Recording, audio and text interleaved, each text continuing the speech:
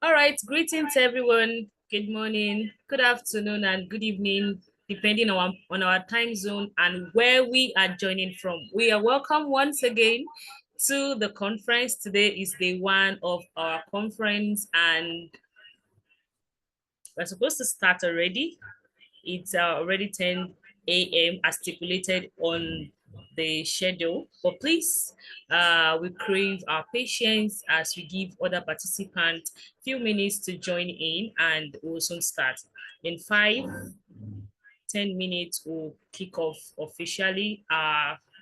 Distinguished speakers are already in the meeting and they are fully packed, loaded, and ready to bombard us with everything they have for us today. You know, we had a nice time in class in the meeting yesterday for those that joined in, and today is going to be much more packed up. So please, let's stay.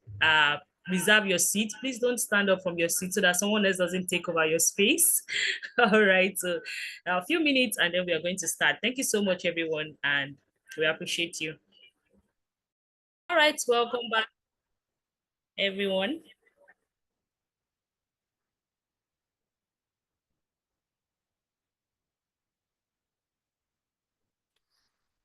It's already 10 minutes that we gave our other participants to join in, and we believe as we make progress, they will also join us. Welcome back, everyone, and good morning, good afternoon, and good evening to us from wherever we are joining from, depending on our time zone. We are so happy to have us in this meeting today. Thank you so much for joining in.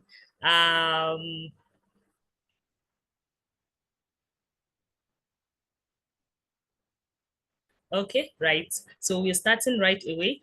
Um, I have a huge announcement to make, a very exciting one at that. I wish everyone could put their hands together, even though I can't see us, but I know from the back end I'm enjoying us to do that. Today, it's the birthday of the Academic and Grant Writing Enclave. So at the back end, I believe we're putting our hands together and also screaming in celebration. Age is 1 year old today. And you expect that a 1 year old child should at least be crawling, but age is not just walking, age is running. Age is flying at one. So congratulations to the Academic and Grant Writing Enclave.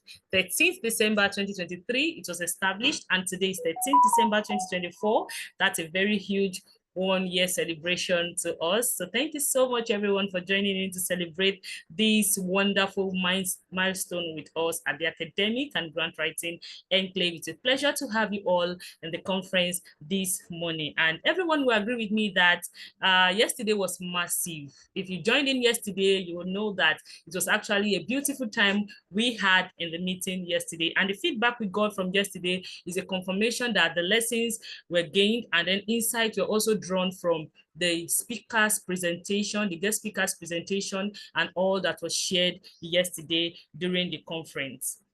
And also, so before we kick off, like I said, our conference chair is already in the meeting, and I'll be bringing him up shortly to take his opening speech.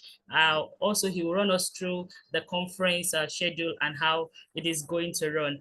I believe everyone had a cup of coffee alongside this conference before they joined in. So if you've not had yours, please put your cup of coffee by your side now as you enjoy the gleams of today's conference, because it's going to be mind-blowing and a lot of things are going to be unveiled. Thank you so much, everyone. I'm just happy. I see participants are still rolling in. They are still joining in. Thank you so much, everyone, for joining in.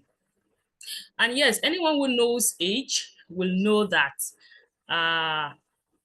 Okay, let me quickly share my screen to read the citation of the conference chairman before I bring him up. All right.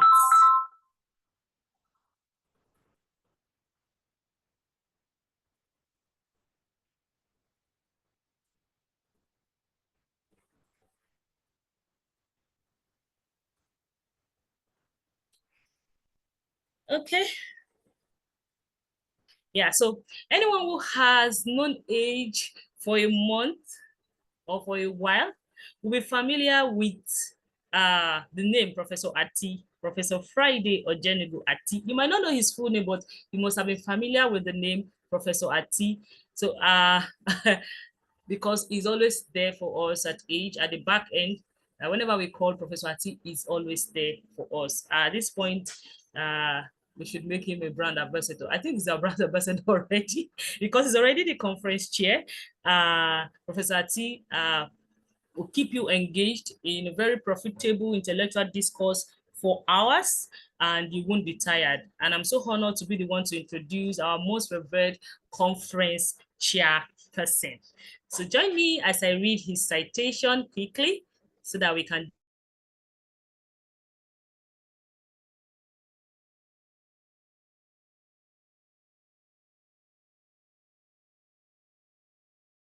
dive into geographer, distinguished career, spanning over 3 journals at the Village University, obtained his bachelor's degree in geography in 1990, earning the prestigious Sidhu Prize for being the best graduating student.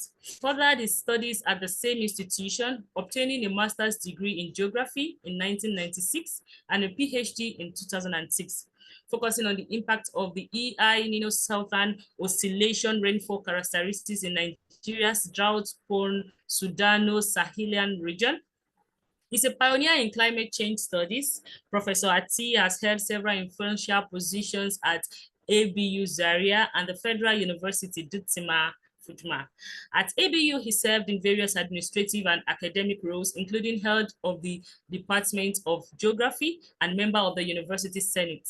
At FUDMA, he has been instrumental in shaping academic and research programs, serving as the pioneer director of the Center for Climate Change and Environmental Security, pioneer dean of the School of Postgraduate Service, dean of the Faculty of Arts, Management and Social Sciences, and pioneer dean of the Faculty of Social Sciences. He was a pioneer member of the University Governing Council and was tagged as the chief mentor of the university because of his vast knowledge of university administration and his effective intervention on issues that concern the daily dynamics of the university. He's also involved in mentoring academics and non-academics alike on personal capacity building for a meaningful contribution to achieving the mission and vision of the university. He produced several PhDs and nurtured many academic staff to become professors both within and outside his university.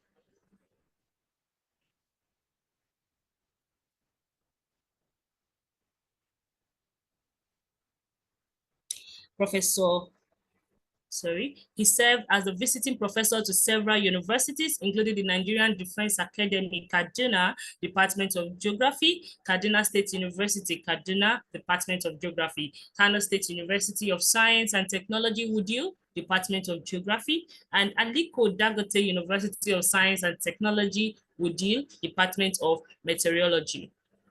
He had sabbatical appointments with the National Center for Remote Sensing, JOS, and the Nigerian Defense Academy, Kaduna. A prolific academic, he has authored over 100 peer-reviewed publications that have significantly advanced environmental management, climate change, and sustainable development.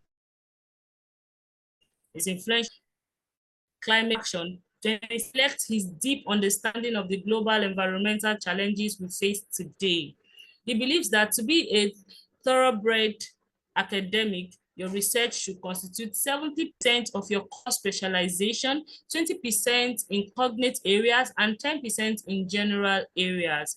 His research therefore spans core climate change, remote sensing, GIS, environment, politics, drug use and abuse, and personal and institutional capacity building.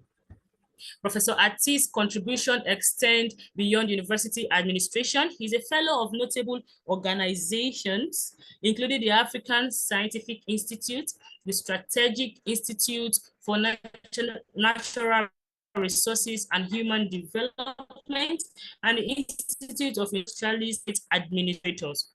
He was recently inducted as the Waste Management and Environmental Studies and dubbed African Waste Warrior because of his unwavering dedication to environmental sustainability, academic excellence, and community empowerment. Okay. It's a member of Katsina State Technical Committee on Climate Change and the ideas of drafting a climate change policy for the state. He was involved in the drafting of, sorry, please, I take that again. Please. Was at least a member of the Katsina State Technical Committee stages of drafting a climate change policy for he was involved in Nigerian national, served as a special several programs of the World Bank and African Development Bank, Nigerian Erosion and Watershed Management Project in Kogi and Plateau States. Recognized for his excellence in academia, Professor Ati has received awards such as the Manjit Hidhood Prize for Best Graduating Student, Fudma 10th Anniversary Award of Excellence, and the Distinguished Mentorship Award by the Academic Writers Academy under the esteemed auspices of the Academic and Grant Writing Enclave, AGE. He is a well-sought-after conference speaker and has delivered keynote addresses at international conferences. Professor T is generally regarded as the academic, social, and spiritual mentor.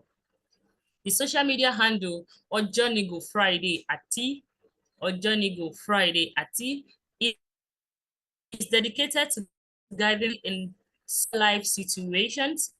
He's a pastor who brings the power of the gospel to set men free from sin. It's a administrator. He continued through his leadership, scholarly contributions, and unwavering commitment to advancing knowledge in geography, climate change, and several aspects of human endeavor.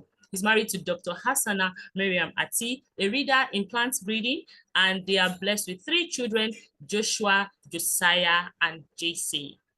Ladies and gentlemen, distinguished professors, doctors, professionals in the house this morning, please join me as I make welcome the conference chair for the AGE First Anniversary International Conference and the person of Professor Friday Ojonigo Ati. You are welcome, sir. Thank you very much. Are you hearing me? Yes, sir, you're audible. Okay, thank you. Please, you bear with me. I've been battling with network. In fact, I'm using 2 networks concurrently. So I believe the network will be stable enough for me to talk.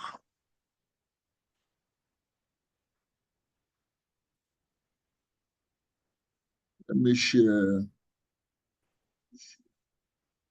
screen.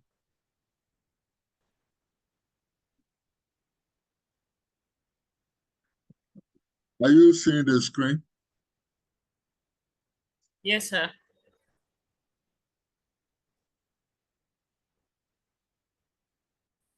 Is my screen visible?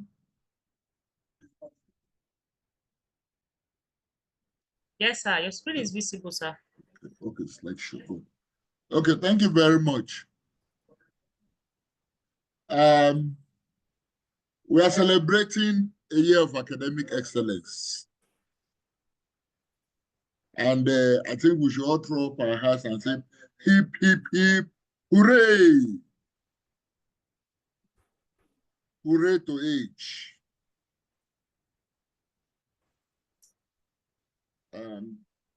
Okay, sorry. Good.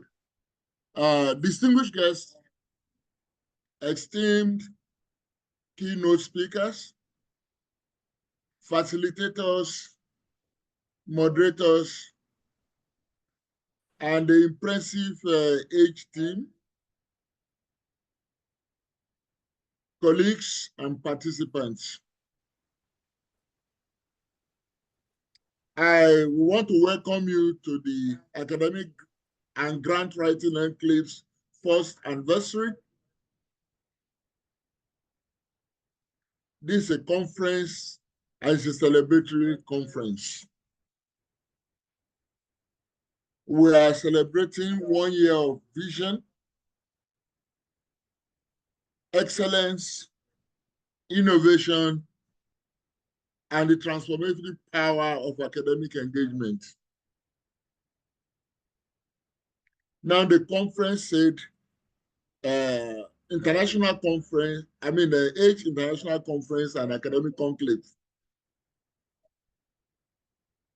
And you know, some of us are familiar with the word conclave. You may be thinking of the Papal Conclave. But let me say that beyond the Papal Conclave, conclave refers to a gathering of people or group or association.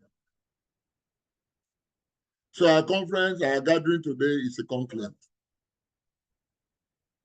And it is an honor and a privilege to address such a diverse and accomplished group of researchers, academics, and professionals as we gather here today.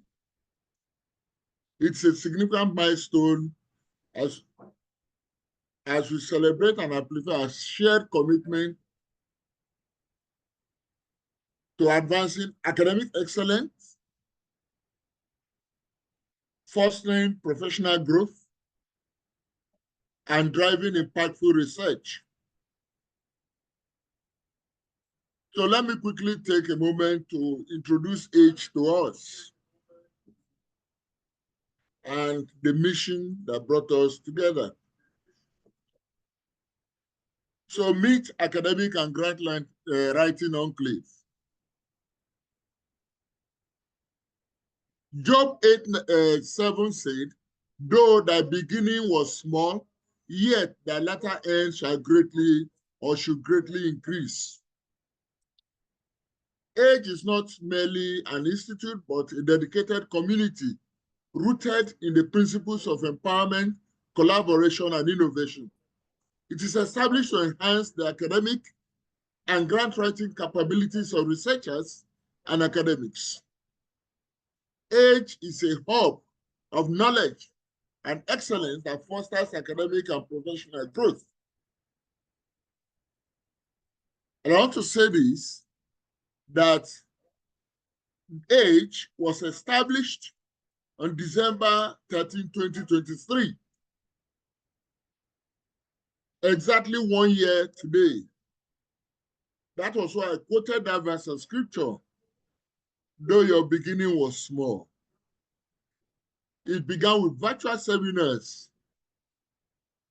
At the inaugural lecture, it talked about the nitty-gritty of academic and grant writing, which was delivered by Dr. Wazani Dauda and moderated by Ms. Joy Gabriel. And this small beginning today has burgeoned, engendering the creation of specialized academies, such as Academic Writing Academy, Data Analysis Academy, Research and Innovation Academy, and Grant Writing Academy, offering structured training in their perspective areas. Additionally, AGE launched a 3-week mentorship program for startup NGOs, providing tailored guidance from experienced mentors. The AGE ecosystem was further enhanced by the creation of Academic and Grant Writers Enclave, which offers a collaborative platform for writers and researchers dedicated to excellence in their fields. Now, quickly, let me talk on the vision and mission and vision of AGE. Because anybody without a vision and without a mission is headed in all directions. But we know that AGE is not headed in all directions. The mission of AGE is clear: to foster academic excellence and professional growth through tailored training, mentorship, and cutting-edge research initiatives, with a vision of a world where researchers and academics, armed with the right tools and guidance, can unlock their full potential and contribute meaningfully to global knowledge. And in order to achieve this mission, AICAC provides a suite of carefully chosen courses and services that address the diverse needs of our academic community. And this includes the academic writing course, equipping participants with the skills to craft impactful journal articles, dissertations, and academic publications. Then we have the grant writing course, guiding participants through the intricacies of developing compelling and fundable grant proposals. Research innovation course, empowering researchers with strategies to think creatively and drive novel investigations. Data analysis course, providing hand-on training in qualitative and quantitative methods for robust and credible research outcomes. Then we have the consultancy services, offering expert advice and support for research projects and academic initiatives. Then we have the mentorship and support programs, pairing participants with seasoned professionals to navigate academic and professional challenges. And all these, all those who have been attending the programs, attending the webinars, attending the trainings, can attest to the fact that their lives have been impacted positively by all the services that are being offered by AICAC. And I want to take just 3 testimonials. I picked directly from the website of AICAC and let the people speak for themselves. First, we have Professor Titilayo E. Songoyomi of Bowen University, Iwo. Here is the testimony. The Academic Writers Academic course offered by AICAC is highly impactful and comes highly recommended. It provided valuable insights on essential topics such as avoiding plagiarism and leveraging the power of AI in academic writing. This course has been a significant resource, and I found it to be exceptionally good in enhancing my academic writing skills. Then we have another one by engineer Olufemi Oderinde. His academic writers academic course was incredibly instructive and perfectly timed. It inspires confidence to dive into research writing with the expertise of a professional. The course's structure and content are highly beneficial, making it an excellent choice for anyone looking to enhance their academic writing skills. Then we have Dr. Bankole Kofi Adedeji of Federal University of Health Sciences of Ikpo. I recently participated in the data analysis course conducted by AICAC, and it was an incredibly enriching experience. The course content was highly relevant, and I found the sessions on Python and GraphPad Prism particularly insightful. The instructions were clear and easy to follow, enabling me to grasp the concepts quickly and apply them effectively in my work. I would highly recommend this course to anyone looking to enhance their data analysis skills. And I know there are 1,001 testimonials to the effect of all the trainings offered by AICAC. But quickly, let me say this, as at yesterday, this was the statistics of the global impact of AICAC. AICAC has impacted and 77 researchers, scientists, and students. AIDS coverage has entered 139 countries across the world. And it has impacted 1,202 institutions, universities, colleges, and industries. And 595 academic professors have benefited from the training. And let me say this quickly, that when you see professors interested in a program, it lends credence to that program. And like I said yesterday, anytime you attend an age program, you will leave there with something. You must have a takeaway from the program, from the training, from the workshops, and from whatever it is. And 7,316 PhD holders have benefited from the training program. And 2006 NGOs also have benefited from the training. These are the testimonials concerning the age. And that is why we are celebrating today that within 365 days, so much has been achieved. And yet I believe it is a tip on the iceberg. Now, I want to quickly talk about global issues.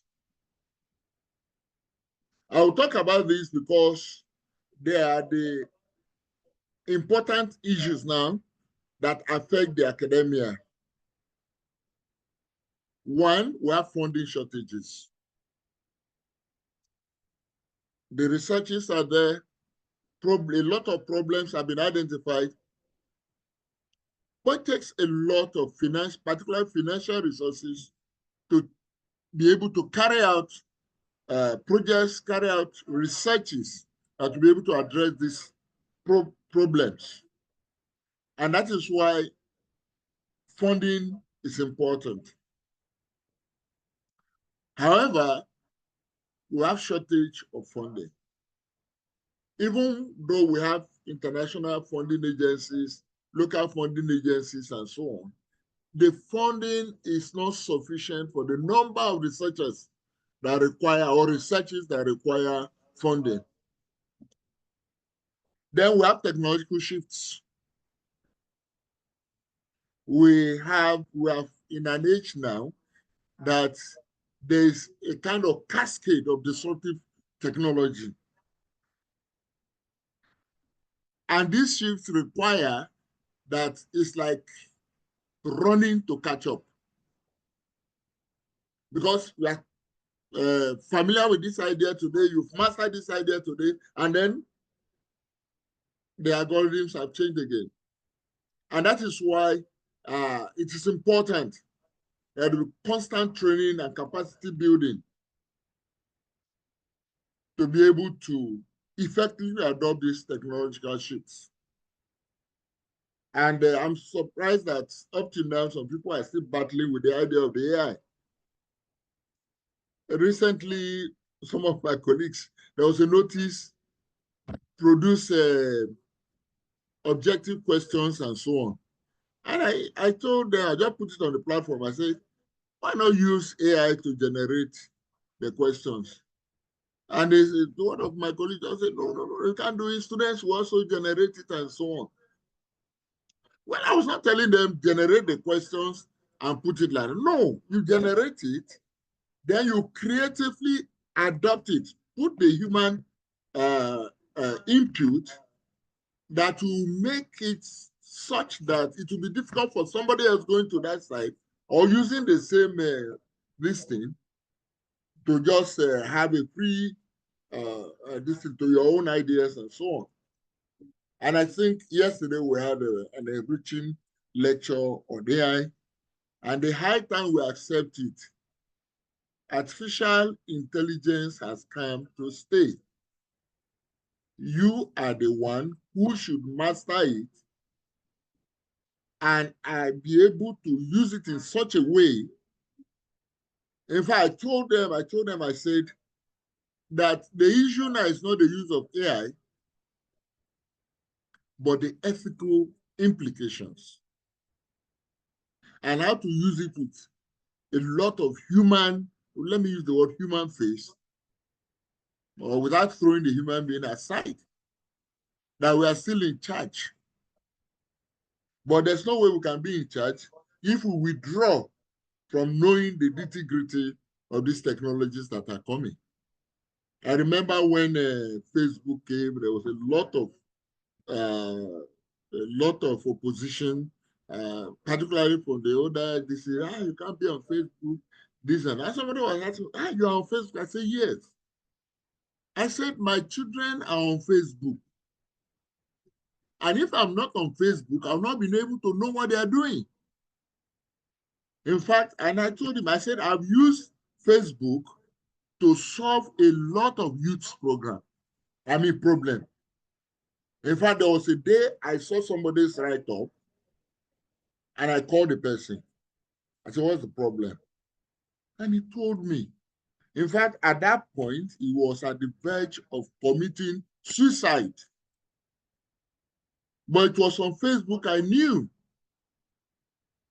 that he was having issues. And after sessions of counseling, he's still fine and doing well today. And then in the global academia today, there is need for interdisciplinary collaboration. And that is where age comes in. And what age has been doing with its myriads of services, powered by dedicated staff and world-renowned facilitators, has positioned it to be a clear leader in advancing research, innovation, and development through capacity building, in grant writing, resource sharing, and collaboration support. And quickly, I want to run through some of the services. One, we have the academic writing training. In fact, I won't say much. Go to the website, you have the details. So, but training in academic writing, training in grant writing, research innovation, training in research innovation, training in data analysis, mentorship and support programs. Then the consultancy services, so many. And then we have the educational webinars. Then we have the academies that anchor most of these things. And that is why, or rather, let me say this, that age activities are not disciplined by us. You will notice that it is not focused on any particular discipline. Each training session provides the opportunity for researchers from diverse fields to connect, fostering collaboration on complex global issues. Age creates the digital platform for sharing resources and ideas through its numerous online communities. Age stands as a beacon of innovation, collaboration, academic excellence, committed to empowering researchers and addressing global research challenges rather.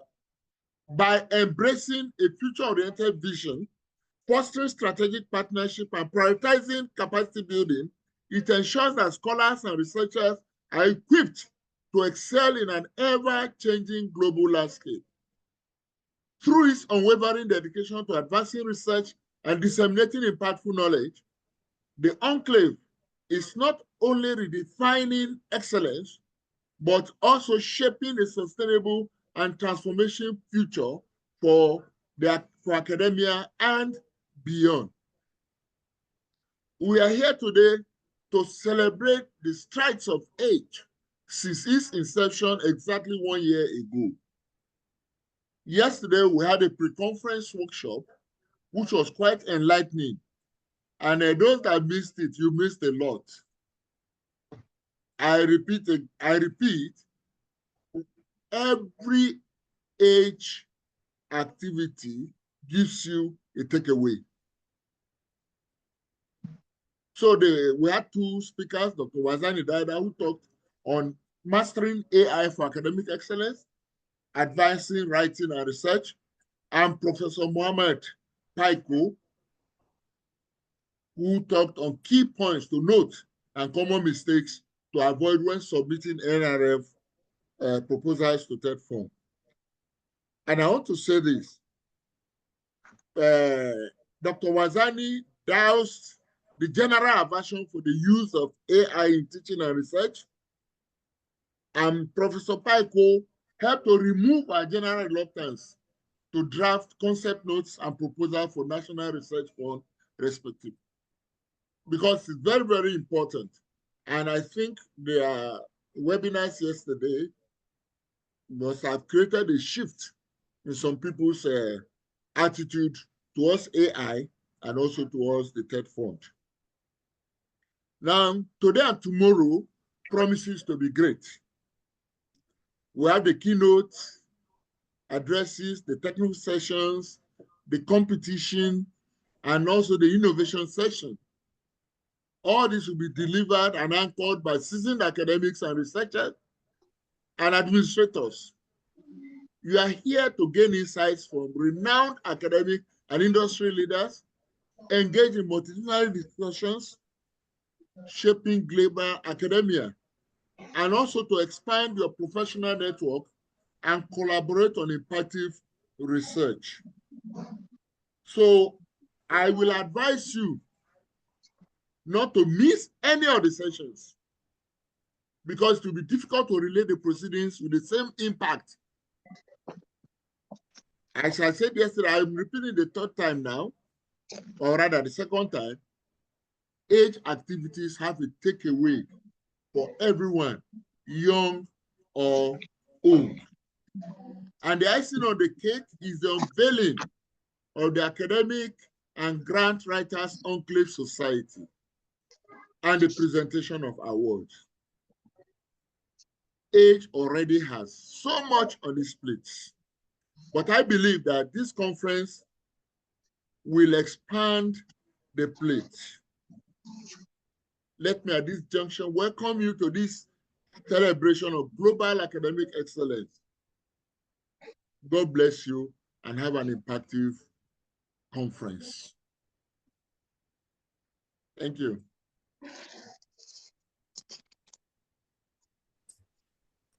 Thank you so much, sir.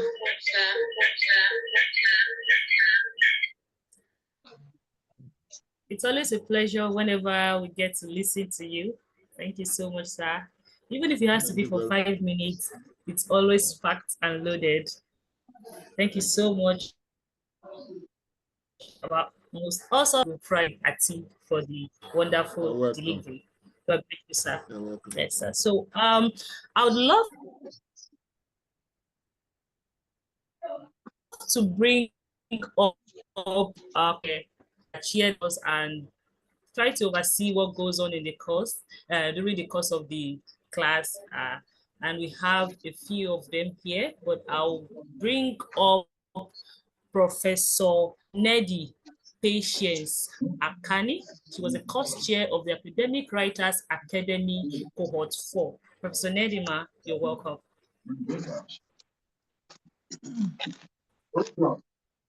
The chairman of the day, dear colleagues, young researchers and academics, I am honored to accept the invitation to deliver felicitation and special remarks at the AGE International Conference and Academic Enclave, which is currently going on virtually.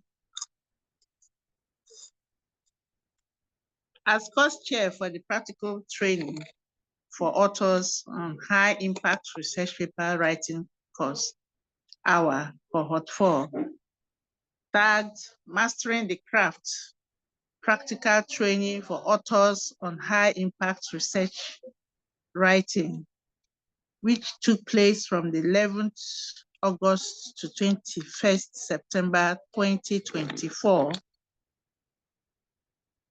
I witnessed the transformative impact of empowering academics and researchers with effective research writing skills.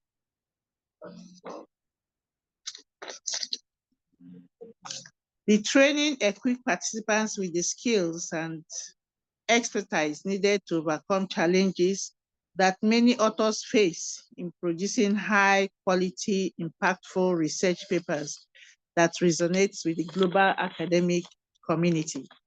I personally was too challenged as I started browsing and looking for research gaps in my field, public health microbiology, especially here in Nigeria.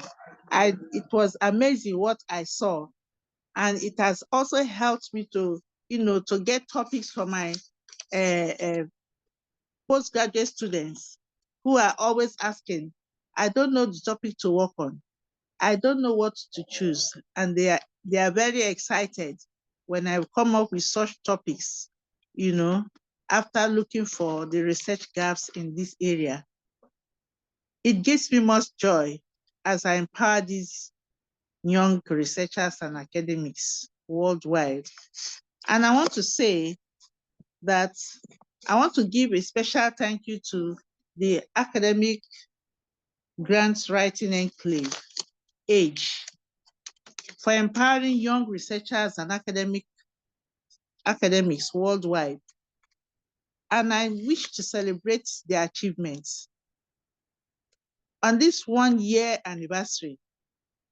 And I pray that you have more achievements. You see, more achievements await you as you remain focused. Thank you for the honor once again.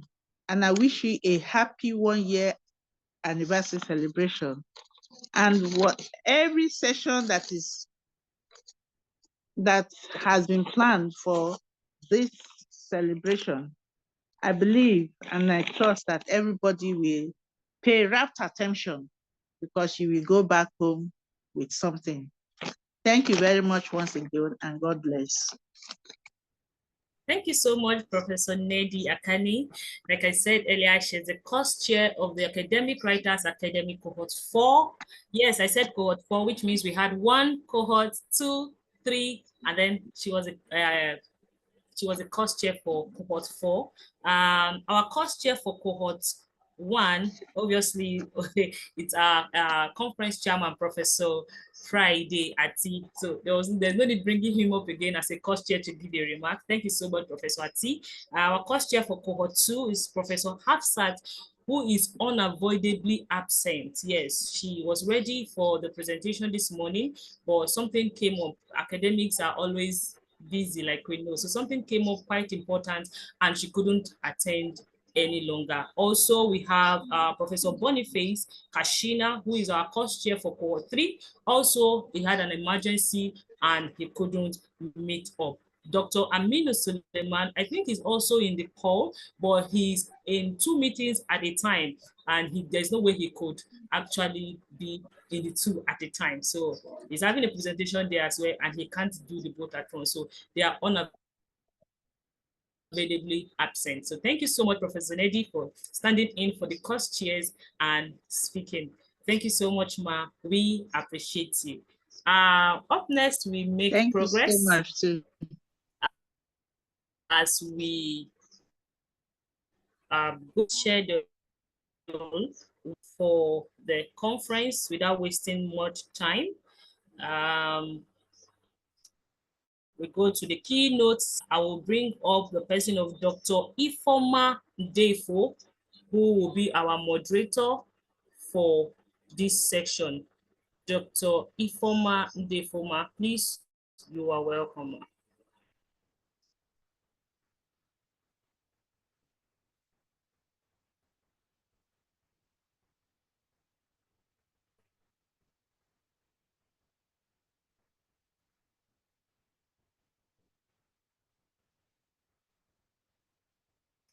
Hello, ma. Hello, ma.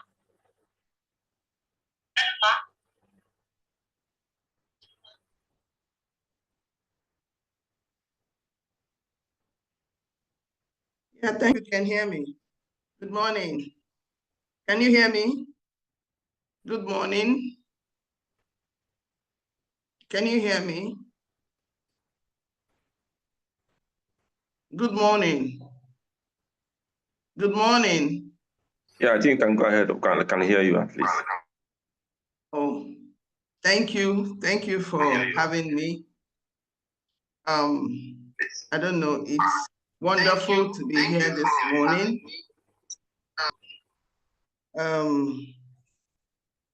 I'm here to moderate. My name is Ifeoma Ndefo.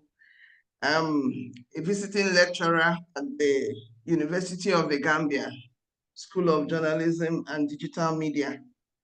And I feel so excited to moderate this session, the first keynote session of this epoch-making conference, international conference.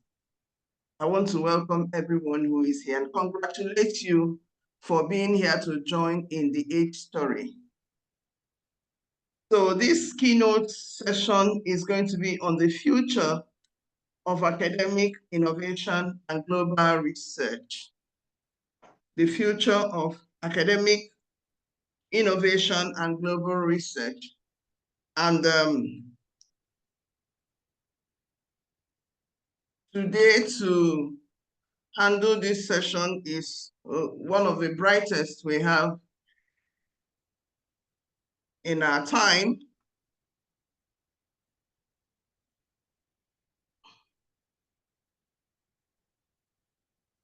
Sorry, please, just struggling with a slow system here.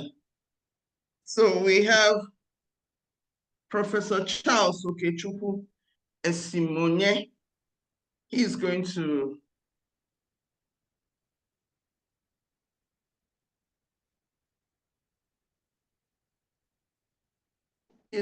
be our able keynote address speaker. But I need to share my screen. I can see him, he's ready to do the needful, but sharing my screen right now.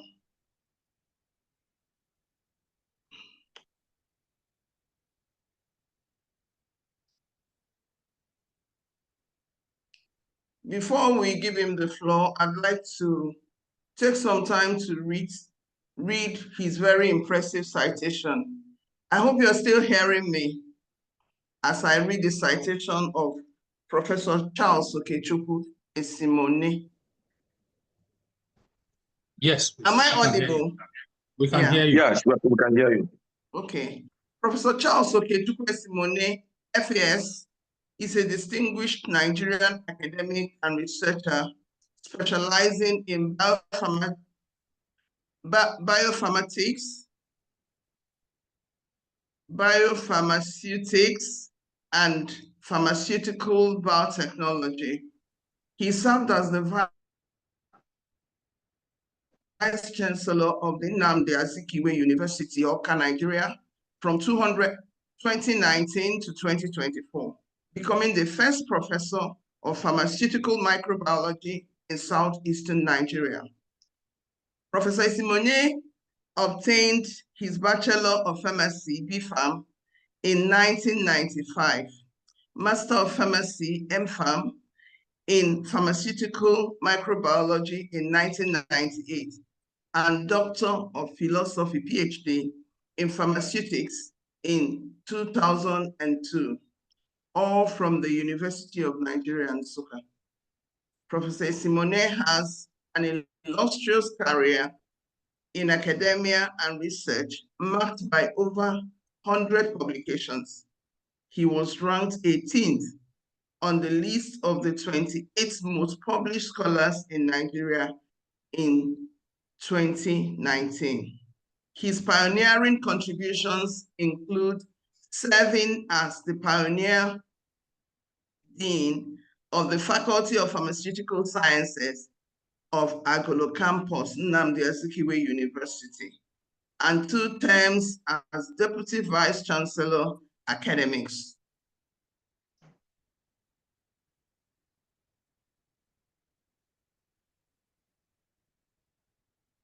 sorry for Deputy Vice Chancellor Academics of the same institution. He's also a past director of the Confucius Institute, Nnamdi Azikiwe University. An accomplished multilingual scholar, Professor Simone speaks English, French, German, and Igbo fluently. His research excellence has been recognized with prestigious awards and fellowships, including the Alexander van Humboldt Fellowship of Germany, the C.U. Rahman Senior Fellowship to India, and the Andy Bright Contest Award for Best African Innovative Researcher in South Africa. He has held visiting scientist positions, including at the University of Pittsburgh, and represented Nigeria as a young scientist at the summer Davos annual meeting of new champions in Tianjin, China.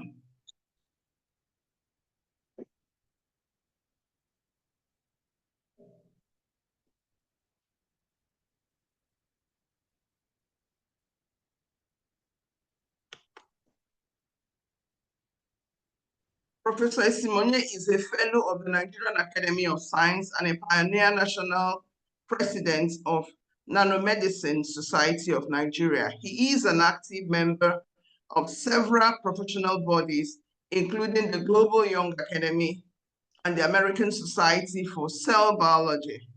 Additionally, he serves on the Governing Council of the Pharmacists Council of Nigeria and holds membership on various national and international boards.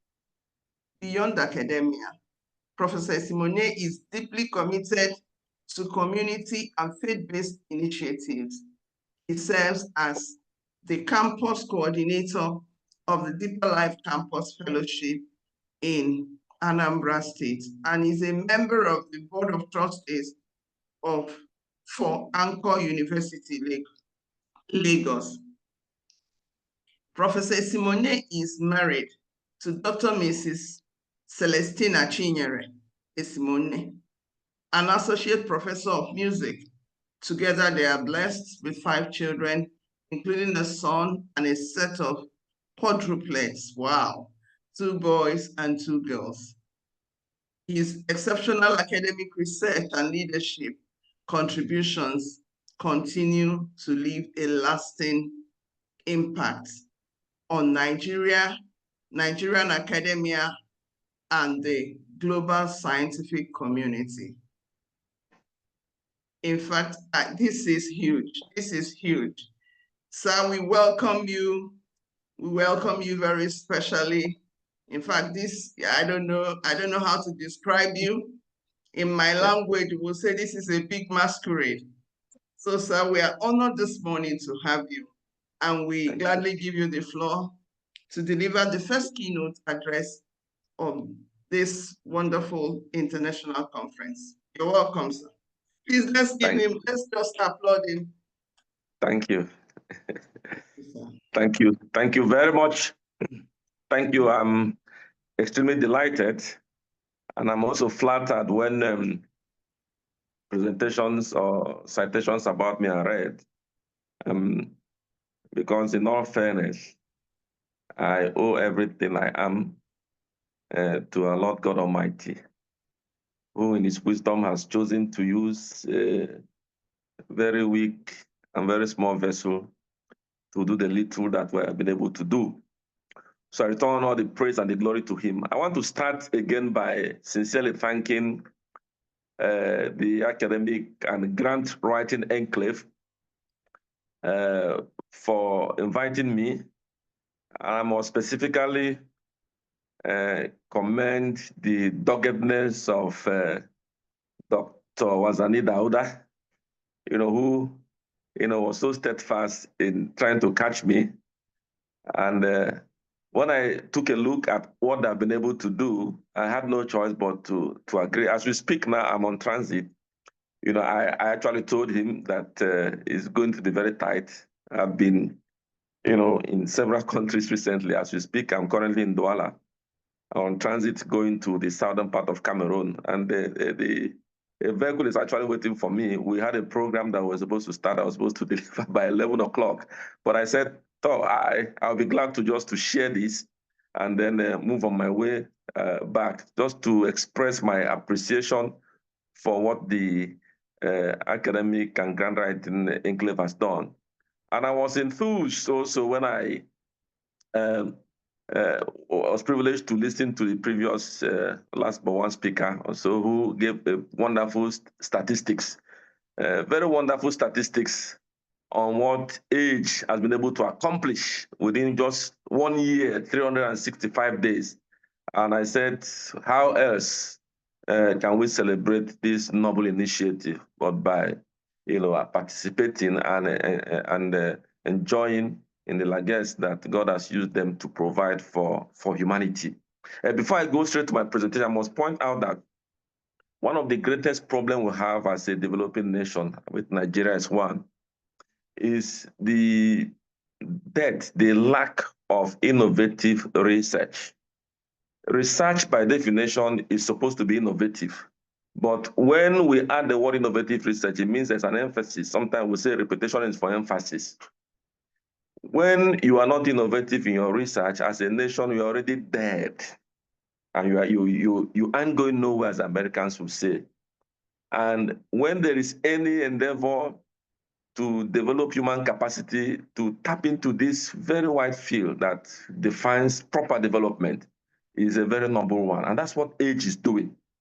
I've been vice chancellor, yes, and before then I was deputy vice chancellor. And one of the things I noticed that was lacking, palpably lacking in the Nigerian academic system, is the ability for our academia, our researchers, our co-academia to be involved in grant writing, be involved in academic research that is productive, not the one you go and keep in your library. Academic research that can transform, that is translatable.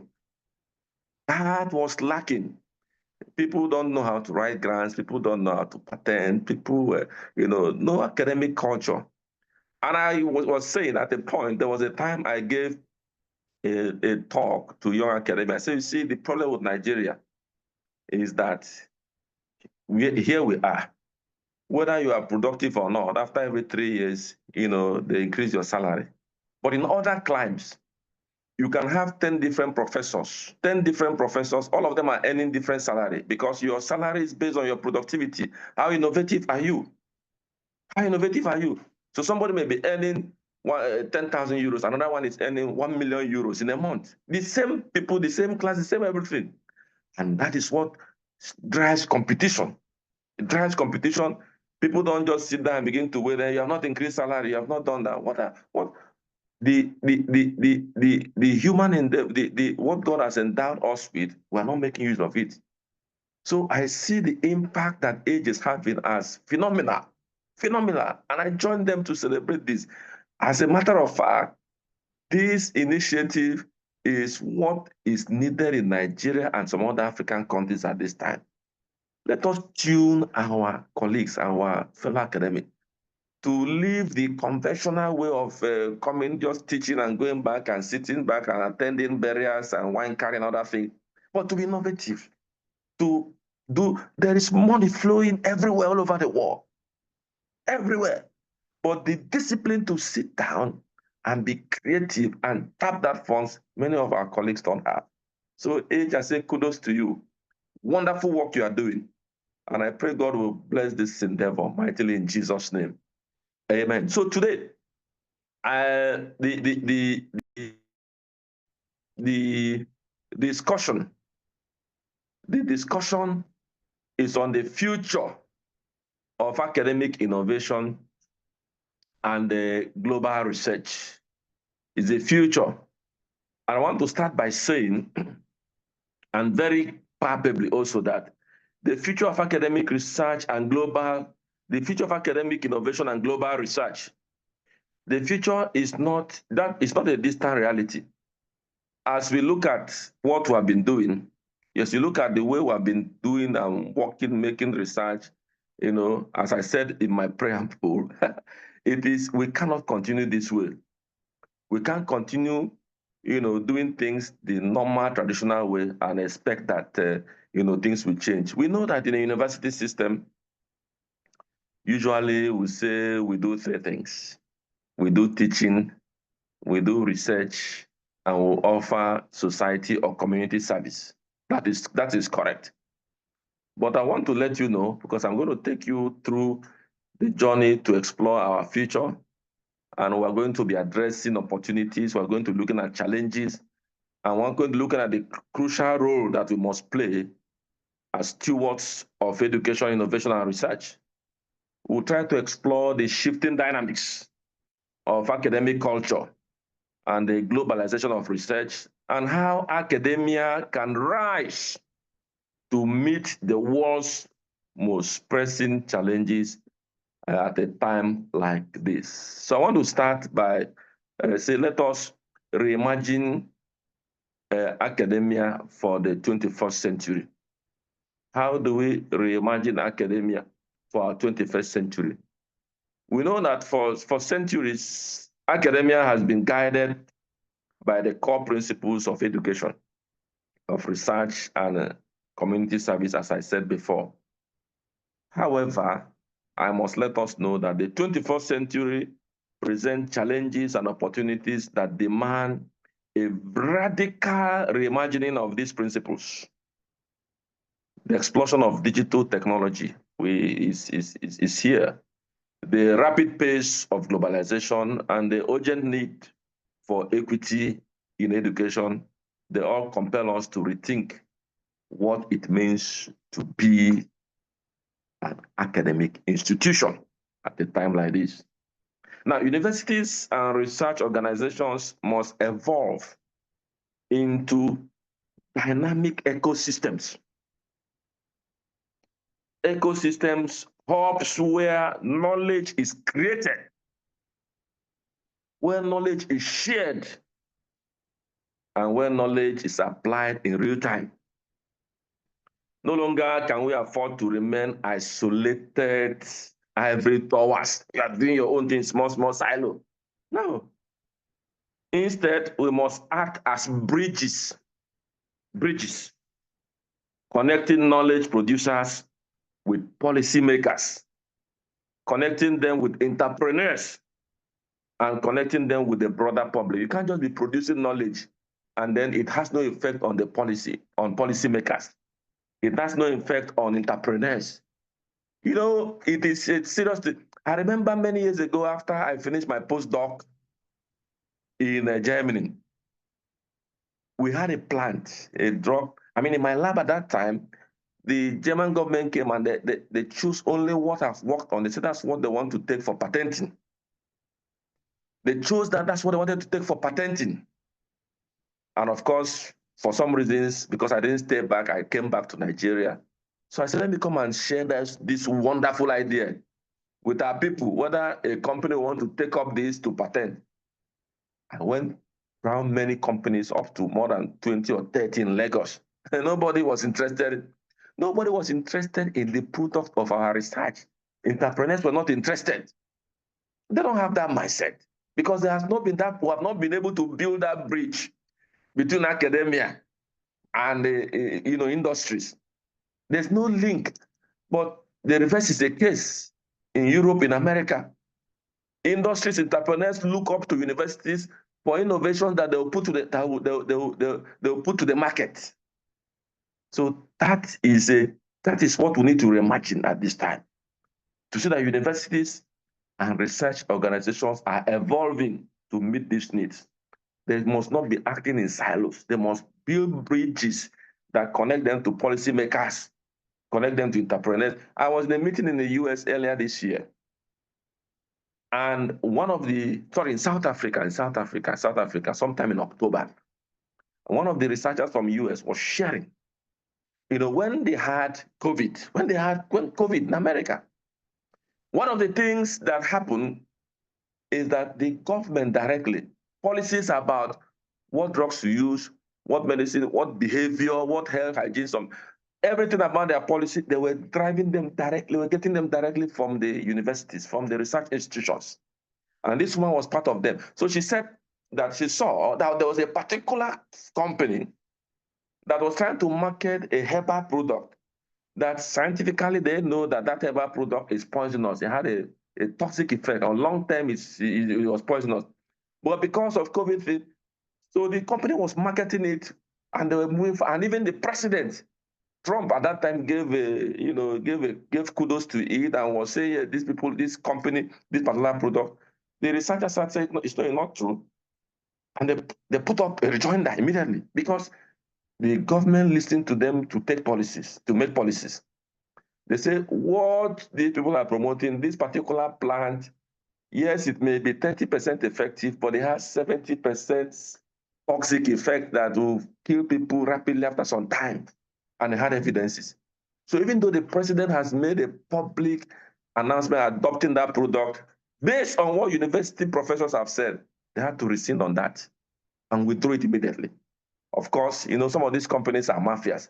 They were now pursuing this woman to kill because that was multi-billion-dollar business. But just listening to university, but here, who will listen to some of us, some of the university, because we have not presented ourselves as that bridge. We have not. So nobody will. So they do policies, plan things in different spheres, in different areas, without recourse to what the academia, what we are saying. Now we must reimagine this. This must change. And the change begins with us, so that we will not be working in isolation, in silos, but we're working in ways that will make us relevant, where they will seek for our counsel, where they want to make policy, industries will also seek for us. Now, I want to talk briefly on technological integration in education and research, because that's part of what we are reimagining. Now, emerging technologies such as AI, and I'm happy that Dr. Wazani talked about AI yesterday. So we no longer have phobia for AI because it has come to stay. It has come to stay. We just need to make use of it in a positive way, but it has come to stay. There's no reversal. There's no going back. So emerging technologies as AI, machine learning, and VR, that is virtual reality, are not just transforming industries. They are reshaping academia. Now imagine a classroom where virtual reality allows students to walk through, the molecular structure of DNA. They are sitting there, but they are walking through there. This is presented as seeing it physically, but it's a virtual classroom. I'm walking through it. The memory is there, it sticks. They don't need to start cramming the word DNA.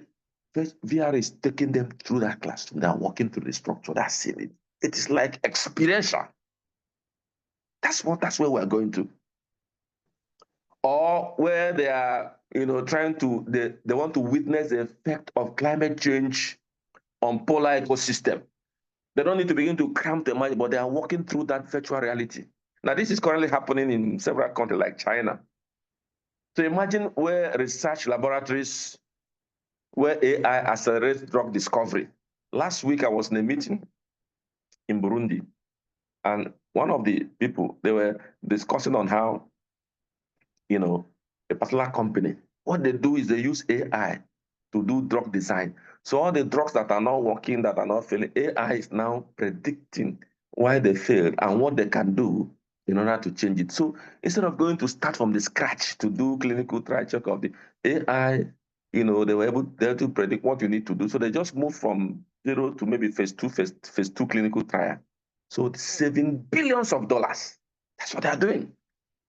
So we must realize that this is where we're going. Technology has changed a lot of things.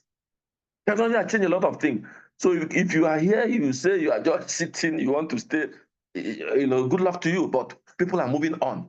AI is being used increasingly in different technological fields to change things rapidly. And that is where we must focus. Now, the integration of these technologies has already begun, but it must go further.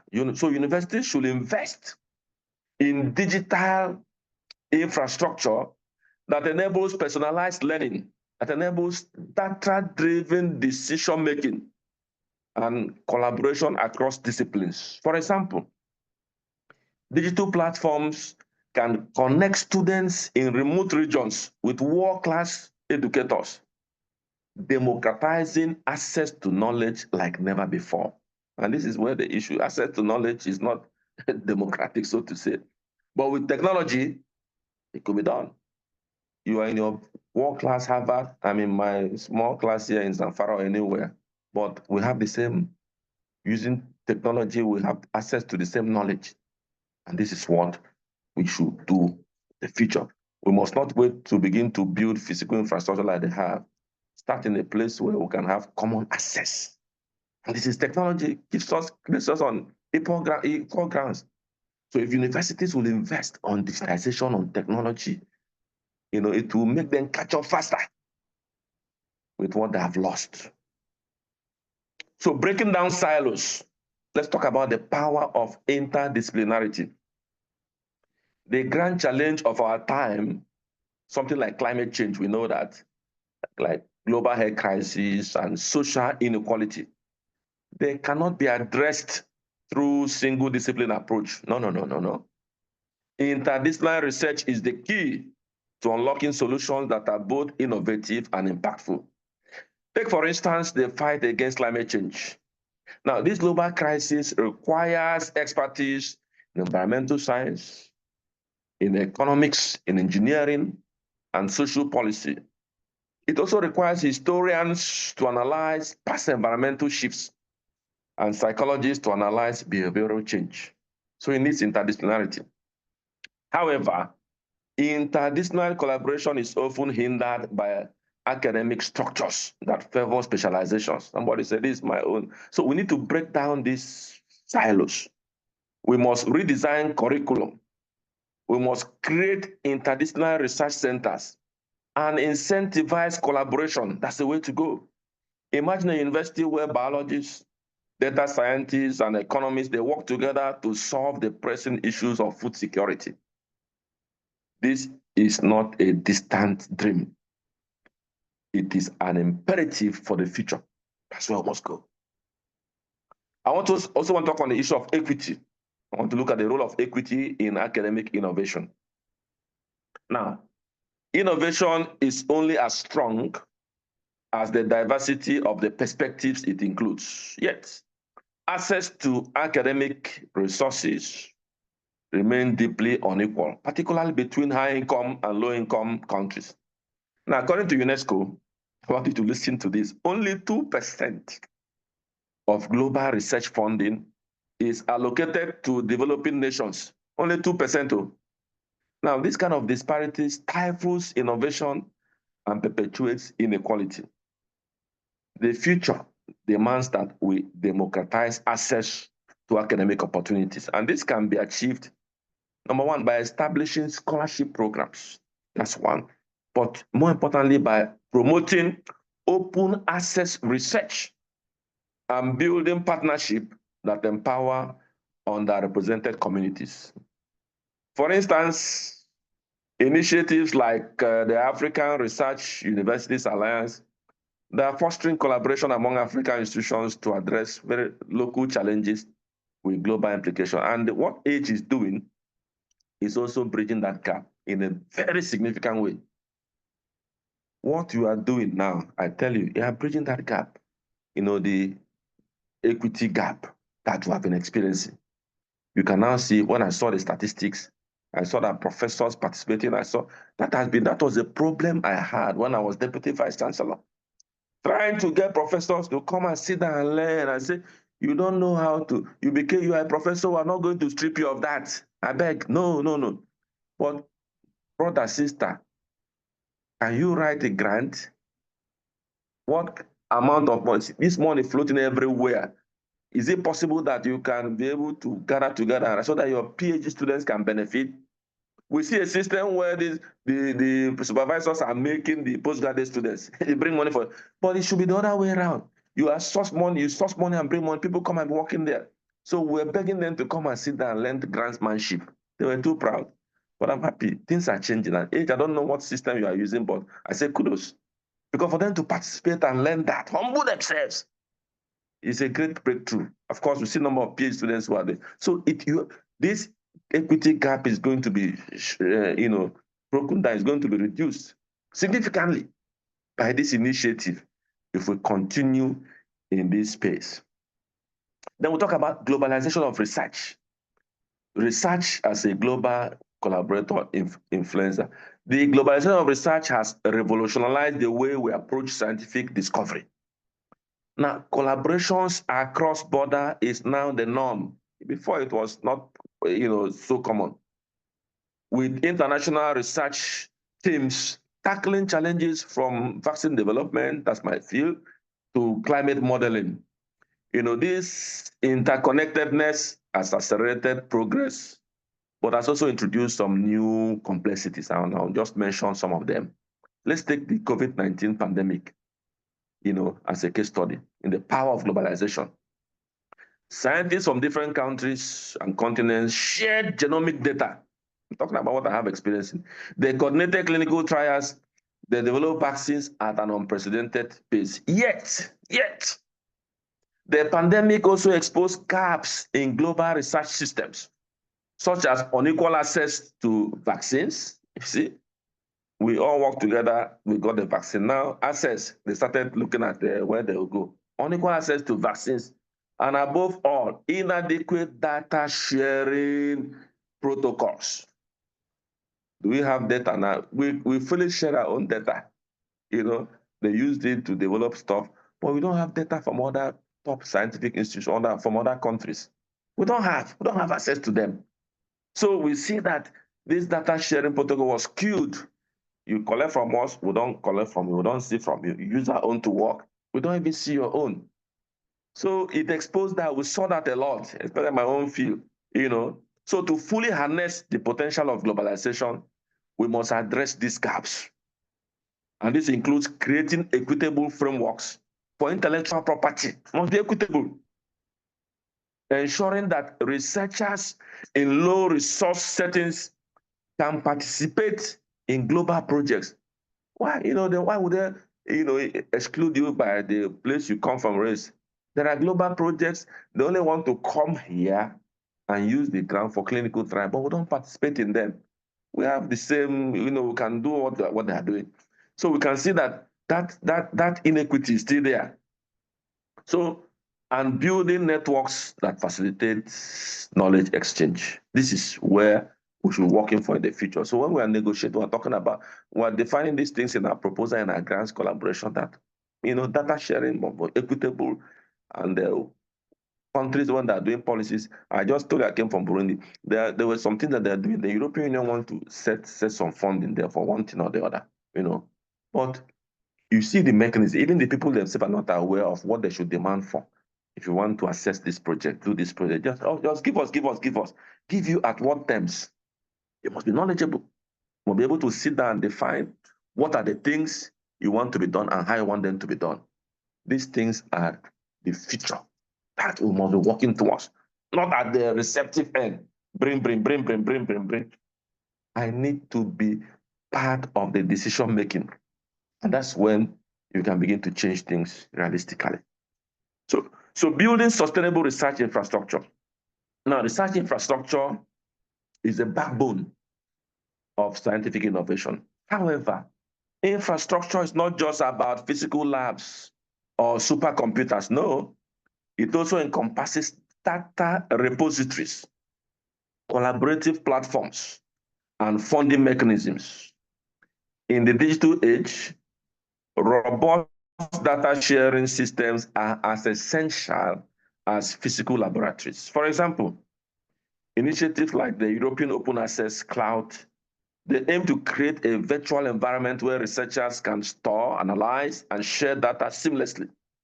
Expanding such models globally could revolutionize research in fields ranging from genomics to climate science and even social science. Open science, a path to greater impact. That's where we should be going. The open science movement is gaining momentum, and for good reasons. By making research findings freely available, we don't only accelerate innovation, but also foster transparency and trust.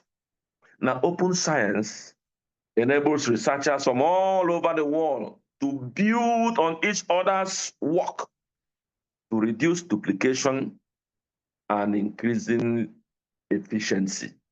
However, the transition to open science is not without challenge. Many researchers face institutional pressures to publish in prestigious but paywall journals that you must pay heavily. Now, to overcome this, funding agencies and academic institutions must incentivize open access publishing. Imagine a world where every scientific discovery is accessible to everyone with an internet connection. This is the promise that open science presents. Now, the advantage of open science was demonstrated by Elon Musk, when he, in 2014, he released the patent for the Tesla for other competitors to copy.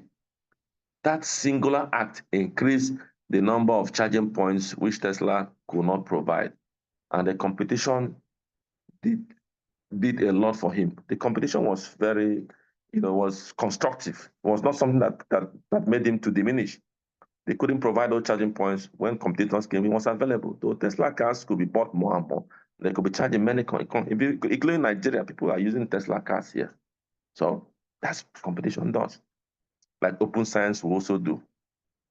Now, ethical considerations in technological innovations. This is also important. Emerging technologies such as AI, and quantum, computing, they hold immense promise. However, they also raise ethical dilemmas. For instance, how do we ensure that AI algorithms are free from bias? How do you regulate the use of gene editing technologies without, stifling innovation? So academia has a unique responsibility, as our professor said before I came. They have a unique responsibility to lead these conversations, like the prof was saying. You set these questions with AI, but you don't you sit down, and also you can now, the human factor comes in now to moderate it so that it becomes, personalized, not just an AI thing. So academia, they must have to also sit down and take a lead responsibility in these conversations, and how we can do that, the ethical roles, and what human beings can still do to moderate what AI has generated. We still have the ability to do that. AI may gather that with speed, but human beings can still sit down and modify, change this, change here. That discipline is important. That discipline is important. So ethics should be embedded in STEM curricula, and researchers should be trained to anticipate and to address, the societal implication of their work. This is crucial.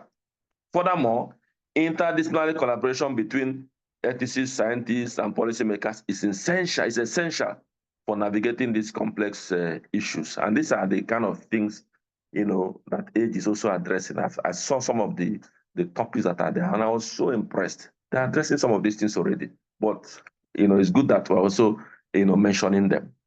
So leadership and policy for the future. Empowering the next generation. The future of academic innovation depends on the next generation of researchers, and you are the next generation. Yet, many young scientists face systemic barriers, including precarious employment, limited funding, and lack of mentorship, which I saw that as part of what AGE is providing, part of their schools, their subsections. As I heard when the moderator was saying that, they also provide mentorship. And I tell you, mentorship is lacking in many of our universities, almost all. No culture of mentorship. It was not, initially when the university started, it was part of it, but how the thing died and almost became obliterated. I don't know, but I thank you because we are resuscitating this.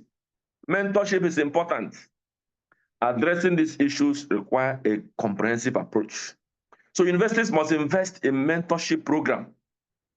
They must invest in mentorship programs. They must provide clear career pathways, and they must create environments that encourage risk-taking and creativity. For example, fellowship programs like the Marie Curie Action Support and early career researchers, while fostering international mobility and collaboration. Even the mentorship programs, the universities now, before I was at Vice Chancellor, I created a center for career development where people are mentored, career, both those who are still there, those who are, and after we started it for some years, I saw that now TEDFund gave funding to establish that in many universities. But that's how, universities should be moving. It's very important to, if you are talking about leaders of tomorrow, but you're not mentoring them today, how are they going to lead? How are they going to lead? So it's the future.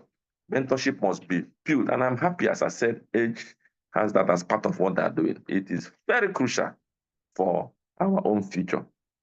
Now, policy as a catalyst for innovation. Government and funding bodies play a pivotal role in shaping the research landscape.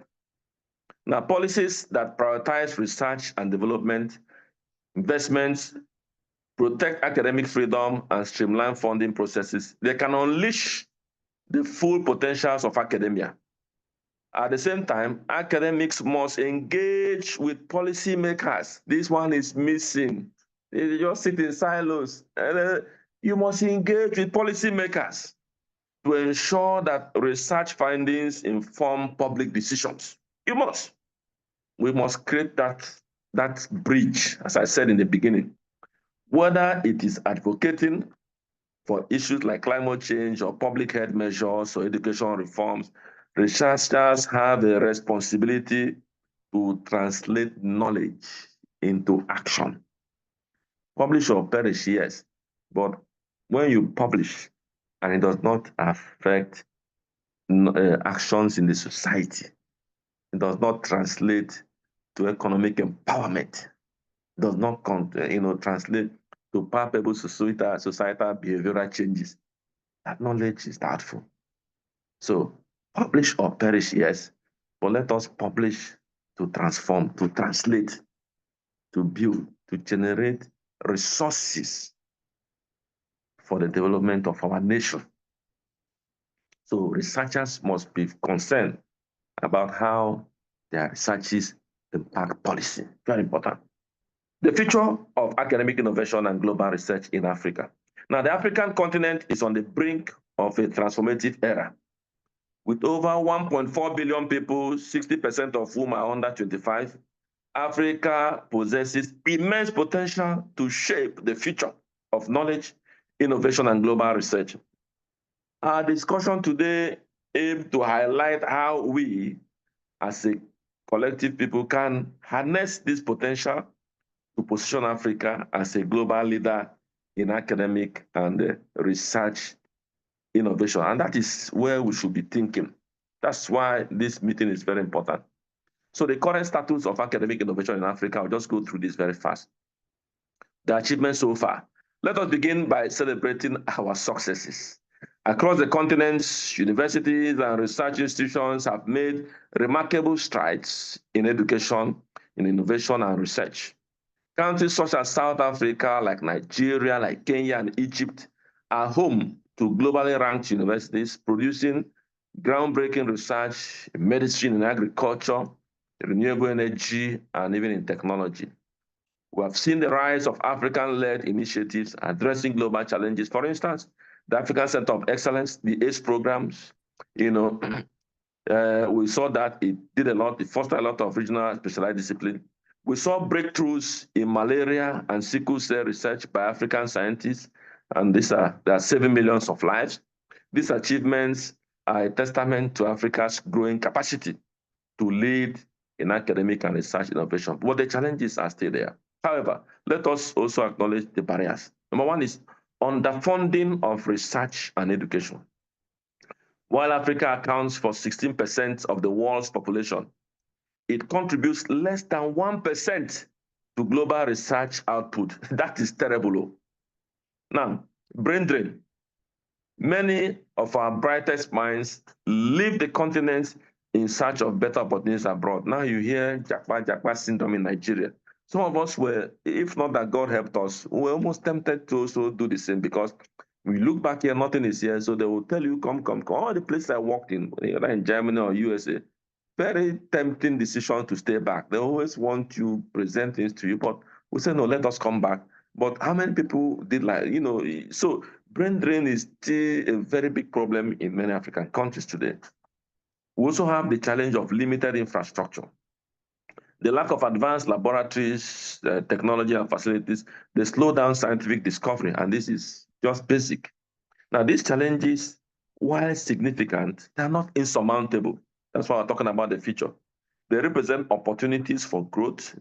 They also represent opportunities for collaboration and transformation. So it's not just that problem. No. Let us see problems as raw materials we can use to provide solutions. That's the way, that's the mindset I want us to live out with this place today. No matter the problems that present themselves anywhere in your research institute, see those things as raw materials. Identify gaps that you can sit down and innovatively provide solutions to overcome that. That is the way to think. And that's the way for the future. The role of technology in shaping Africa's academic future. Number one is the digital revolution. Like I said earlier, technology is reshaping education and research worldwide, and Africa is no exception. The rise of EdTech platforms, like Andela, like Moringa schools, and Eneza education in democratizing access to knowledge. Mobile technologies have bridged gaps in remote and underserved areas, enabling millions of learners to access quality education. AI and big data are revolutionizing how we approach research. In agriculture, AI-driven solutions are increasing crop yield and tackling food insecurity. In healthcare, predictive models are improving disease diagnosis and treatment planning. Africa's researchers are uniquely positioned to leverage these technologies to solve local and global problems. And we are actually doing that. We just need to be more focused and concentrated. The importance of connectivity. Now, to unlock the full potentials of technology in education and research, we must prioritize internet connectivity. The African Union's digital transformation strategy envisions universal broadband access by 2030. Now, realizing this goal will enable more students and more researchers to connect, to collaborate, and innovate on a global scale. The power of collaboration and global partnership. Just want to be winding up. Now, no nation or institution or research can operate in isolation. Collaboration is the cornerstone of modern innovation, and Africa must embrace partnership across borders, across disciplines, and across sectors to accelerate progress.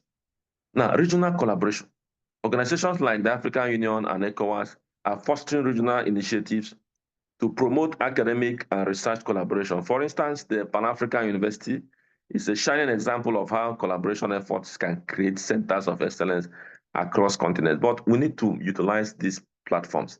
The point is that these things are there. The structure is already there. But researchers must come to know about their existence and see how they can key into the programs that they have for our own growth, for the future development that we're talking about. International partnership. Now, global partnerships are equally very critical. And I thank God for what AGE is doing, trying to open our eyes to the availability of all of this. These are critical. Programs like the Horizon Europe Initiative and collaborations and institutions like MIT, Oxford, and Tsinghua University, that have brought African researchers into the global fold. However, our partnership must be equitable. I said it before. Africa's role in this collaboration should not be limited to providing data. I beg. I am emphasizing this again. When you are entering this and all your own role is for you to give them data, they need data. That's not equitable collaboration. No, that's not. It's not. So Africa's role should not be limited, to providing data or acting as test sites where they come and test their products, do their clinical trials, vaccine. No, no, no. We must strive to be co-creators and leaders in global research projects. We must initiate together and plan and be at the forefront of deciding what decisions, what are the steps to take. Not they telling you the steps to take. We must move to that level. And it is possible because with what we are doing already, we're already masters in what we are doing. So we must not take the second role all the time. So how do we redefine education for the future? Number one, there should be a shift in pedagogy. The traditional lecture-based model of education is no longer sufficient.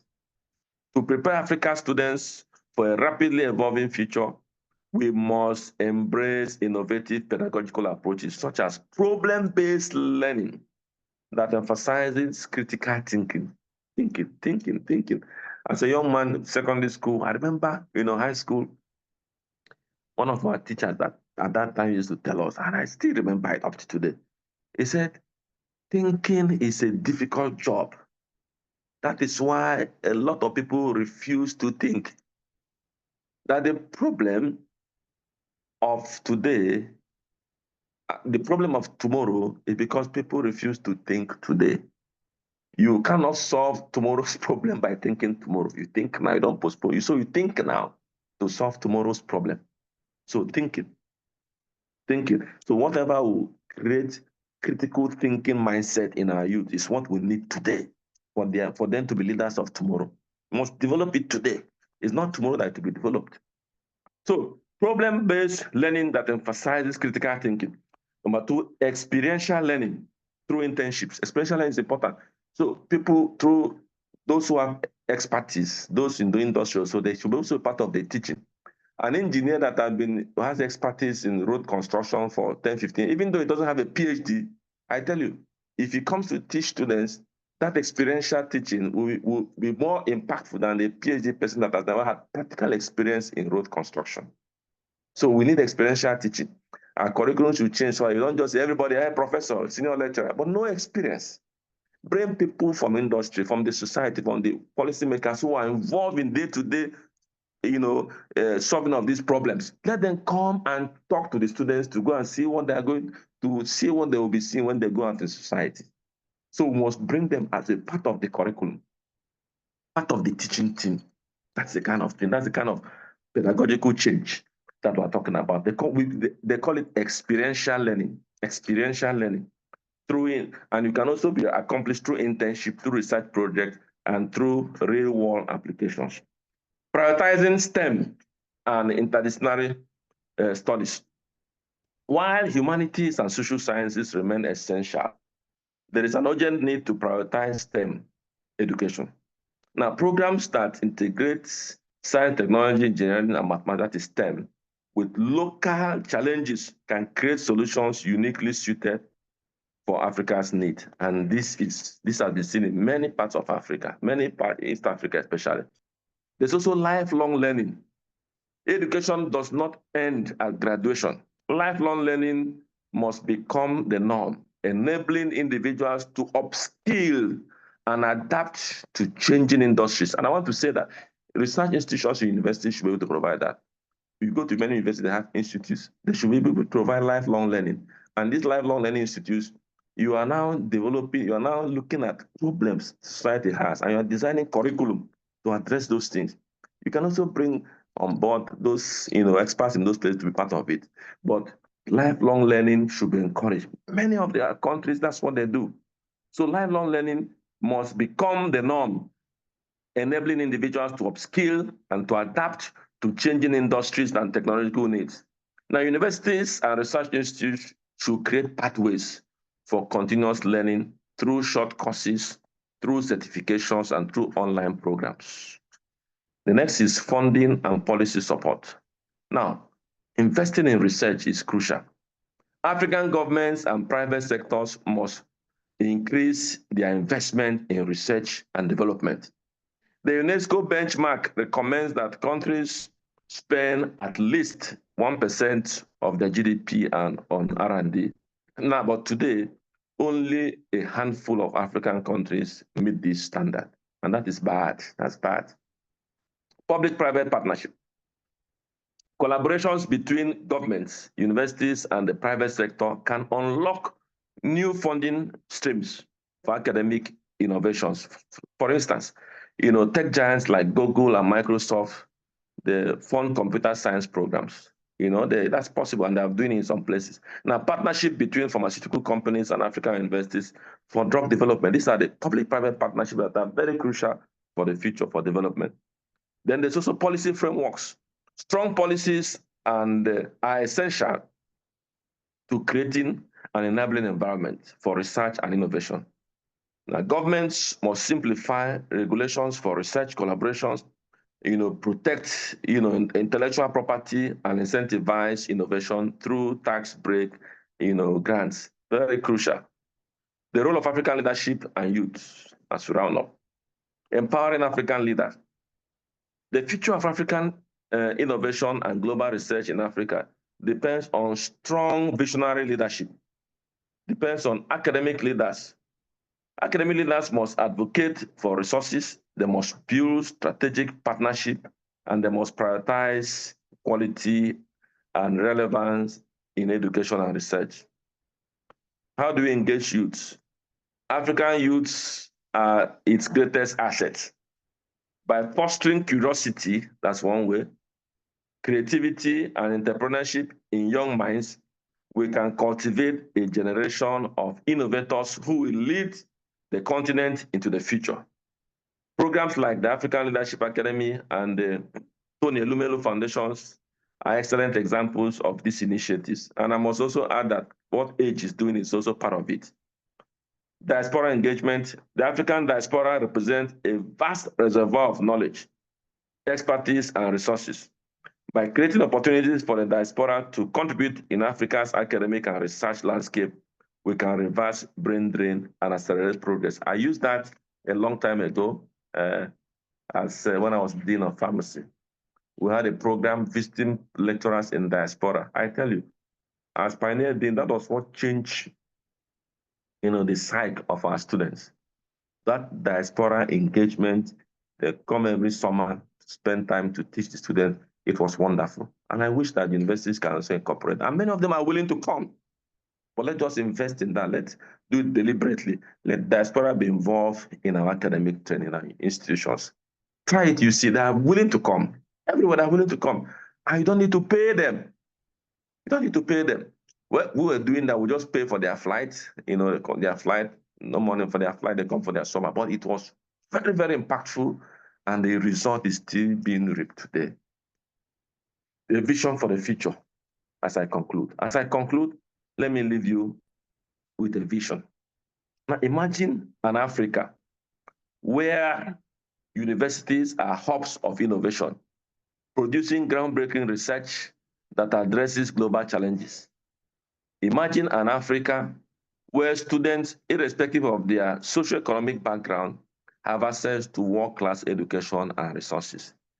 Imagine an Africa where researchers collaborate seamlessly across borders, driving discoveries in health, technology, and sustainability. This future is within our reach, but it requires bold action, collective effort, and unwavering commitment. Let me pledge today to invest in our people. Let us pledge today to invest in our people, institutions, and systems to unlock the full potentials of Africa's academic and research landscape.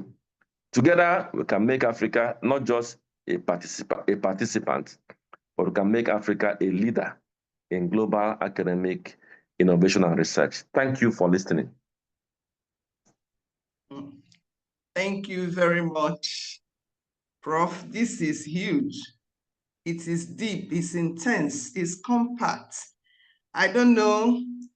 I must say that if we're honest, this is enough meal, is enough takeaway from this conference.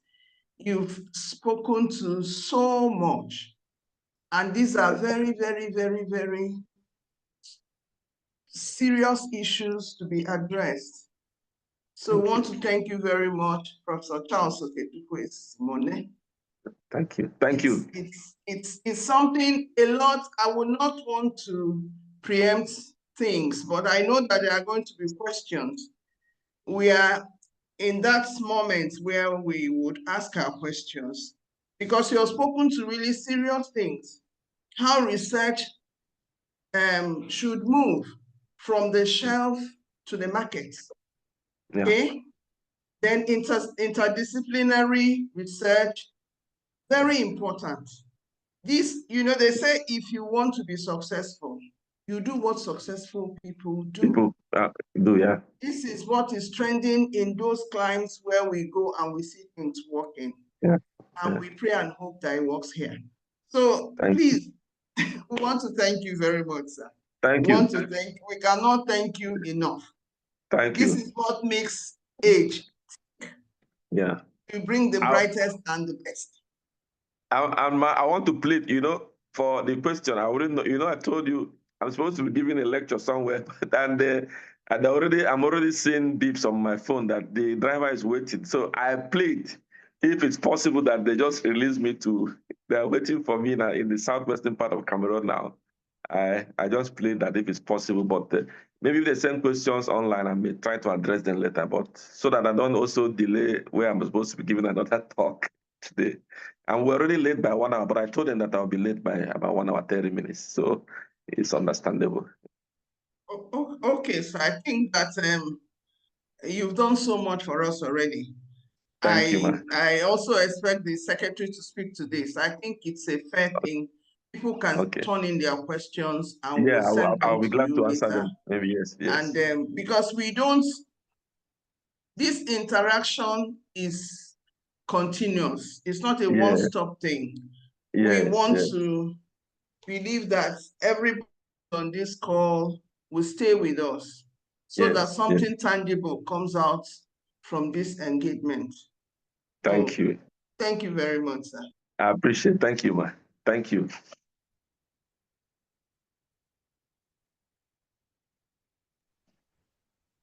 All right, thank you so much, Prof.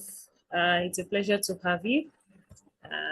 We're even lucky to have you to appear on the conference.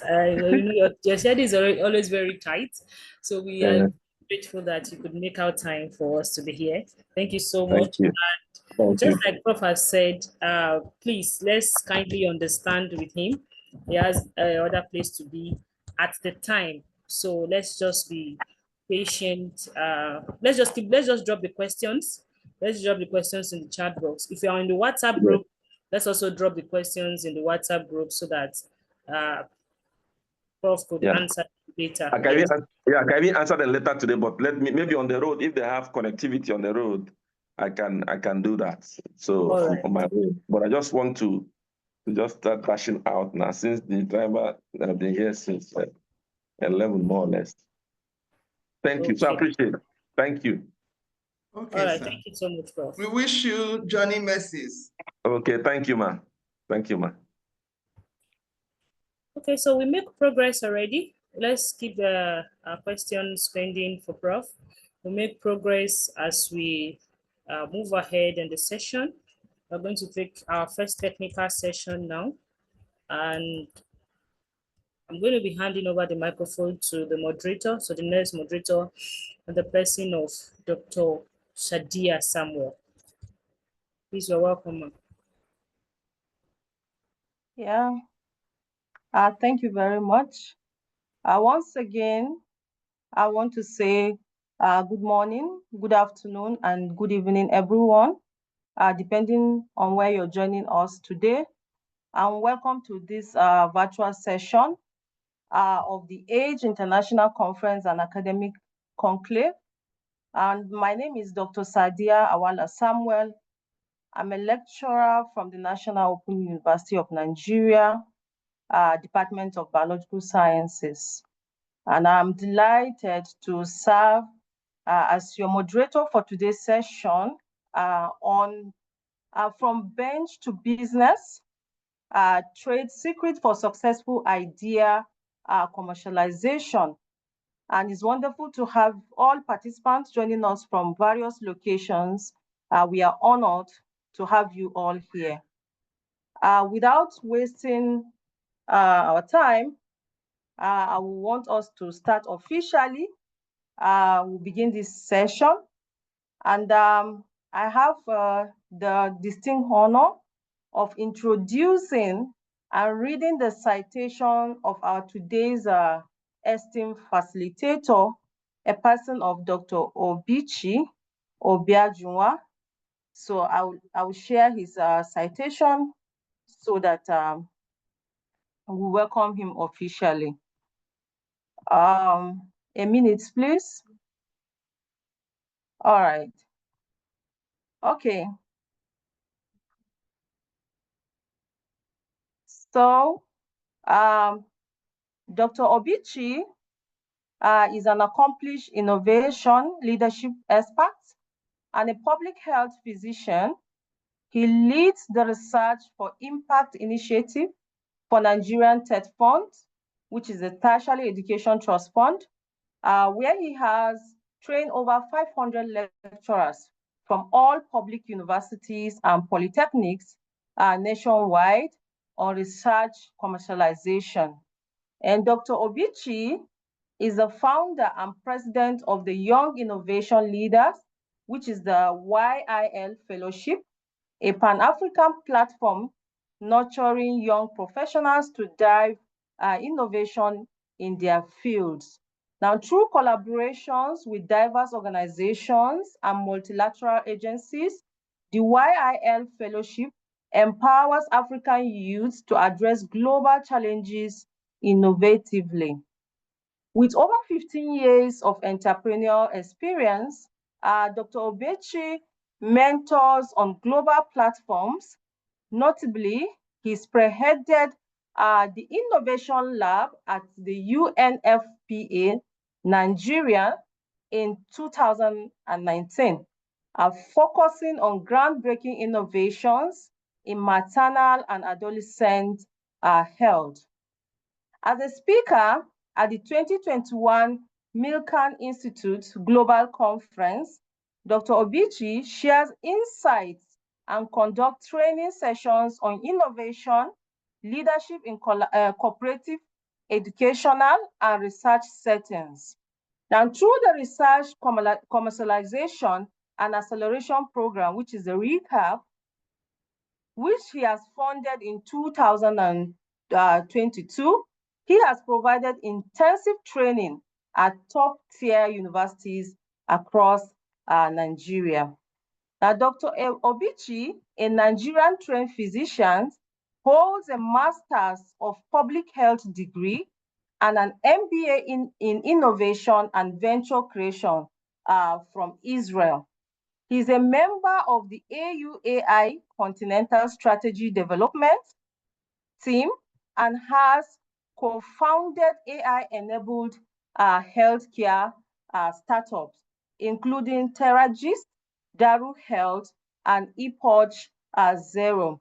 Ladies and gentlemen, professors and doctors, I want you to join your hands and welcome our esteemed facilitator, a person of Dr. Obichi Obiajunwa. You're welcome, sir. Thank you very much, everyone. Good morning for those in this time zone. Good morning, and greetings sir. to you. Greetings to you. It's a pleasure to be here. This morning, we're going to be discussing from bench to business. Let me just say that the last section, the last speaker did a lot of wonderful job already on what I'm about to share, but this is supposed to be kind of a practical section. Thank you so much, H, for having me. I count it a pleasure and honor whenever I have the opportunity to speak to researchers, sharing my thoughts on implementation science, on research commercialization. This morning, we're going to be discussing the three secrets for idea commercialization. How do you move your ideas from your research from just being a concept, from being a publication to the marketplace?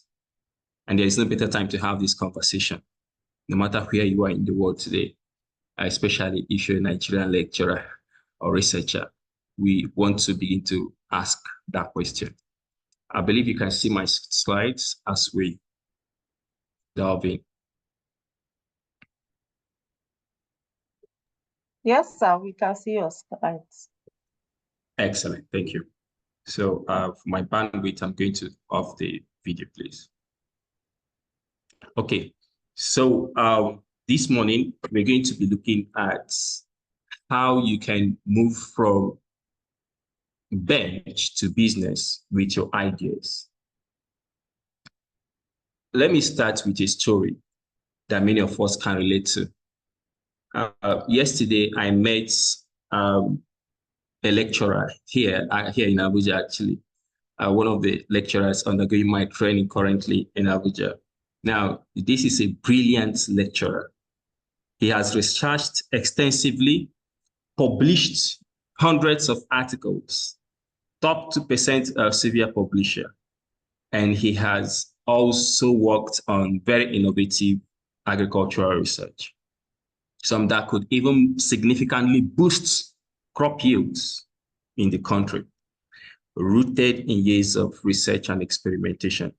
Yet, despite the potential, all his scientific and intellectual contributions remain confined to his laboratory, remain confined to the pages of journals for years, and he's unable to make the leap into the hands of farmers who could benefit from them, unable to help farmers who could benefit from all of this to harness the potentials of his research. What is the reason? The reason simply he didn't know how to navigate the complex path of commercialization. And the institutions, especially the one where he's lecturing, has not also been able to effectively enable him. The question then becomes, how do we transform our research and publications into viable products for markets and national economic development? Sadly, the story of this professor isn't unique. It's not unique. Across our universities and research centers, countless brilliant ideas and inventions remain locked away, never reaching the people who could benefit most from them. According to recent statistics, less than 10% of innovations developed within Nigerian universities make it to the market. This gap between research and commercialization means that our society is missing out on its solutions that could address pressing challenges from healthcare to agriculture and beyond. So, question becomes, why is research commercialization so important? Why is it so important? It's actually very simple. Great ideas alone don't change the world. Research concepts alone don't change the world. It's the successful commercialization, implementation of those ideas that does. When we think about the societal impact we want to create, it's not enough to develop new knowledge. We must translate that knowledge into tangible products, services, and solutions that solve real problems. By commercializing our research, we can then unlock new avenues for economic growth, create jobs, and drive local development.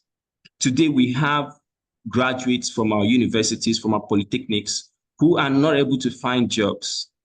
And I really argue that much of this blame should be apportioned to the people who have been teaching them, to the lecturers, to the researchers themselves. Why is that? Simply because when you teach someone, you should actually equip that person beyond the mere theoretical knowledge and all of that. And gladly, this is one of the things we're doing here, teaching and empowering lecturers to be able to empower their students to go out there and use the knowledge they have again to solve practical problems in the society. Yeah, I think it's time we begin to really rethink our model of teaching. And also, in today's economy, one of the places where you see people really suffering would be in citadels of learning, and that is an irony.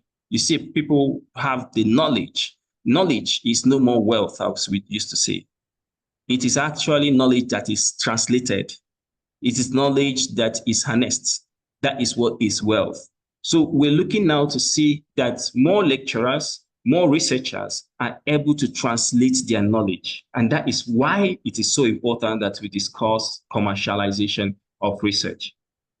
If we must improve lives, if we must transform industries, if we must advance our nation's position on the global stage, then we must engage in commercialization of our research. Today, I will share with you some trade secrets, practical strategies, and insights that can help bridge this gap between the bench and the business world. Together, we can turn our research into real-world solutions, bringing not just pride to our institutions, but real value to our communities.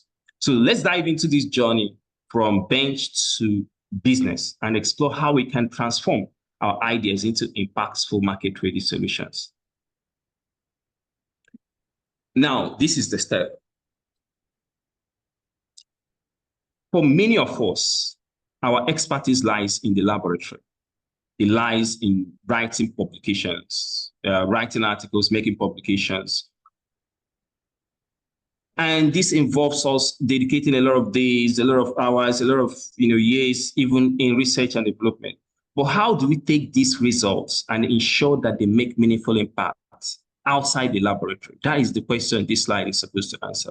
It just shows us that landscape. This is where the process innovation, commercialization comes into play, turning our research into market-ready solutions. The journey from the lab to the market involves several critical stages, and it starts with problem identification, where we identify problems that matter within the society. And this is a challenge, and I want to really challenge every researcher listening to me. The challenge is usually that we want to do research out of self-interest. And I think we must retrace now our steps. We must begin to unlearn that research should actually be to answer questions in the society. We should begin to understand what problems that exist in the society and ask ourselves, how can we retrace our steps? How can we use our skills, our competencies in research to answer these questions? Not just us engaging in research because we want to gain a promotion, or we have an interest in just some area and we just want to just do that research for our own self-interest. No, if you really want to commercialize research, the very easy part would be for you to, first of all, identify a problem that matters, identify a people that own that problem, and then begin to ask the right research questions.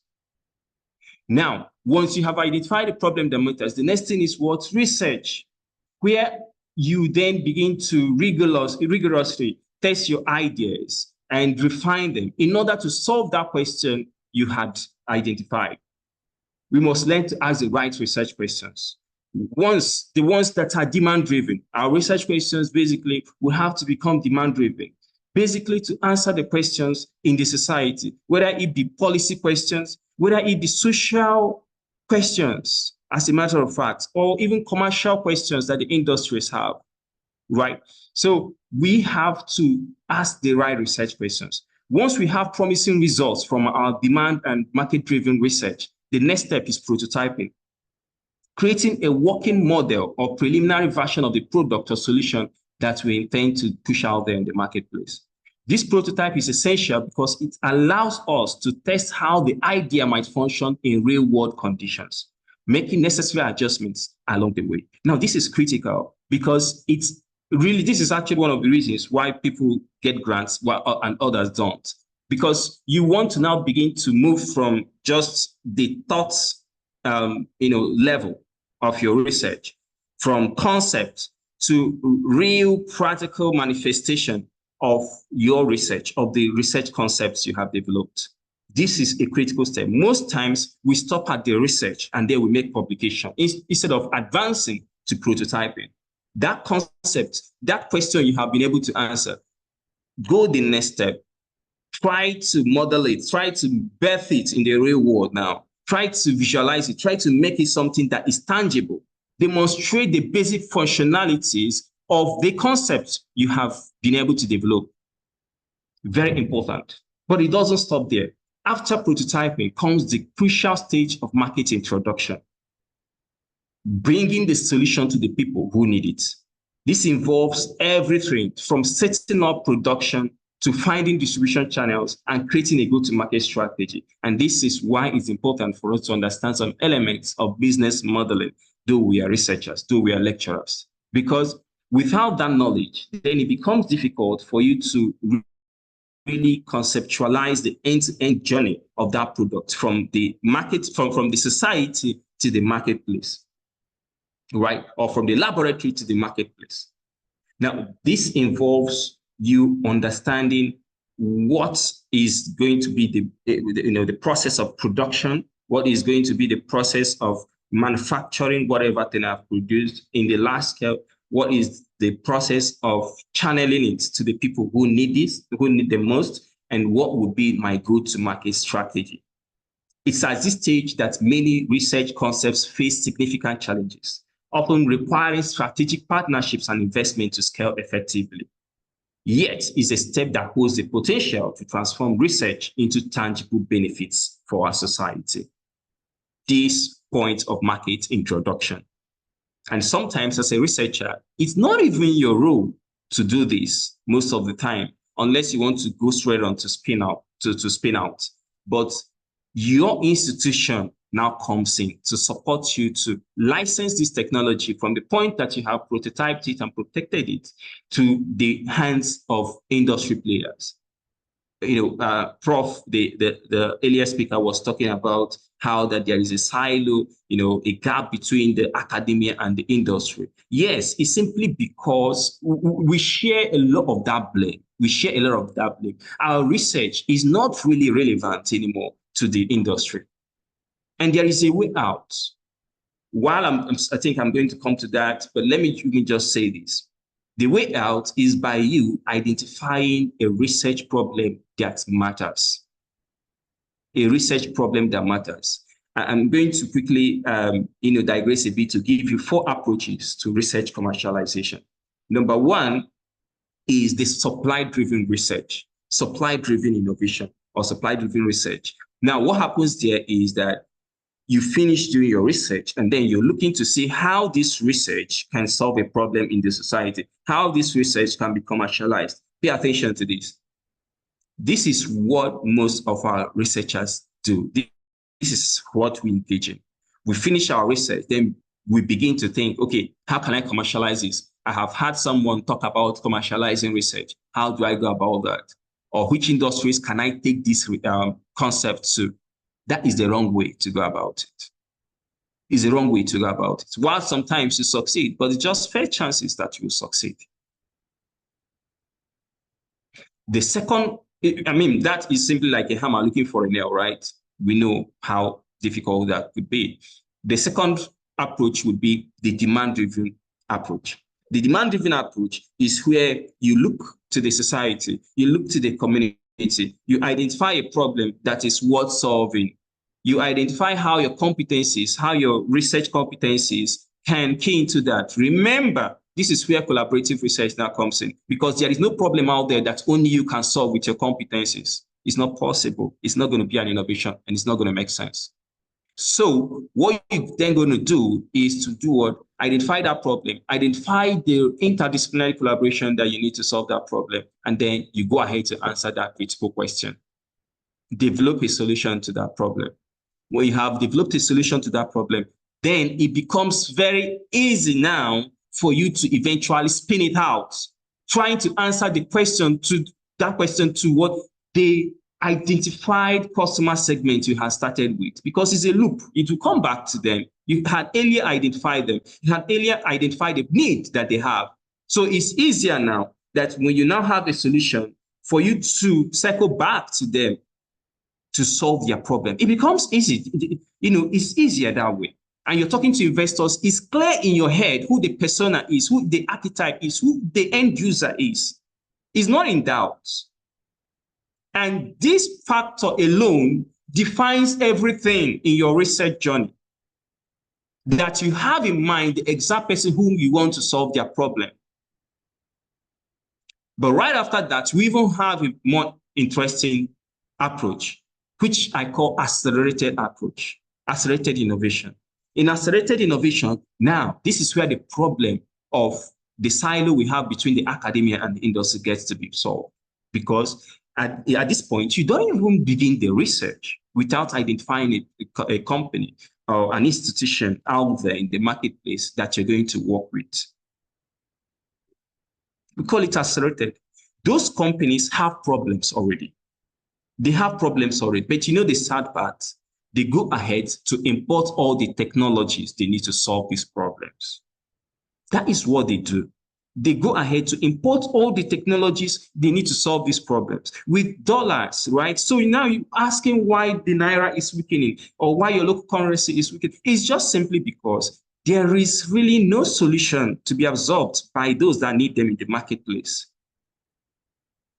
So what are you going to do? You simply approach them, not with a solution, but with a proposal that, look, you're losing 10 million Naira every quarter because of this problem that you have. Can't you see that I can solve it? But you have to do the work to identify that this organization has this problem to start with. Who doesn't want more money? But when you need to tell them how that they are losing money, how that they can make more money, and how that you have the solution to that problem. Are you asking for their money? Not yet, but you need to make sense. You need to make business sense, first of all. That is where to start from. You don't go with a solution. How come that we don't really get this? So you have to go with a problem, make them identify and see themselves in that problem. Then conversation starts. They now trust you. They become part of that process. By the end of the day, a solution comes out, which is now co-owned. So your problem now is that you're not going to look for who is to uptake the solution. No, there's not that question. That question doesn't arise anymore because they are part owners of the solution anyway. So it slides from your laboratory into the organization seamlessly. And I talk about it and it looks like this is just too sweet to be true, but that is what it is. The problem we have is that we're looking for the MTNs, we're looking for the Globe, we're looking for the Shell companies. And no, there are SMEs in your community, start with them. They also have problems. There are startups, start with them. Most technologies that you're using, they are imported. And I promise you, when you have that solution that is locally made, which solves the problem for which they are importing technologies, go to NOTAP.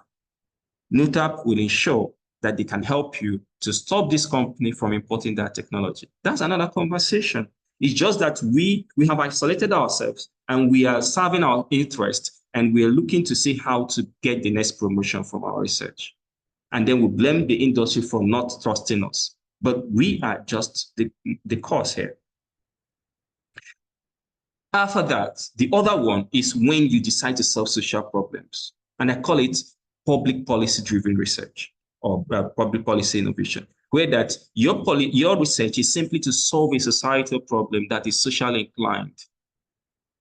As Professor Charles talked about it, all these developed countries, they look to the universities to help them to make policies and refine policies, right? You can also do likewise. When you identify the problem, why people still maybe doing, why insecurity is still increasing in a particular section of the country, yes, it may just be some behavioral loopholes and all of that. Now, a policy can actually be directed towards that, but your research have found out about that. So what do? You just simply publish? No, instead of you to develop a policy brief and engage the right persons in the National Assembly. Let that conversation start from there.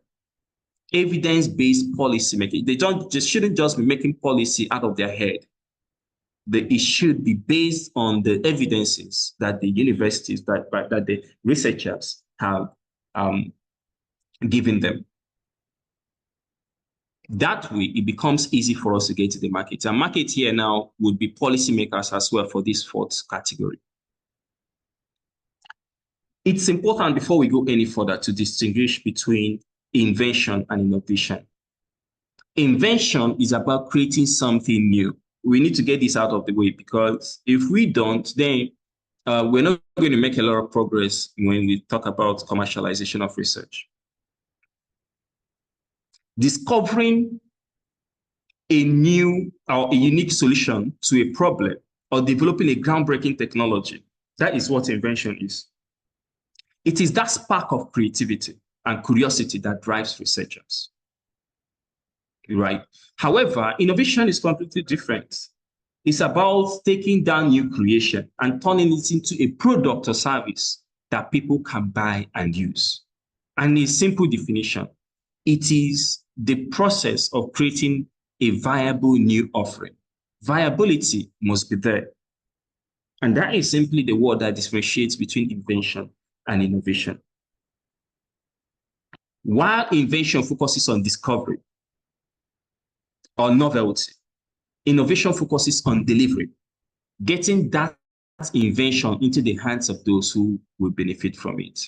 Without innovation, even the most novel ideas risk becoming nothing more than journal publications or prototypes that gather dust. But when we innovate or commercialize, we ensure that our inventions become more than just concepts. They become tools for change, driving progress in industries, communities, and even the entire nation. And to achieve successful innovation and commercialization, one of the most critical steps is to conduct a market readiness assessment. I mean, it's beyond the scope of what I'm supposed to teach this morning. You need to understand that there is what we call market readiness levels, innovation readiness levels. There is a pathway to maturity of technologies before they hit the market. But suffice it to say that before launching a product or service, it's crucial to understand the market needs and customer pain points. Who will use this product? What problem does it solve for them? How does it compare to existing solutions in the market? These questions should be answered. Otherwise, your efforts may be frustrated. Engaging with potential customers early on is essential for market validation. This means getting feedback on your prototype, refining it based on that feedback, and ensuring that the solution you're developing truly meets a demand in the market. We call it market validation, ladies and gentlemen. This is something that is critical that we must understand. I'm going to come back to it, because this is where qualitative research comes in, which most of us have neglected these days. Market validation helps us to prevent, helps prevent us from spending time and resources on solutions that, while innovative, may not have a viable market or a willing audience. So oftentimes we have ourselves with inventions that, while these inventions are very, very, great, wonderful, but it's not appealing to any set customer. Okay, so that is why you need to validate the market. And this is a very wonderful skill, I think, that we should all have if we want to commercialize our research. By understanding the commercialization process, we position ourselves not only as researchers, but as solution providers, as wealth creators. We ensure that the efforts we put into research translate into real-world impact, bringing new technologies, products, and services into the hands of those who need them most. Let's take a closer look now at the 3 secrets that can help make this journey smoother, ensuring that our research efforts truly see the light of day in the marketplace. I'm going to be sharing just 7 trade secrets for successful commercialization of research. Okay, Now that we understand the process of moving from lab to market, let's explore some of the trade secrets that can make commercialization successful. These are the key strategies that can turn promising idea into market-ready product or service and help you navigate the complexities of bringing your research to the real world. Number one is market research and validation. This is one of the most crucial steps in commercialization before launching any product. Yes, this is just that very crucial step. It's essential to understand the market landscape, who your potential customers are, what their needs are, and whether your solution is something they would pay for. This is where tools like customer discovery come into play. Engaging potential users through ethnographic research, deep interviews, and surveys helps you to gain insights into what the market really needs and what pain points they experience. This is important, and we neglect it most of the time. That ability to go out there in the marketplace and immersing ourselves in the problem that the end users have,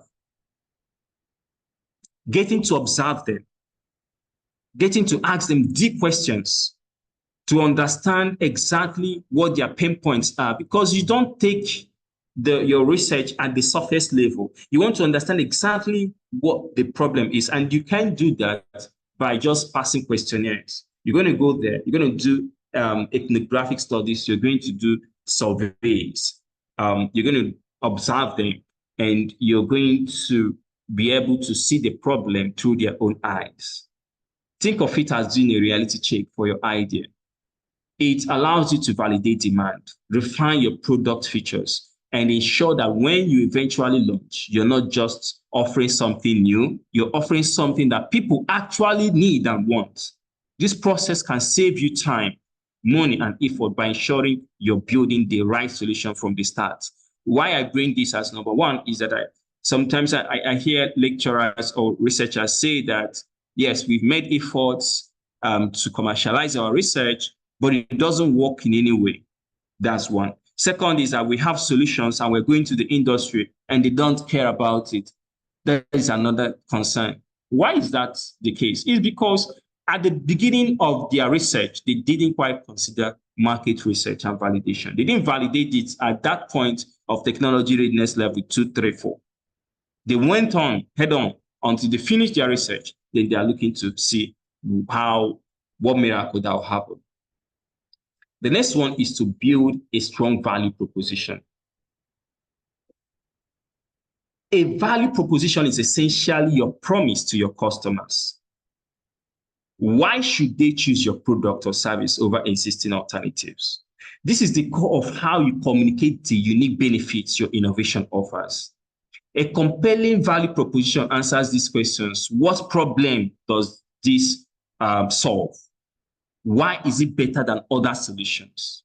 You're undergoing a research and you eventually want to see that this research goes out there to the marketplace. Question becomes, what exactly is the benefit? What exactly is the problem you're trying to solve? Why does this problem still persist? Why has no other one solved it?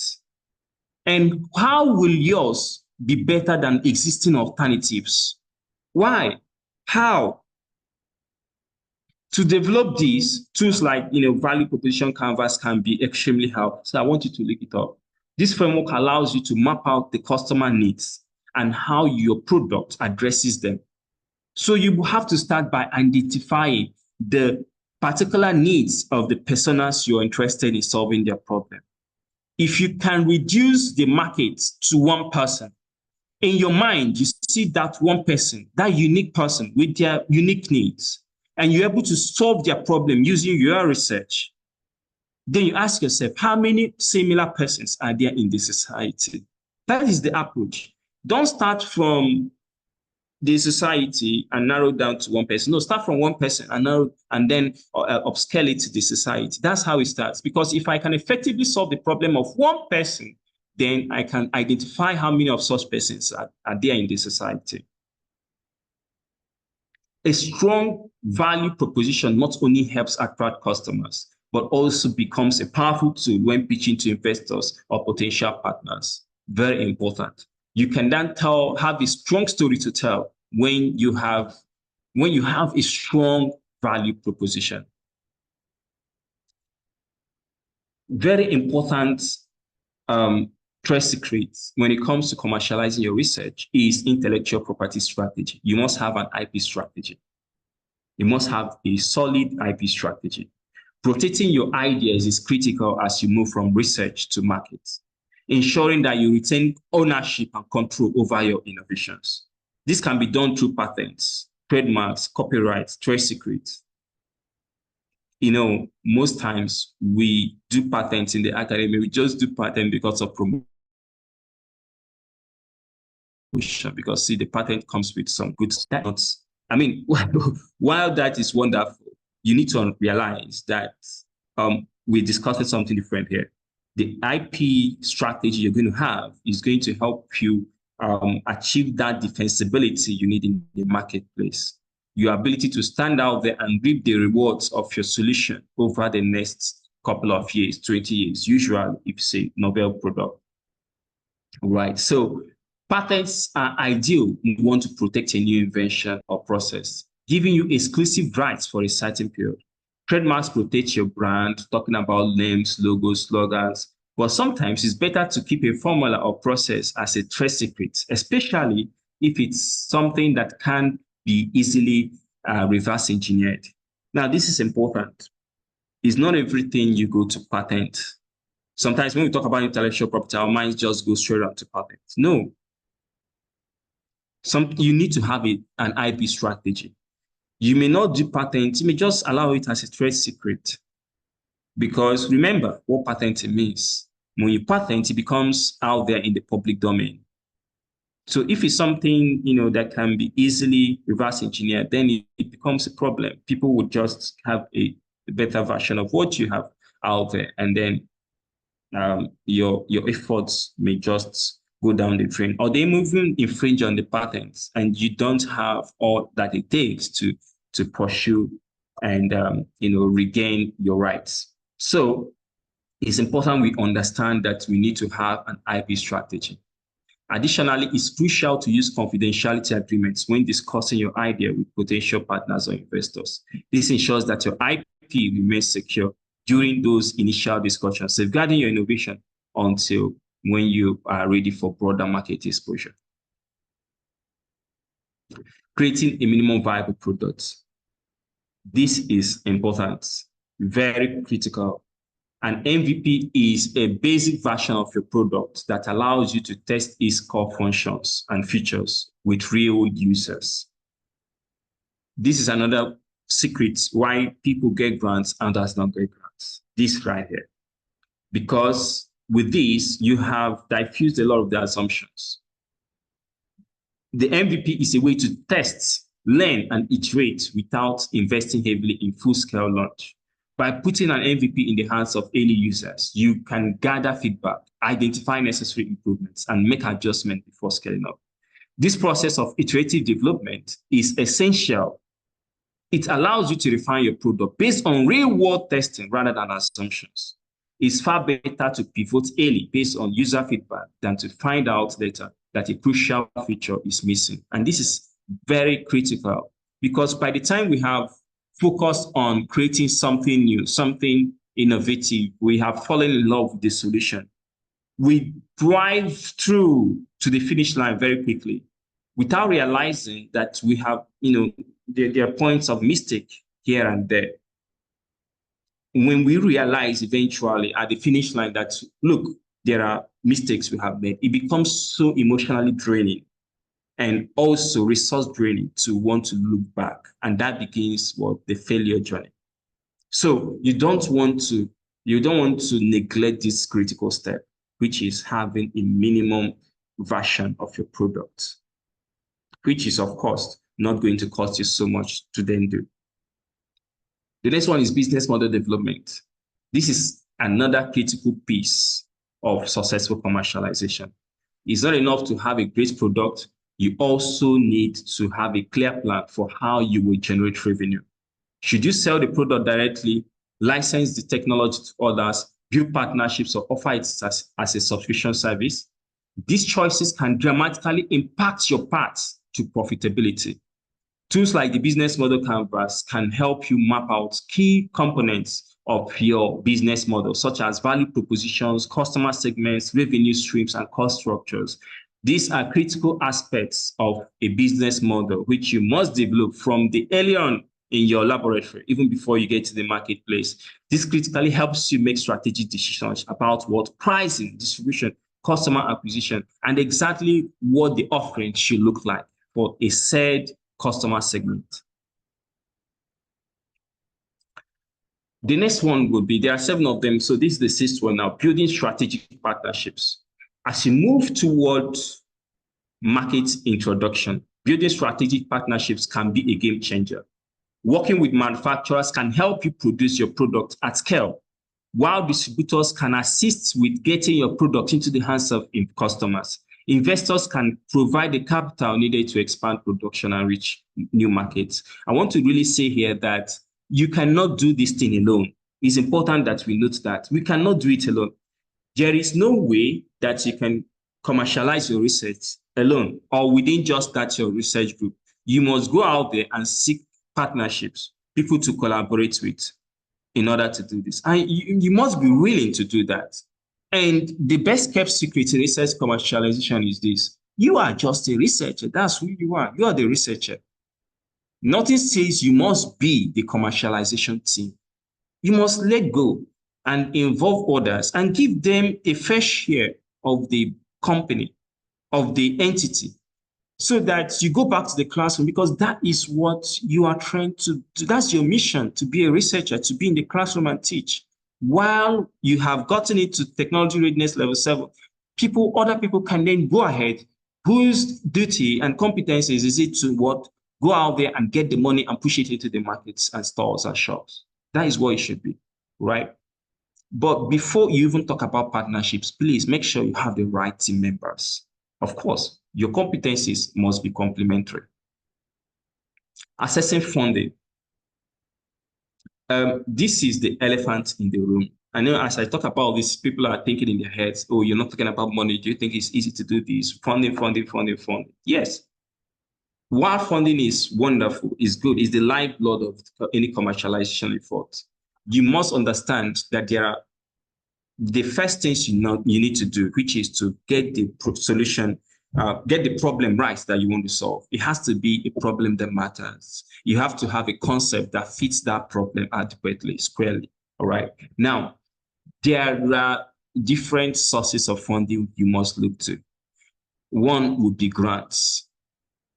That is the first one, grants. In fact, actually, the first one is your own money. Okay, you need to bootstrap some of the time. So, but the major fund you need to start is grants. You're in one profession that someone is willing to pay for your vision, if only your vision is worth paying for. So why not? Why not assess the grants, learn and acquire that skill of grant writing, assess the grants. The grants will help you move your idea to a very reasonable stage before an investor will find it appealing. So you seek these grant opportunities, very important. And then it's free money, meaning that they are not going to take a portion of your company. But when you get to a certain point, you need to now look toward investors. Grant cannot make you rich. I keep saying this. Grant is money that is supposed to use to do something, solve a problem. It's not designed to make you rich, right? Someone's money is designed to make you rich. That is the investor's money. The investor is actually coming so that the both of you can become richer, right? He makes you rich, he becomes richer. That is the point. He's not coming for you to remain poor, right? So his money has one mandate, to make you rich. That is what you should look towards, getting enough of it. And for you to get enough of it, you must do your homework, right? Use grants to advance this research to a certain extent. Then when you get there, for you to win grants, you must have a compelling pitch. You must be a good storyteller. You must have that clear ability to communicate, that ability to clearly communicate the problem you're solving, the size of the market, and the impact of your solution. Investors want to see not only that you have a great idea, but you also understand the market, the competition. and you'll be able to attain what sustainable growth. Once you have these things checked, forget it. Forget it. Ladies and gentlemen, successful commercialization is not just about having a groundbreaking idea. It's also about validating the market. It's also about building a strong value proposition. It's also about protecting your idea, developing an IP strategy, and all of this that we have discussed. Because of time, I don't know if moderator, I still have any more time, but there are challenges that I may want to talk about. But if there is no time, I think I can stop here and take questions. Wow. Thank you so much, sir. Thank you for this mind-blowing, wonderful, and insightful presentation. We really appreciate this delightful presentation, sir. Unfortunately, we don't have much time, and we are supposed to take the question and answer section now, but we want to plead with you, sir, if our next facilitator is ready to start her presentation, because she has another meeting.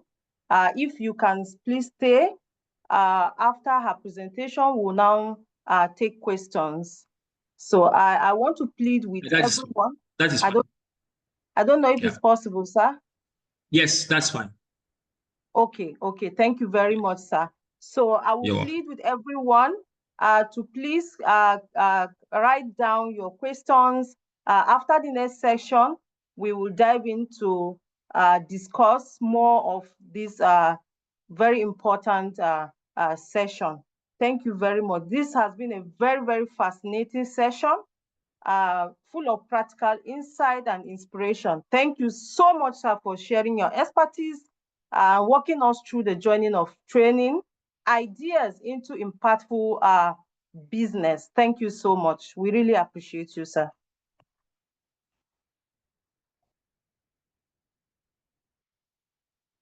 Okay, shall I start? Thank you so much, Dr. Ochi. Dr. Rito, can you give us a citation before you go ahead? I'm afraid you keep breaking up, Hope, so I can't quite hear you. But shall I go ahead? I said, can you please give us a minute or two to kindly read out your citation before you proceed? Okay, that's fine. That's fine. That's great. Thank you. All right. Thank you very much. Thank you very much, Ma. So I'll bring up Professor Isaac Abere now to kindly read out the citation and bring up the next speaker, Dr. Ritu Dan. Professor Isaac, sir, you're welcome.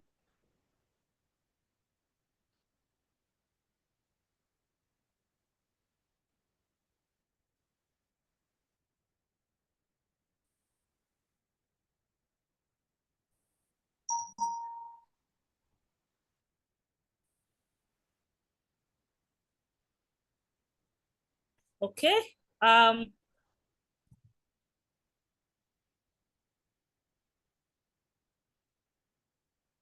Okay, Professor Isaac.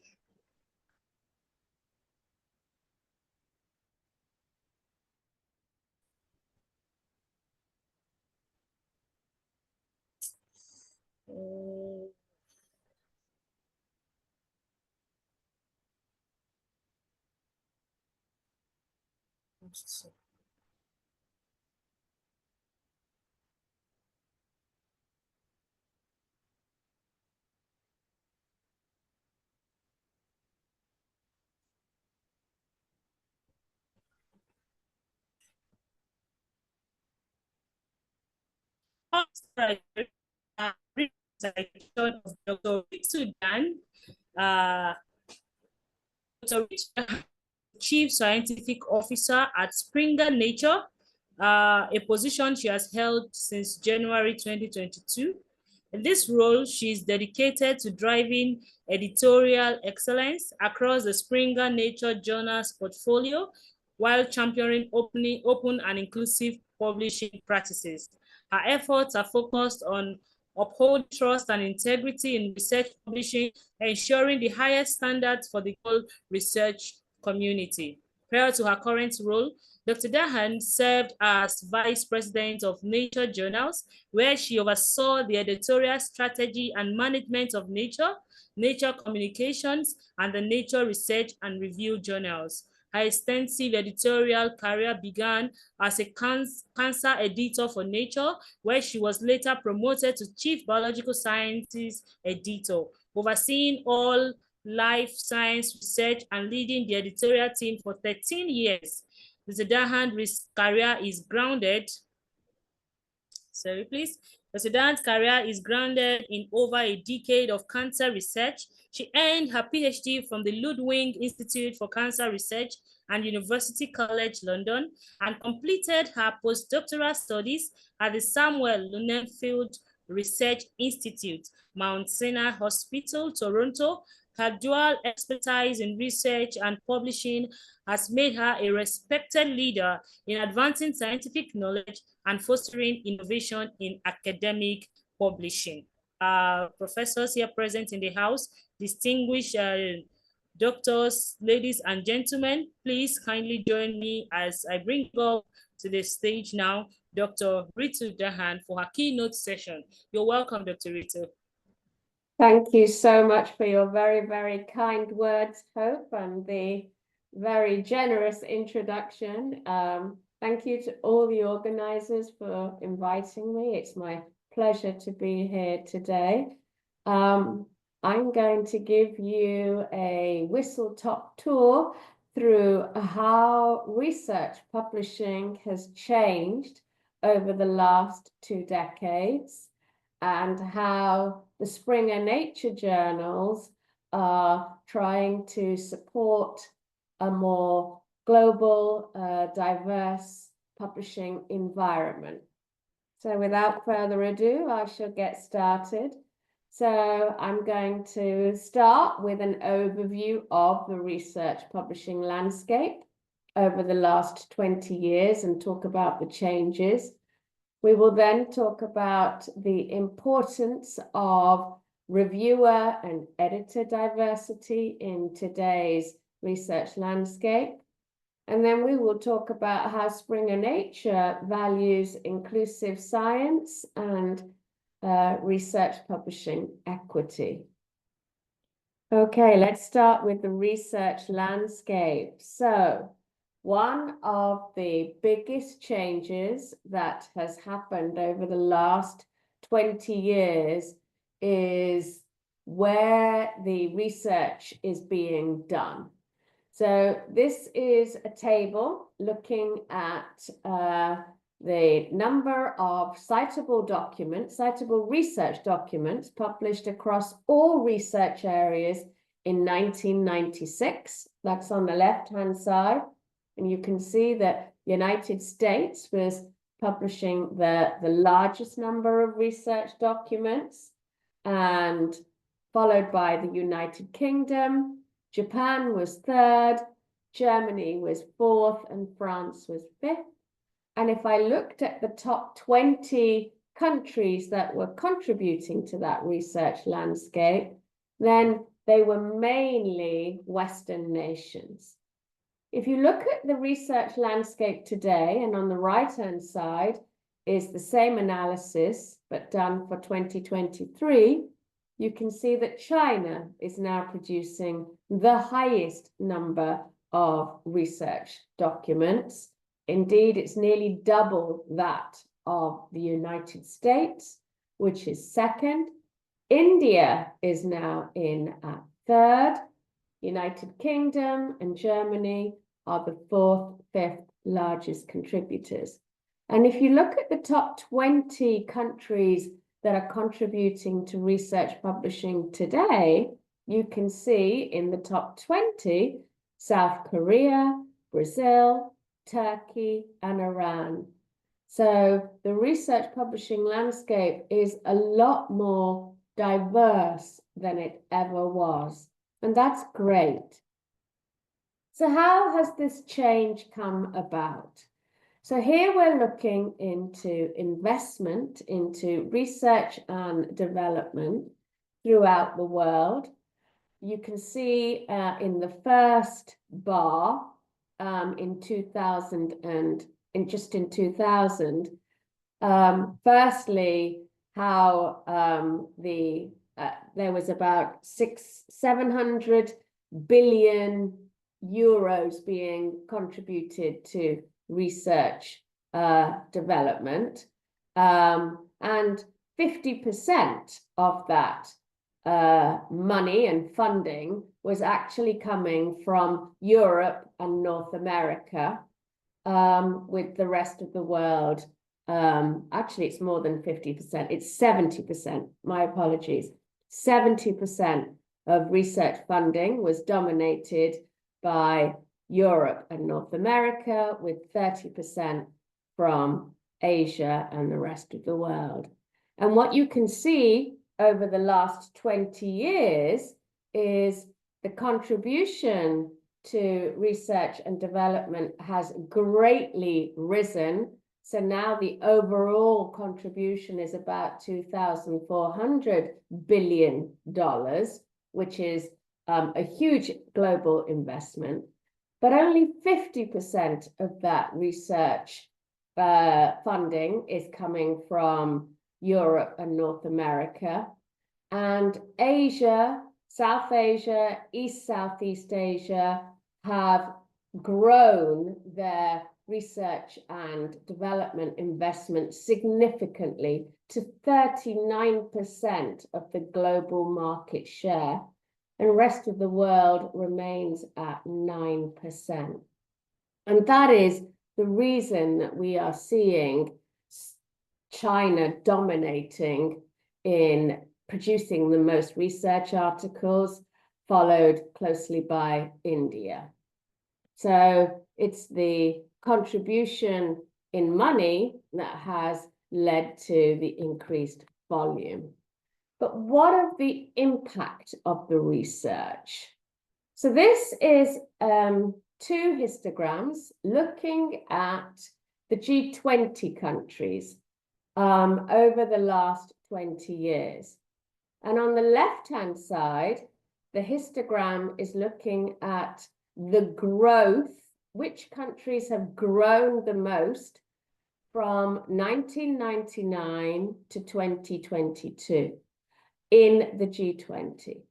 So the countries that have grown the most are on the left-hand side of the histogram, and they are Saudi Arabia, China, India, Turkey, Brazil, South Africa, South Korea, Mexico, and Australia. And the countries that have grown the least in the volume of scientific publications in the last 20 years from the G20 countries are Japan, France, United States, Germany, United Kingdom, Canada. So what seems to have happened is that over the last 20 years, the growth has come from the non-Western nations, a huge amount of growth, whereas Western nations have grown the least over the last 20 years. And that was also reflected in the slide before when you looked at the funding. On the right-hand side is another histogram of the same G20 countries, but measuring average research impact from those countries from 2002, 2012, and 2022.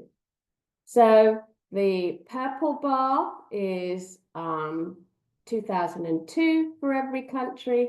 The lilac bar or the light purple bar is 2012, and the orange bar is the average research impact in 2022.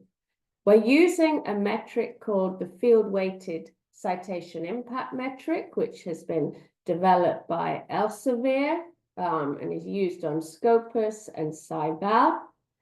And if you get a value of 1 for the country, that indicates that the average impact of the research from that country is above average.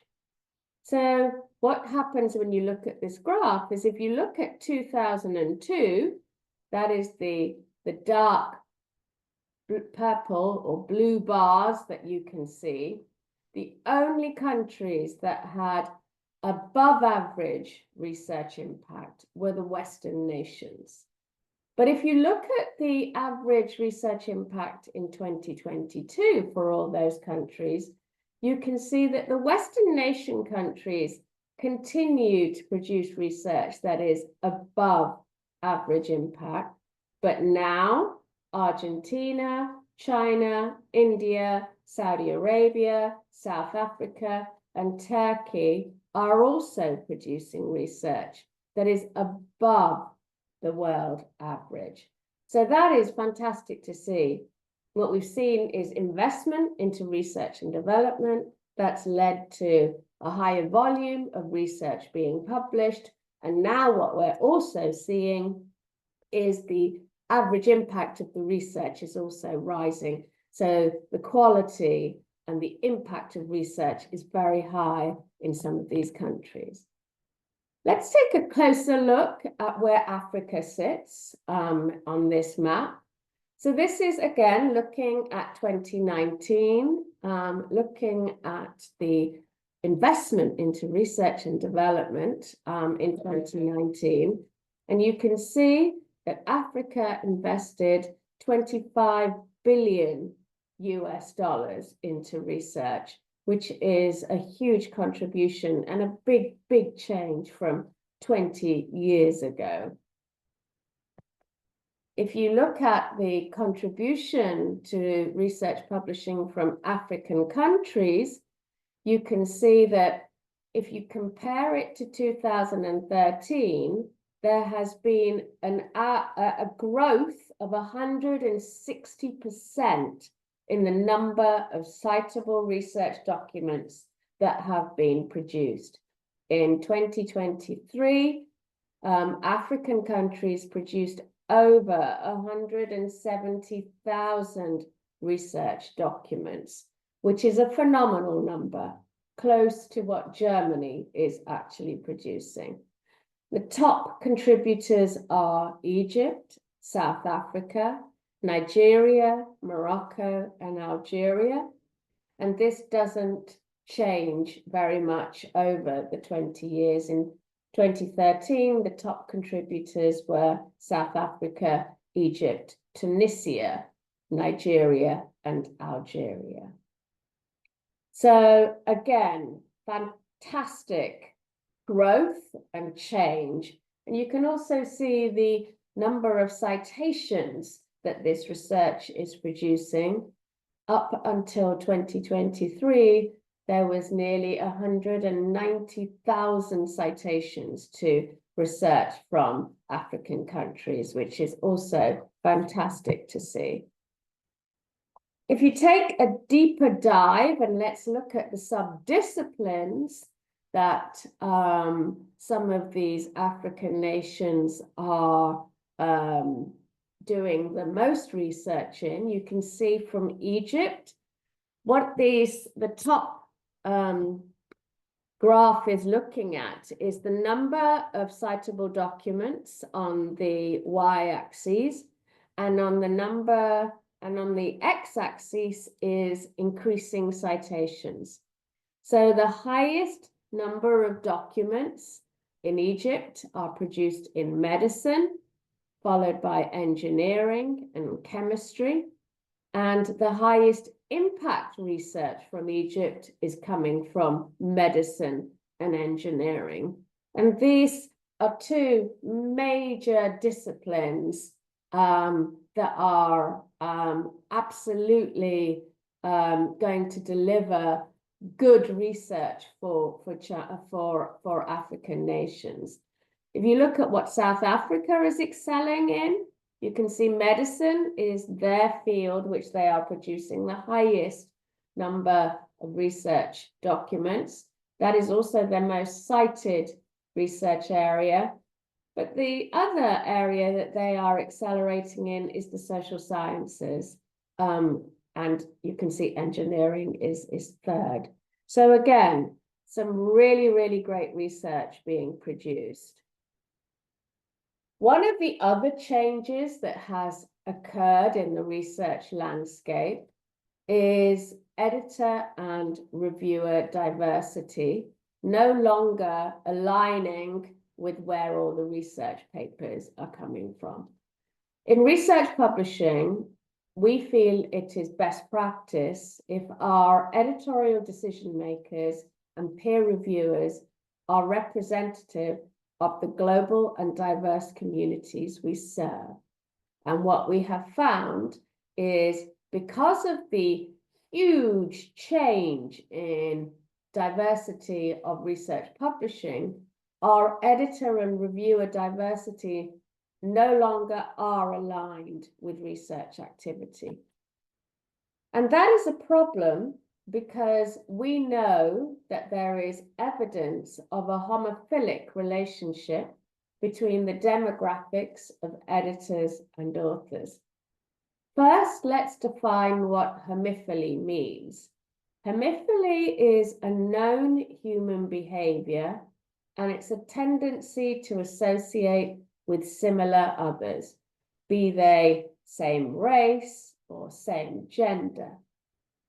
And there are publications in the scientific literature which show evidence of a homophilic relationship between the demographics of the gatekeepers and authors and the outcome of peer review, i.e., you see higher rates of acceptance in gender and country homophily. Other publications we've seen is that diverse editorial boards are more likely to publish more diverse research articles. And there is one other one that I've pulled out here. Non-white scientists appear on fewer editorial boards, spend more time under review, and receive fewer citations. And this is very bad for research publishing. So we are actively looking at the demographics of our editors. This is the current picture. You can see that most of our editors come from Europe and Central Asia, North America, East Asia, and the Pacific. And you can see that we have about 5% from African countries. So we are actively recruiting editors globally to diversify our editorial boards. And this is the journey that those editors take. So we find editors that have the right expertise, the right experience. They're usually early career researchers. We invite them to join the editorial board.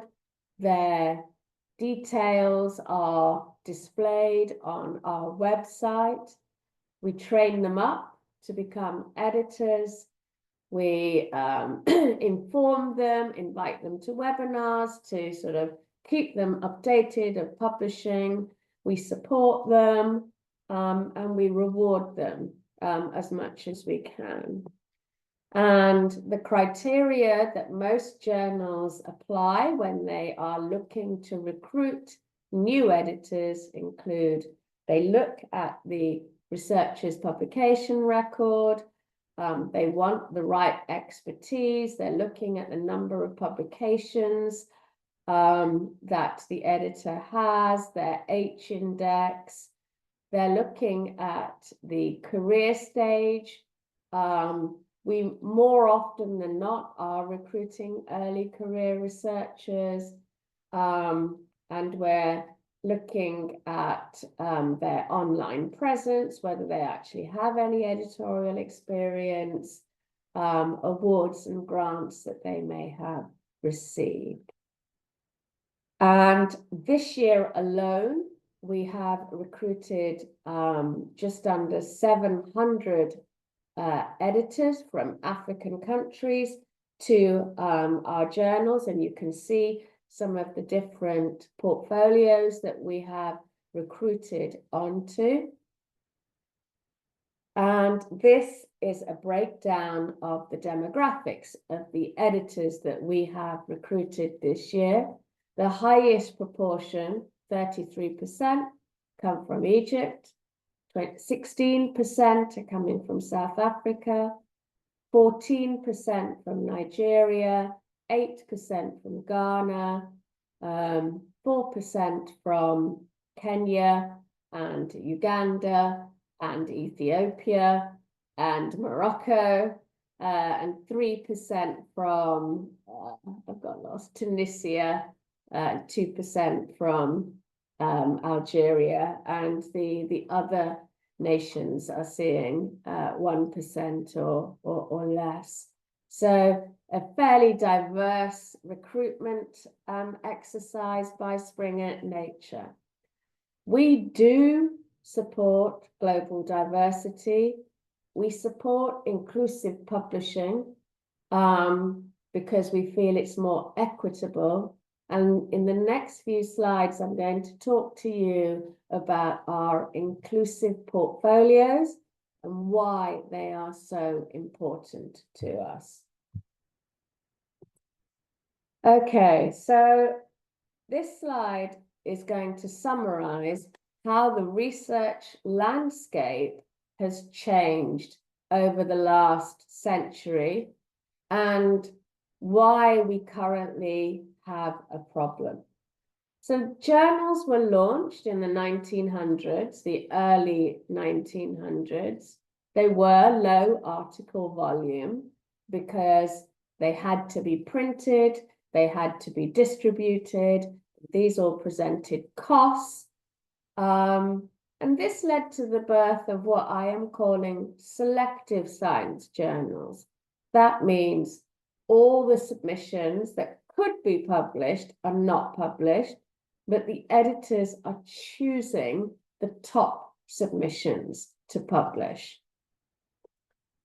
By the 70s, when the impact factor calculation became a lot more popular, this also cemented selective journals that were only publishing 5 to 20% of the most significant submissions that they were receiving. So 80 to 90% of research papers are being rejected from all journals, or most journals, I should say. And the problem this has presented is that 50% of funded research is not being published, which is leading to billions wasted in research funding because nobody else can see that research. And it's also leading to a huge waste in researcher time. Now, a proportion of the research that is not published will be flawed, and it should not be published. It should never be published. But there is a large proportion of that research, over 50%, that can be published, and it will include smaller studies, smaller advances. It will include negative results. It will include more descriptive papers, papers that are creating data sets or sharing experimental design. Now, these papers are incredibly important for advancing the rate of science. If negative results aren't published, that means every researcher has to repeat the science that doesn't work to find out that it hasn't worked before they can carry on. And we have created an obstacle to research discovery. More inclusive publishing is absolutely beneficial to our society. And COVID showed us the benefits of more open and inclusive publishing, because during COVID, every paper was published in a journal. All journals were a lot more lenient in what they were publishing, and they were practicing more inclusive habits. We saw a lot of data papers being published. We saw a lot of code papers being published. We saw a lot of papers on experimental design. We saw negative results being published in most journals. And we saw every small advance being published because it was considered relevant to the pandemic. And because so much research was published of all forms, we went from a deadly disease to drugs and vaccines within 18 months. And that could not have happened if we hadn't shared the negative results, if we hadn't shared those smaller studies which form the building blocks of research.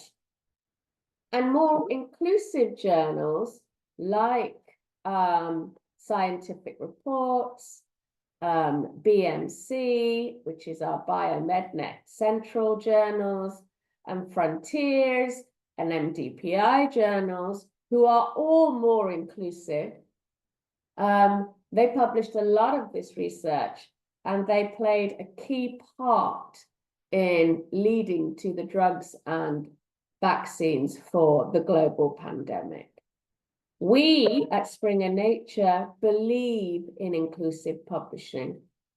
Inclusive science is about understanding that this research can advance discovery in foundational as well as in fundamental ways, that negative results are as important to scientific understanding as positive ones, that sharing data and experimental design studies is vital for reproducibility. It's recognizing our societal challenges are global, that regional novelty has value, and ensuring all researchers have a voice. It's the belief that all validated research is worthy of publication, promotes trust, and has a role to play in the scientific literature. And we have a portfolio of inclusive journals. And you can see those journals on the side: Scientific Reports, which is part of the Nature portfolio, the BMC series journals, Discover. We have inclusive journals within the Springer brand, and we have our new Curious branding as well, which is inclusive.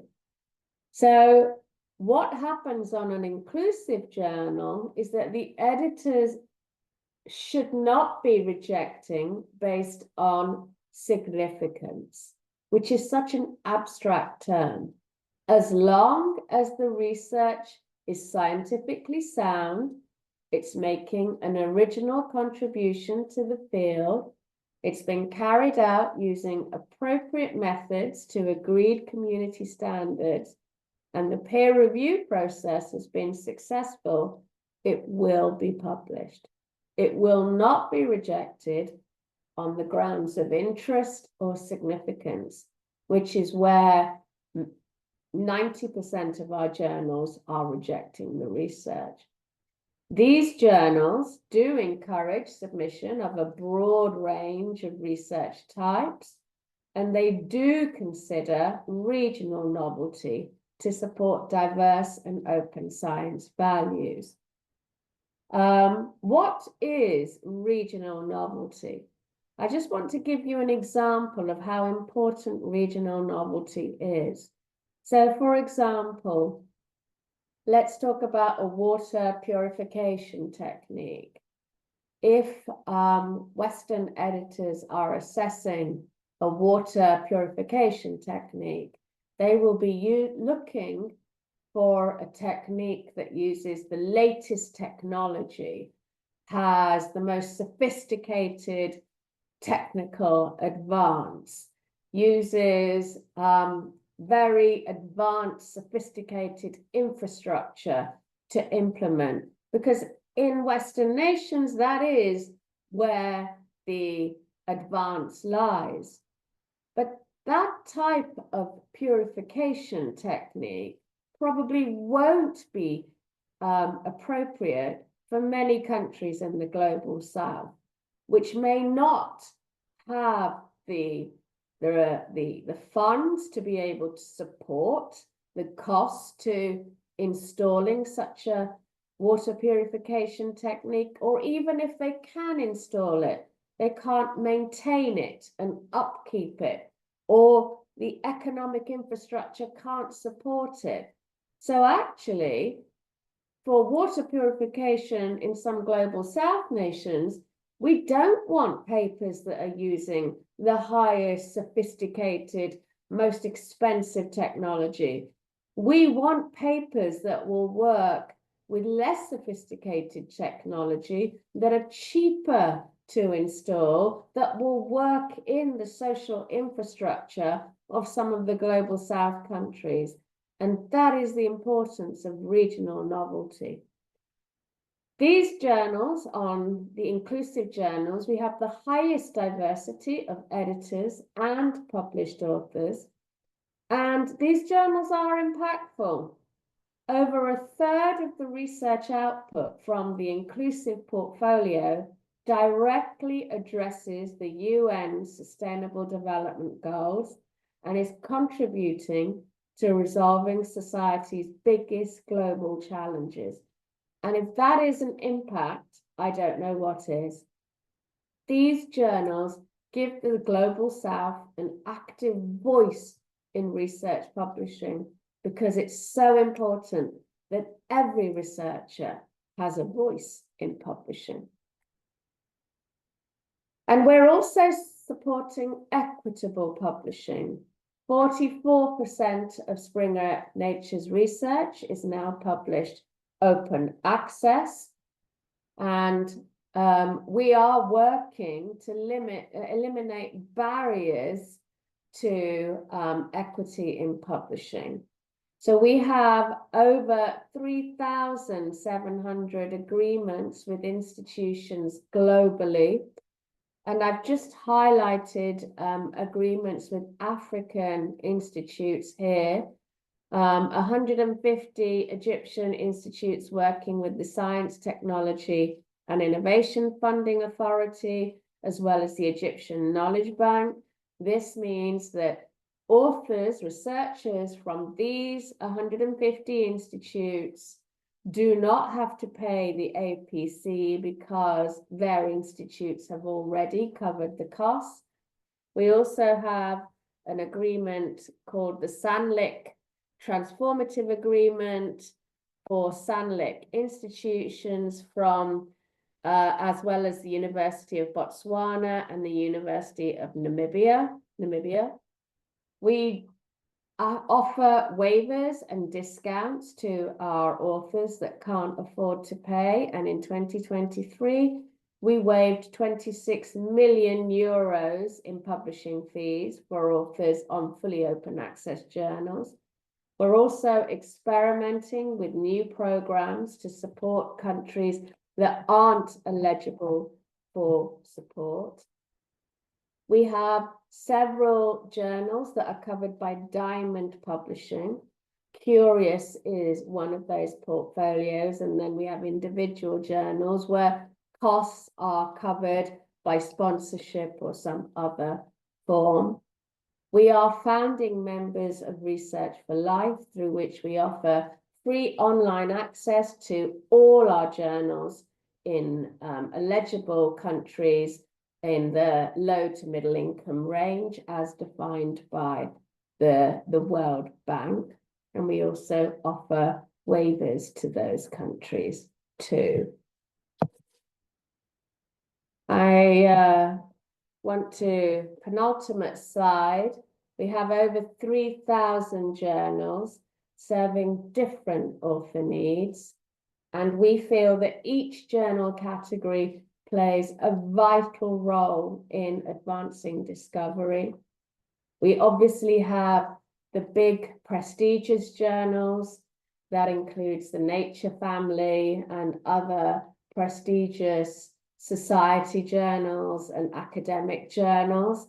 These journals are important for giving our authors enhanced visibility and recognition, and only key milestones are published in these journals. The very big door-opening pieces of research, they do tend to be very selective and they are low volume.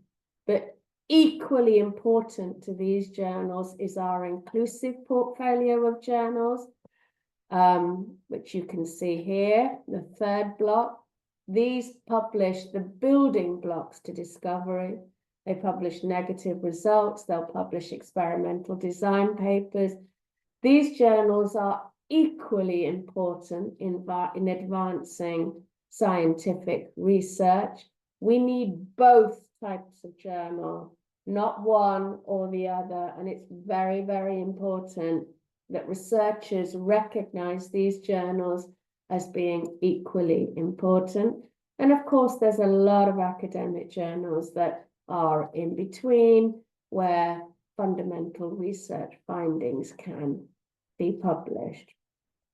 We feel very strongly that all validated research has value and a role to play in discovery. And I want to end on this last slide. We published over 20,000, we've accepted over 20,000 papers from African researchers in 2024. We've also published several books and book chapters. And this is just a small flavor of the papers that we have published. You can see papers in the Nature family of journals, BJC, book chapters, and some of our academic journals.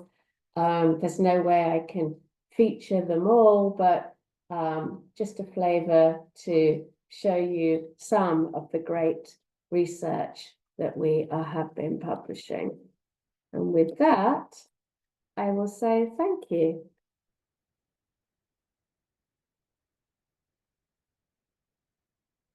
Thank you so much, Dr. Ritu. Thank you so much. That was quite comprehensive and impressive. Thank you so much. We appreciate your contribution. Thank you. I hope you're open for questions now, while we take a few questions. Absolutely. All right. So please, let's kindly signify if you have questions so that we'll be given the permission to speak and ask our question. Okay, so I have one hand up already. Shogode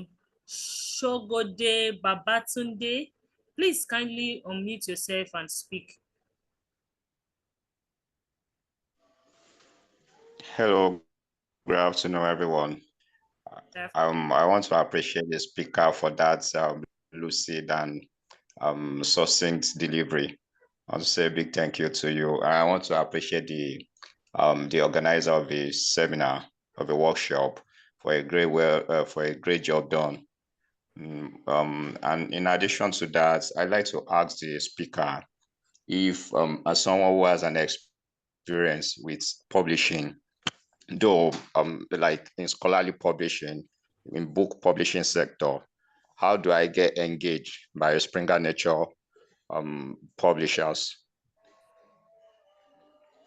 Well, normally the editors commission the content themselves, so they will write to researchers because they have areas that they are trying to cover.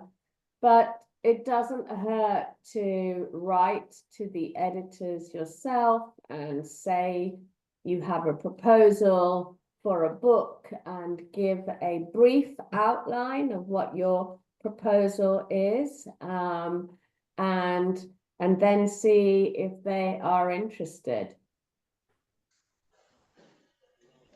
Okay, so thank you very much, Ma. Okay, that's clear. Thank you. Okay, and a promise, Chineye, please kindly ask your question. Good afternoon. Thank you so much for that insightful and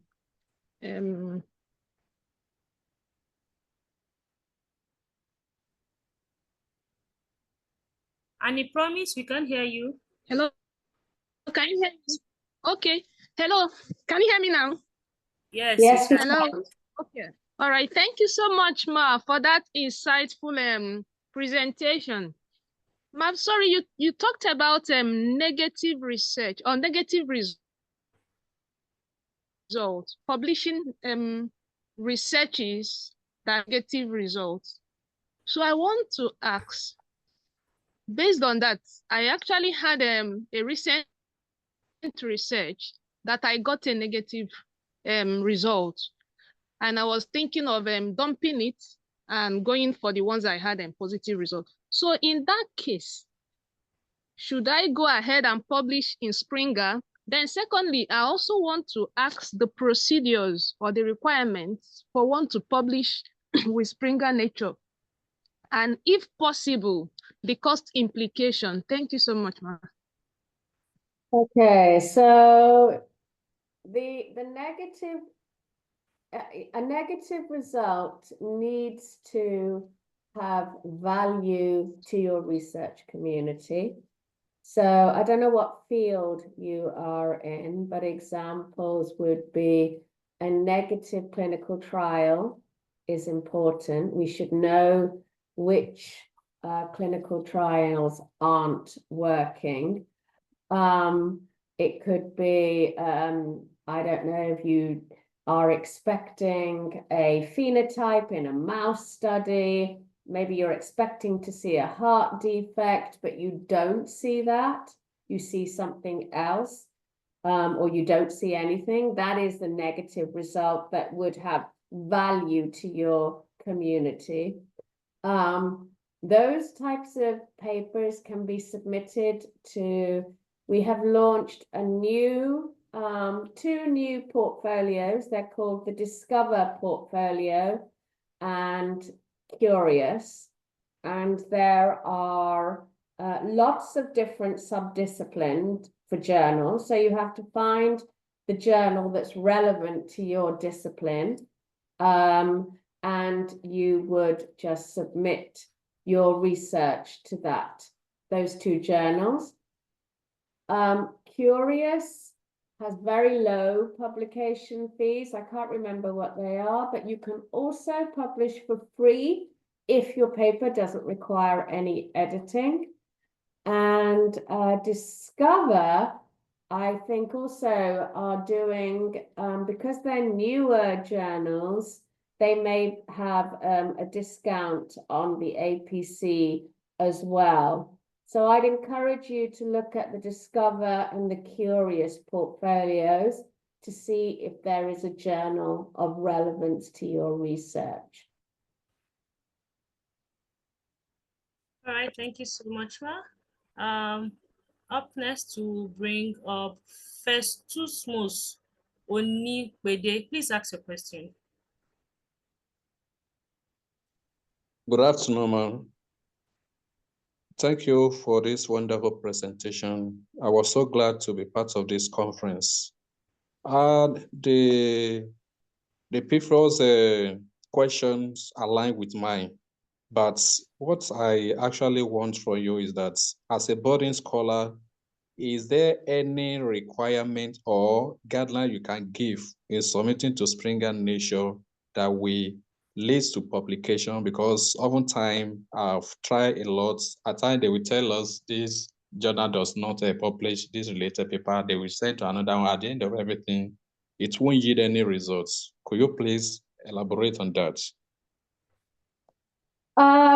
We have over 3,000 journals. We have over 3,600 journals. So, and every journal is independent and is run by, most of the journals are run by academics. And they will have their reasons for rejecting research, whether they think it's of interest for their journal or within scope for the journal, many different reasons. So I can't comment on that, but I would encourage you to submit your research to our inclusive journals. And as I've just said before, look at Discover journals, look at the Curious journals, and we also have scientific reports. They are our most inclusive journals, and they will at least send your research for review if it appears to be asking a valid scientific question. Does that help you? Okay, I guess that answered his question. Maxwell Soundo, please go ahead with your question. Okay, thank you very much. Good afternoon, everyone, and thank you, Doctor, for such a wonderful presentation. And it's actually an eye-opener to most of us. But I just want to be clear.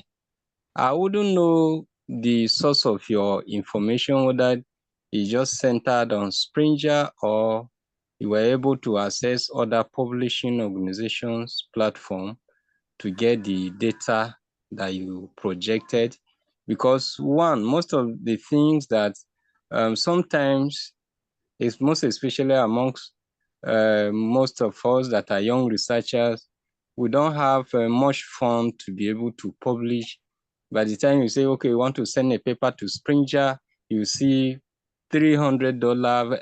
In fact, once it's above $100, we find it very difficult to send such paper and then pay the publishing fees or whatever. So, and most of the Springer publication, we see 500, 450, even up to 900 and above. So, and then we can leverage on the little income we have to publish in other publishing organizations. So, were you able to access such information, this information from other platforms, or it just from the Springer that you came up with these conclusions? Thank you. When I looked at the world data, that is from, publications, but mostly what I'm talking about in terms of journals to submit, and I talk about the inclusive portfolio, I'm talking about Springer Nature's portfolios. Because we have many, many different portfolios, and I won't talk about what other publishers are doing because that's for them to talk about. So it's mainly Springer Nature I am talking about.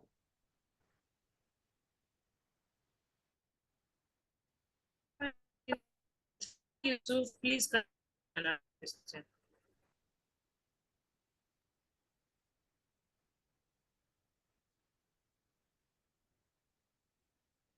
You can speak up. We can't hear you. Okay, is it Musa Yusuf's turn? Yes, we can hear you now.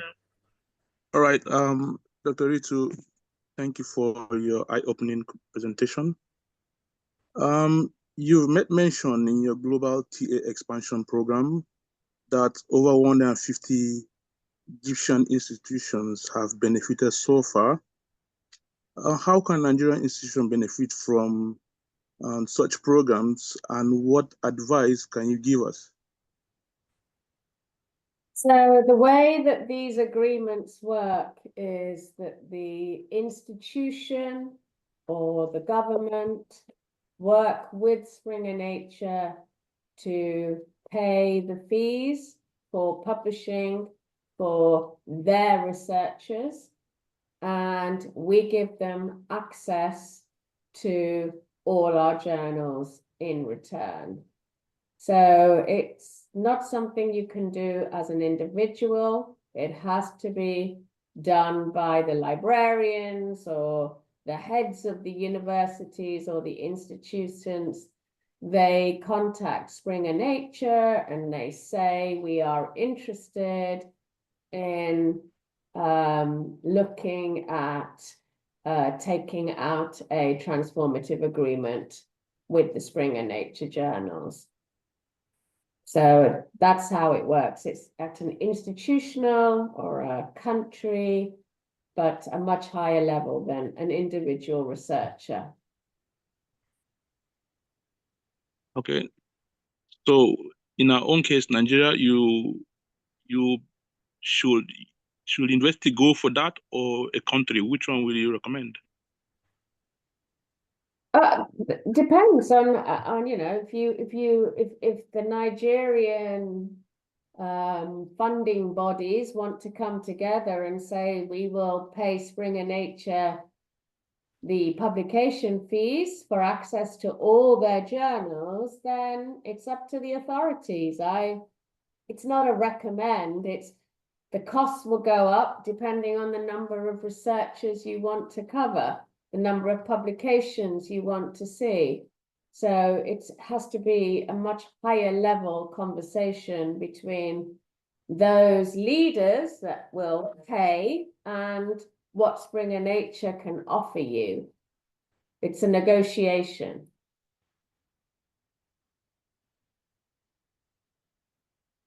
All right. Thank you so much, Dr. Ritu. I hope that answers this question. We have Shafiu Abdul Majid. Go ahead and ask a question, please.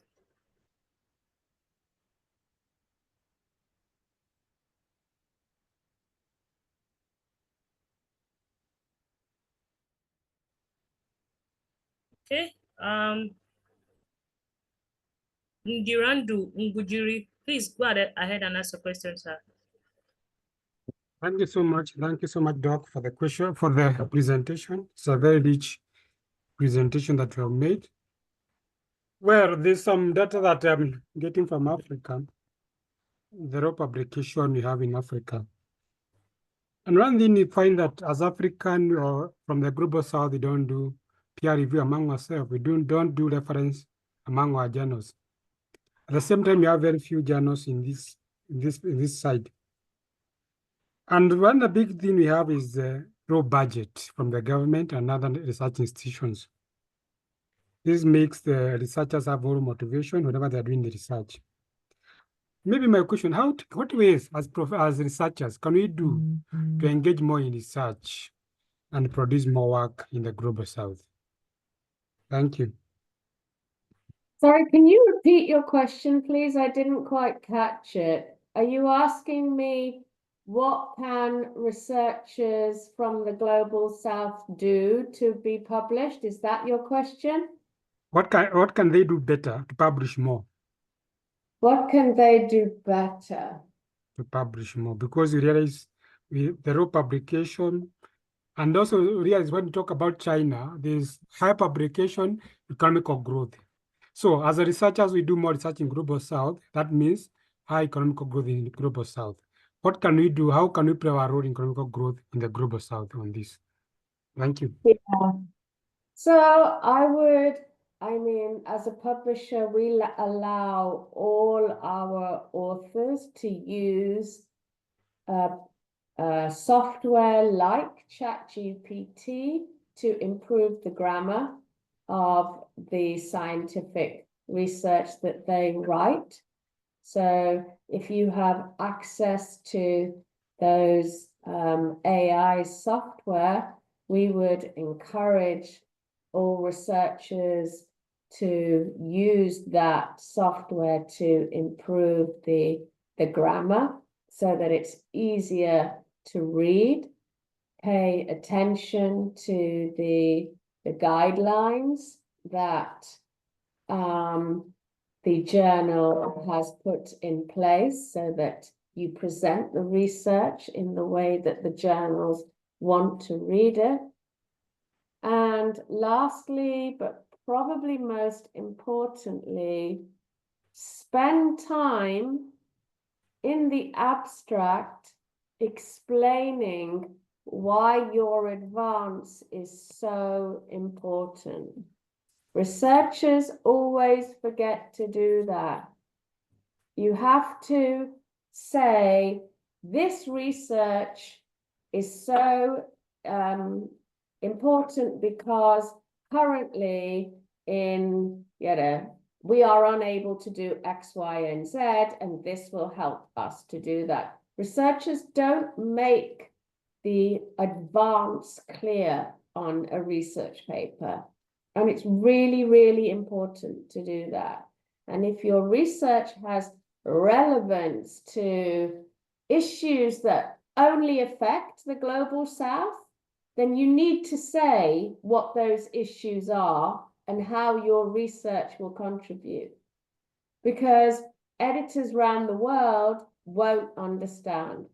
In a global world, which is where we are, everybody doesn't recognize everybody's issues. So as researchers, it's really important that we make it clear where the research will benefit society, how it will benefit society. I would say that is one of the most important things that researchers can do.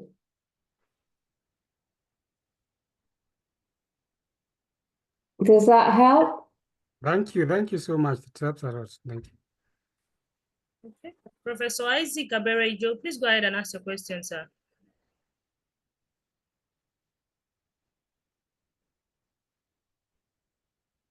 Okay, thank you. Hello, are you hearing me now? Yes, we can. Okay, actually, I didn't raise up my hand, but I think I'm also to really appreciate the lecture, because it's something that is an eye-opener to let us see even the performance even in Africa. And some of the things that are raised even by those who ask people questions, there are something that's very germane and which, of course, needs people to be looked into. But however, my own question is going to be that I don't know whether you have addressed it before, and that if somebody wants to join, want to be a member of an editor, even in any of these Sugar Nature, even journals, is there any guideline even towards that, like visiting even your site, or maybe something you can just give us here now? Thank you. I'm very sorry, but I didn't hear half of that because you were breaking. And somebody else heard the question. Could you say it to me or summarize?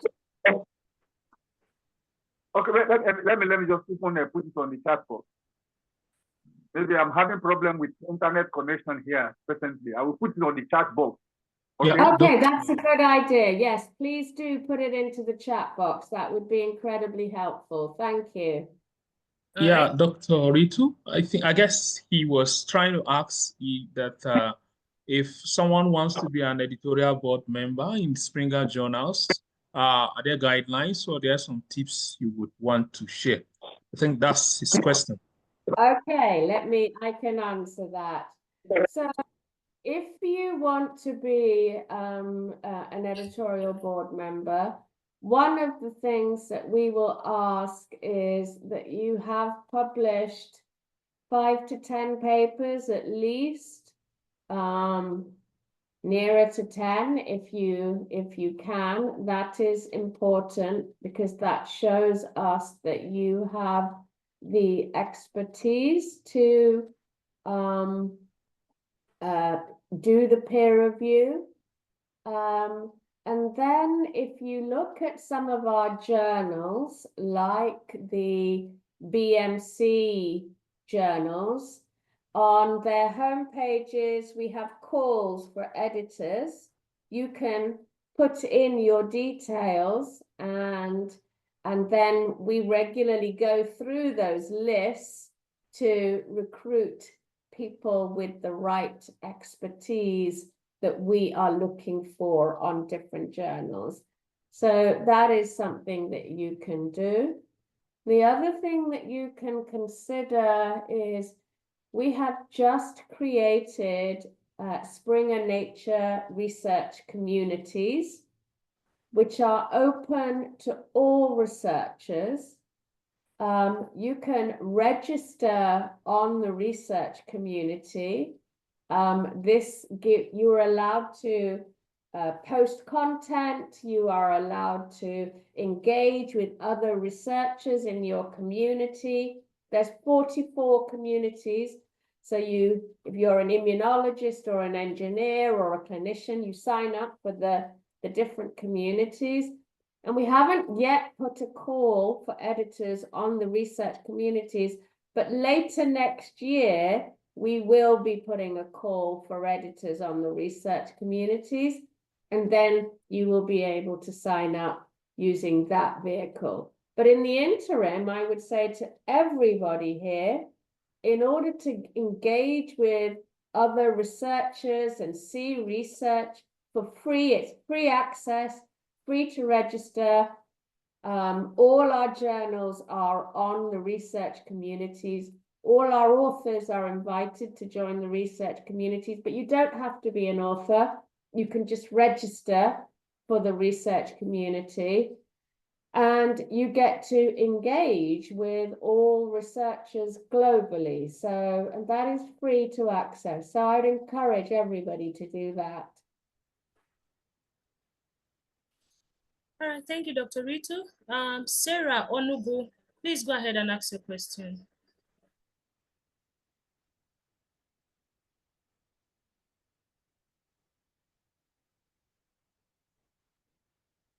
Sarah Onubu, are you there?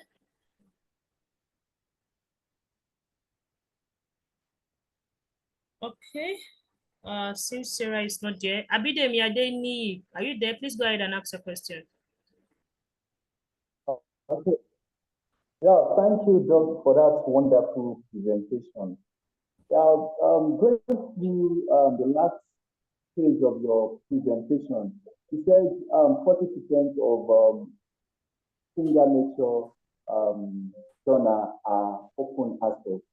But based on my experience, I think I've been trying to publish there, like selecting open access, but it takes time.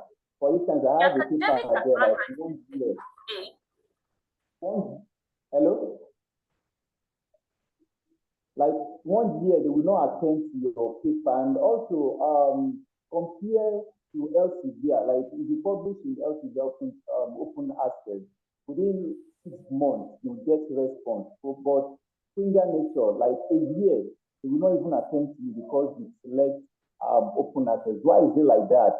Or are they expecting us to be pushing funds or money? Because in this side of the world, research is not fully funded, unlike the Western world. So what can we do? Or yes, what can we do in order to make it easy for us to publish in Springer Nature in the open access form without wasting too much of time? I'm really sorry. I know you're talking about open access, and I know you're asking me about publication, but could somebody repeat the question, because the sound quality unfortunately wasn't great. I don't know who helped me before, but could somebody repeat the question? Yes, Dr. Ritu. I guess the question he was asking was how if Springer Nature has provision for some discounted publications or waivers for researchers from developing countries. I guess that's the question in a nutshell. Yeah, okay, yes, we do. We absolutely do. We have discounts and waivers for the countries that are defined by the World Bank as being low to middle income. So they are listed on our website. All those countries are listed on our website. So it's free to publish if you are from those countries, or there is a discount to publish if you are from some countries. All right, thank you so much, Dr. Ritu, for the insightful presentation, and it was quite educative. Thank you so much for your time. We appreciate you, and we're grateful. Once again, Dr. Ritu Dan is the Chief Scientific Officer at Springer Nature. She made our time to be here with us today at the Age International Conference. Thank you so much, Dr. Ritu. Thank you very much to all the organizers, and thank you to the audience for such engaging questions. I've really enjoyed being here. Thank you. Bye-bye.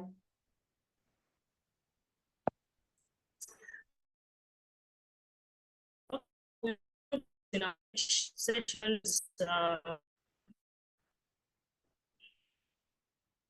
before then, we'll go ahead and have a little break. A little break. Thank you so much. Please don't go nowhere. We are coming back soon.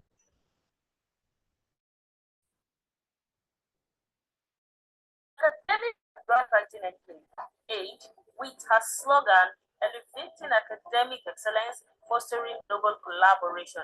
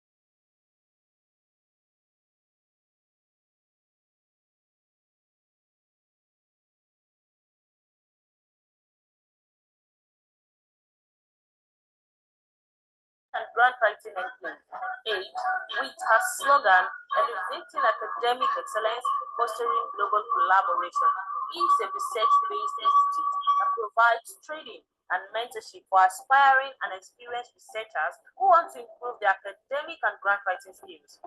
Her mission is to empower the global academic community through expert mentorship and training in academic and grant writing, promoting excellence, ethical standards, and collaborative scholarship.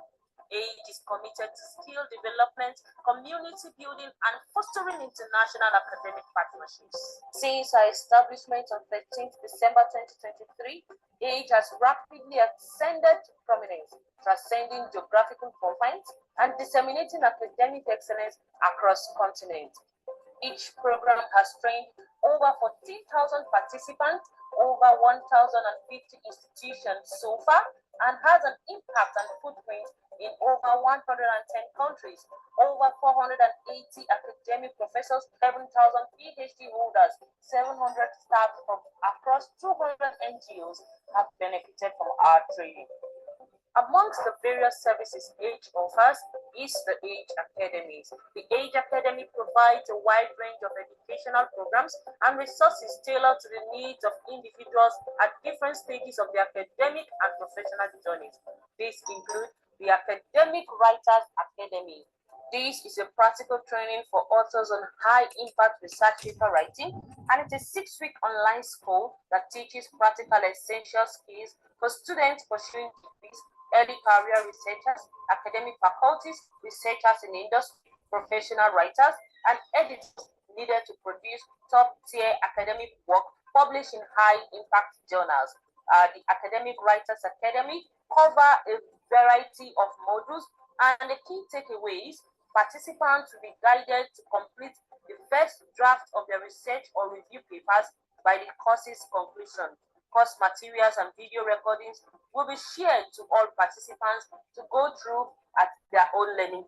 Upon successful completion, participants will receive certificates accredited by ISO, IAF, and IAS. Hurry now to www.academicenclave.org/AWA. The Data Mastery course is an 8-week immersive journey into the world of data empowerment.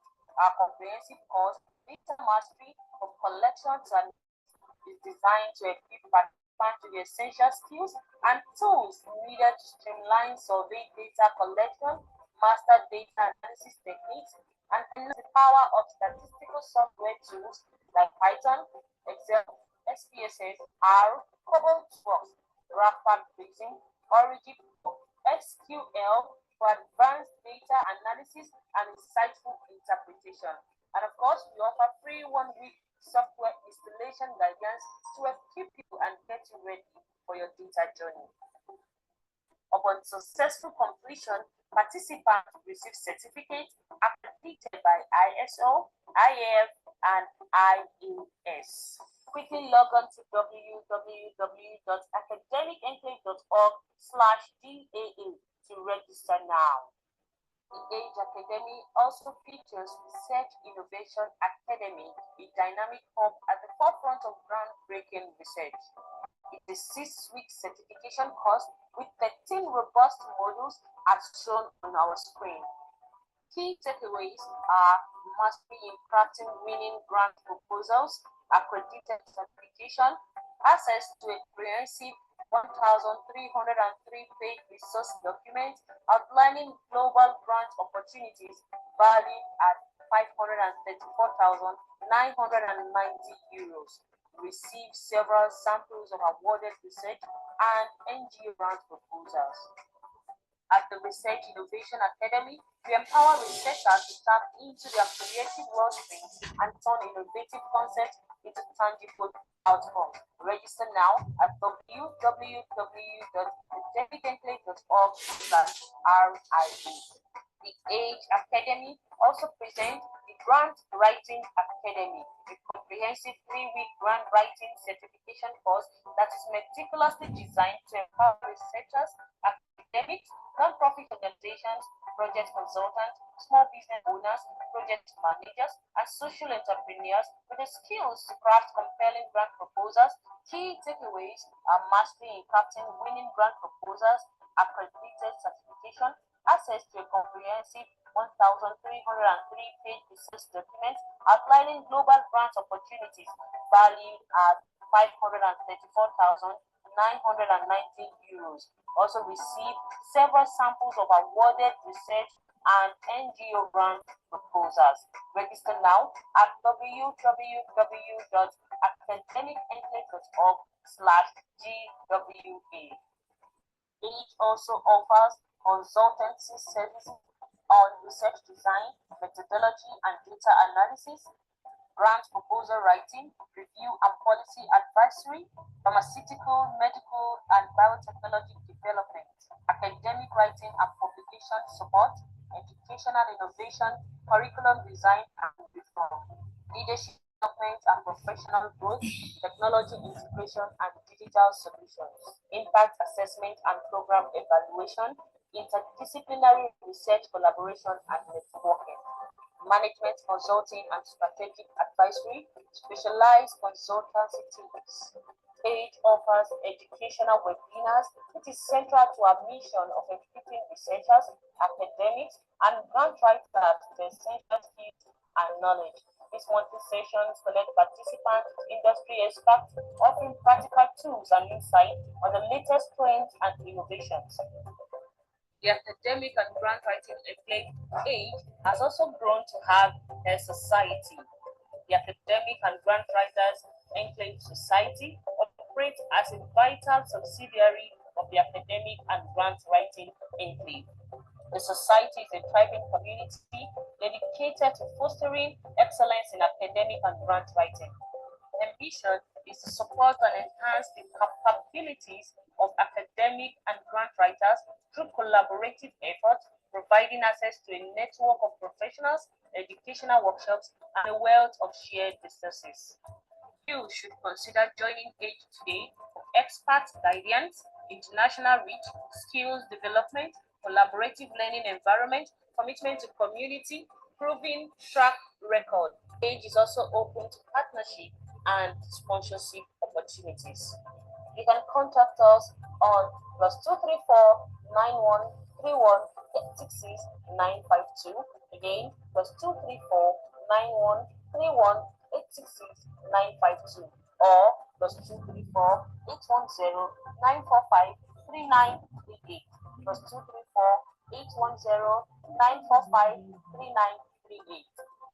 Connect with us via our website on academicenclave.org for all your relevant information. Also, you can send us an email at info@academicenclave.org, on Facebook, Academic Grant Writing Enclave, on LinkedIn, Academic-Grant-Writing-Enclave-AGE, on Instagram @age_enclave, on YouTube @Academic and Grant Writing Enclave. Join us now.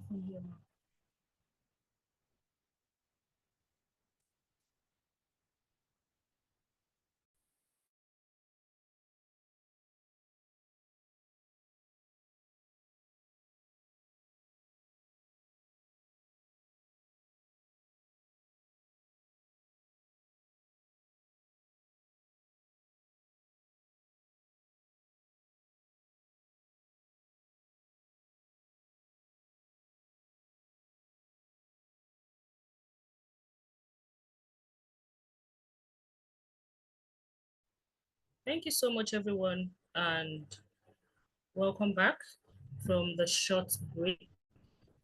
We just want to stretch our legs and take some water while we come back to continue the session.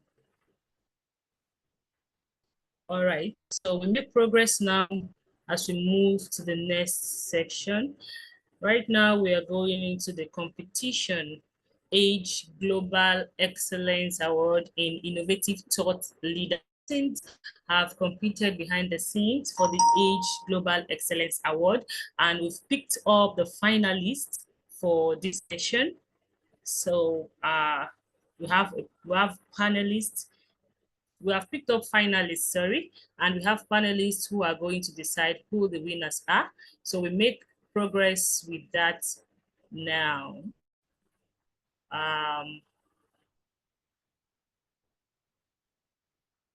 Okay, so I'd love to bring up the panelists. We have the panel chair in the person of Professor Titilayo Songoyomi.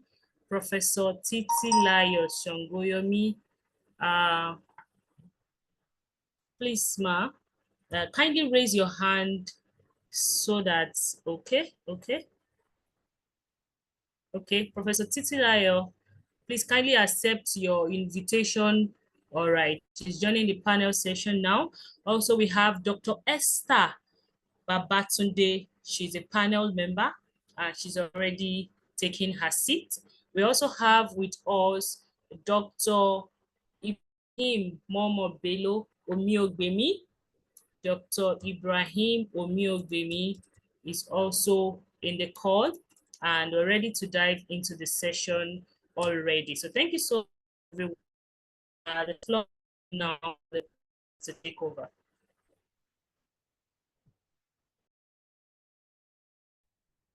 Hello, good afternoon, everyone, and welcome to this section. In this session, we'll be looking into the contestants that have been screened along the line, and they are up for the final list.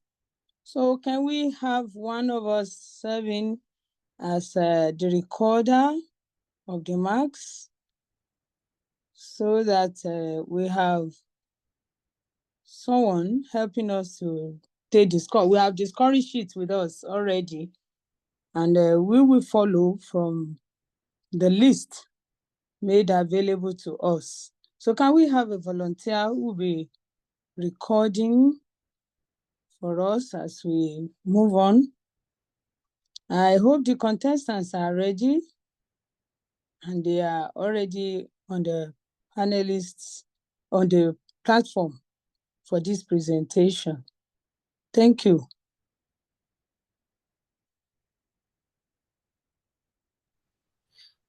All right, thank you so much, Ma. Yes, you have your panel members in the person of Dr. Esther Babatunde, and also we have Dr. Ibrahim Omiogbemi, and they are also on the call with you as panelists. The finalists are also ready, Ma, and their videos are ready. So you kindly make call out the names of from the undergraduate category, and we'll play their video from our end so that we can make progress, Ma. Thank you so much, Ma.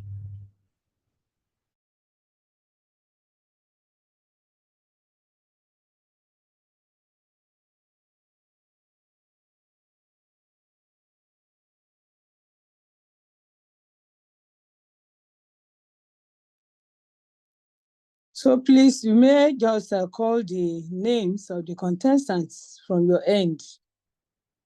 Since you have the comprehensive list, I have it too, but I'm not accessing it right away. Okay, Professor. Yes, thank sir. you very much for the privilege. I'm one of the members of the group. Okay. I am Dr. Esther. I think from the end of Esther, Dr. Esther can call the names. The contestant, yes, from the undergraduate. Just start from number 9 as we name them. From number 9. So while myself and Dr. Esther will be doing the assessment, Professor, after the assessment, we'll get it across to you for declaration. Okay, thank you. Can we just get started? All right, thank you so much for this great privilege. I'll be calling the name. We are starting with the undergraduate category. And I want to call Igwe Rex Jowundom. Let's have your presentation. Thank you.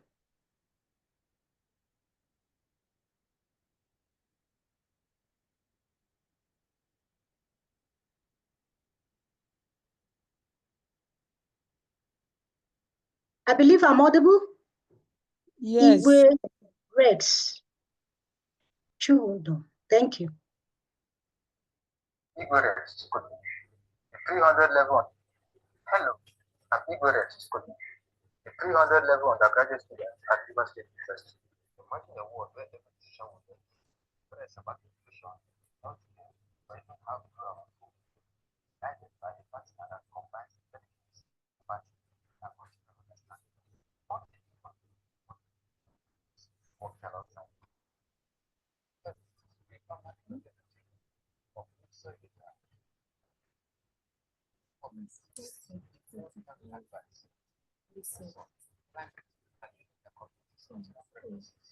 That advice is just smart to that collaboration and represents compatible change. But the real question is not what we are doing. Some of the truth is AI is more than it. It's a partner that can amplify our creativity, solve pressing challenges, and even help us make more decisions. Today, our AI is search, culture, and ethics. Why challenging us to what is education is the foundation of progress.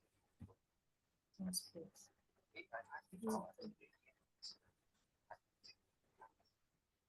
like the classroom where lessons are for example,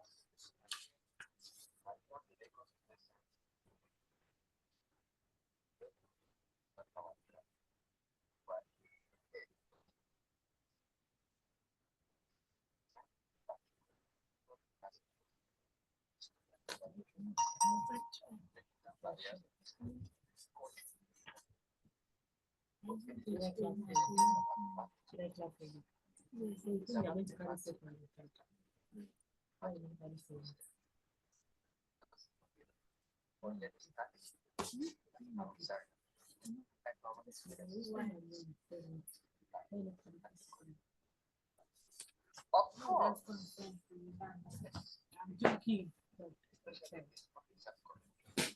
Sorry, Secretary, your voice is interfering, please.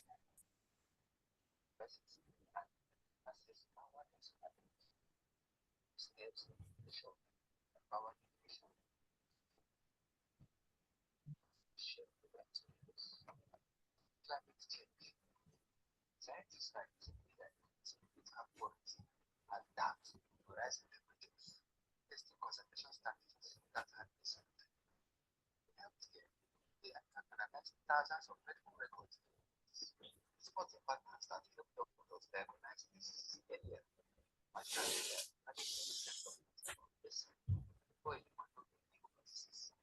What is groundbreaking is how AI democratizes research. A farmer in Nigeria with so data high school students same data for their companies.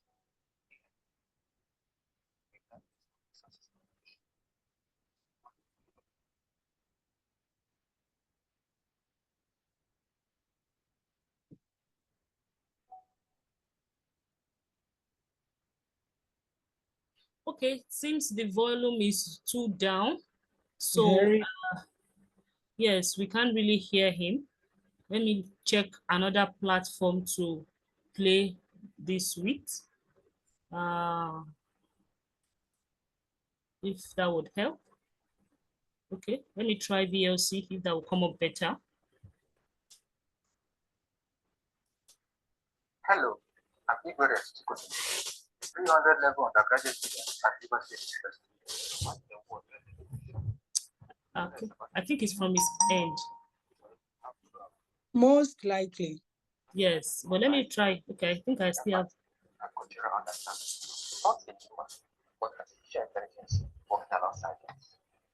Picture this: a farmer in northern Nigeria uploads soil data into a global AI network. In moments, they receive detailed farming advice specific to their soil, climate, and even their community's cultural preferences.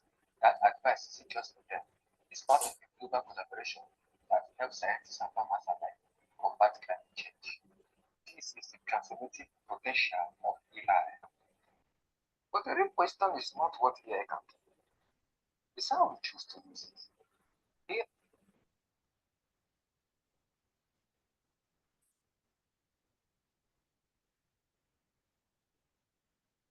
Hello, I'm Ignorant Chukudi, a 300 level undergraduate student at River State University. Imagine a world where every decision we make, whether it's about education, healthcare, or even how we grow our food, guided by a partner that combines intelligence, empathy, and cultural understanding. Hello, the secretary. The presentation keeps going back to the beginning, and it's going to be time wasting.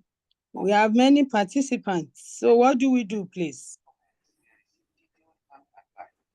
Sorry, ma, I was the one that took it back. It's playing normal now.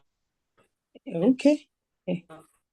Other participants will use this video to this player so that it will be louder. Yes. Thank you. Thanks. Sorry for that. Sorry about that. Climate, and even their community's cultural preferences. That advice isn't just for them, it's part of a global collaboration that helps scientists and farmers alike combat climate change. This is the transformative potential of AI. But the real question is not what AI can do, it's how we choose to use it. AI is more than a tool. It's a partner that can amplify our creativity, solve pressing challenges, and even help us make moral decisions. Today, I will show you how AI is reshaping education, research, culture, and business, while challenging us to define what it means to be human. Education is the foundation of progress, but not to learn as medicine. AI has the power to make learning personal, adaptable, and accessible. Imagine a classroom where lessons are able to how each student learns best. For example, an AI tutor might turn the Lagos student science lesson into a visual game, then the building solar powered graph. Meanwhile, a pair in Tokyo, same AI tutor, focuses on designing a battery to store the car's energy. These two collaborate on the same project, breaking down barriers of distance, culture, and economy. Communication isn't just about facts and figures. It's about empathy and understanding. Imagine debating wisdom in Nelson Mandela or learning strategy with Auxaria. The high-powered experiences like this help us to life and encourage human empathy. Of course, and this is a challenge, especially in undeserved communities. But partnerships between governments and tech companies are working to provide affordable devices and internet access powered by solar energy. These steps ensure that AI-powered innovation doesn't just benefit the it becomes a shared global experience. With climate change, scientists are using AI to split our forests, adapt to rising temperatures, testing conservation strategies without harming the cycle. In healthcare, AI can analyze thousands of medical records in minutes, spotting patterns that help doctors diagnose diseases earlier. Imagine AI flagging any signs of cancer on X-ray before a human doctor even notices. What is groundbreaking is how AI democratizes research. A farmer in Nigeria can upload soil data, which include global climate models. High school students in India might use the same data to create a sustainable farming project for their community. AI connects everyone, regardless of resources limitation, into one global research effort. But here is a challenge.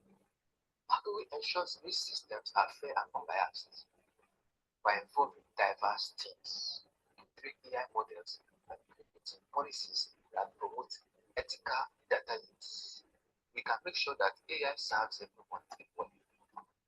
A common fear is that technology manipulates traditions, but AI amplifies research.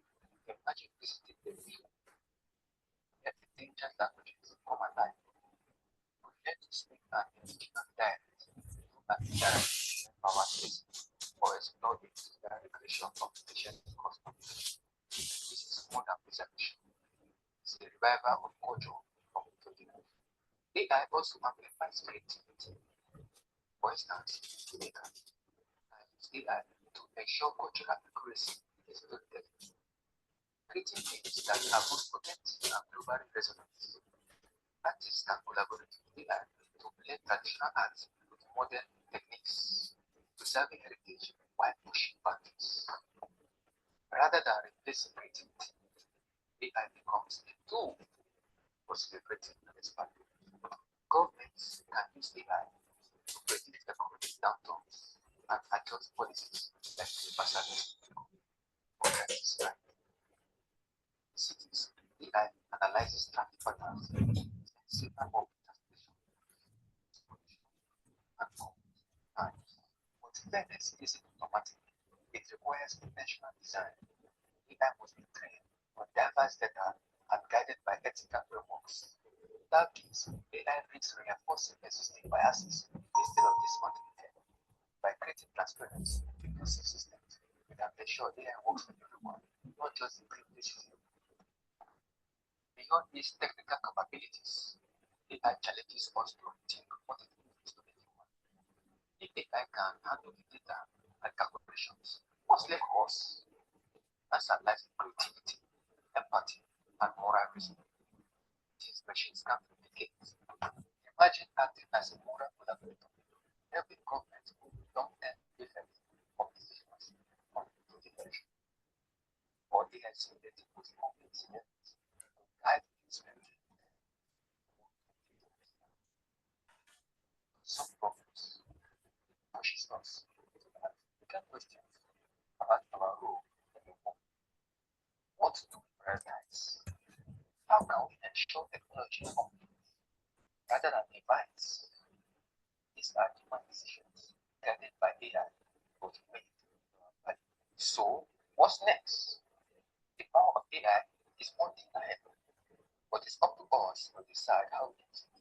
Will we use AI to divide or to unite, to amplify our best qualities or to replace them? AI is not the future of humanity, is a partner creating a better world. Together, we can harness AI to tackle challenges, preserve cultures, and build a world where everyone thrives. Question isn't whether AI will shape our future, it's how we shape AI.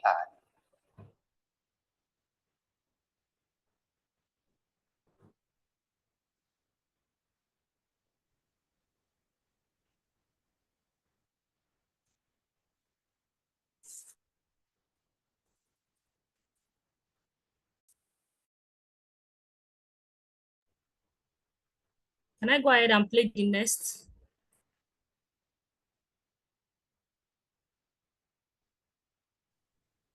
Okay, the next person. Should I call the name? Yes, ma'am, please. Okay. Ibrahim O. Abdusalam. Ibrahim O. Abdusalam. Thank you. Ibrahim O. Abdusalam. Okay.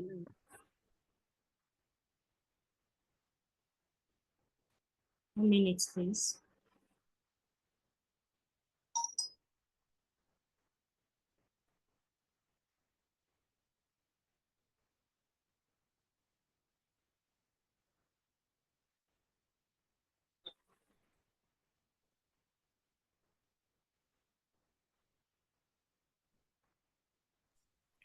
Sorry, Dr. Esther. I was thinking we could ask this candidate question and finish with his assessment before the next. What do you think? Yes, sir. It's fine, sir. So, moderator, please, can we call on the contestant to respond to some question? Any question from the audience? Good, I can see some hands up. All right, sir. Okay, so we'll call the contestant to respond to some questions raised by the audience so that we can finish with this. We know that we're going to the next.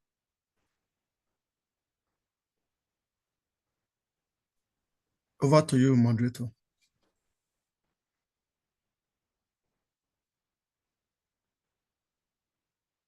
All right, we have okay, it's Ibrahim Abdusalam that is raising his hand.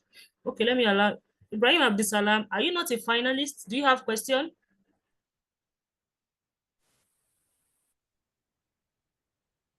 Hello, please kindly speak up. We can't hear you.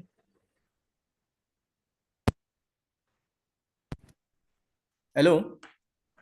Yes, please. Okay, I'm a finalist. I don't have a question actually. Okay, I was please just okay. okay. All right, thank you. Okay, please, do we have questions for Igwe Rex from the video that he displayed? Let's kindly ask our question.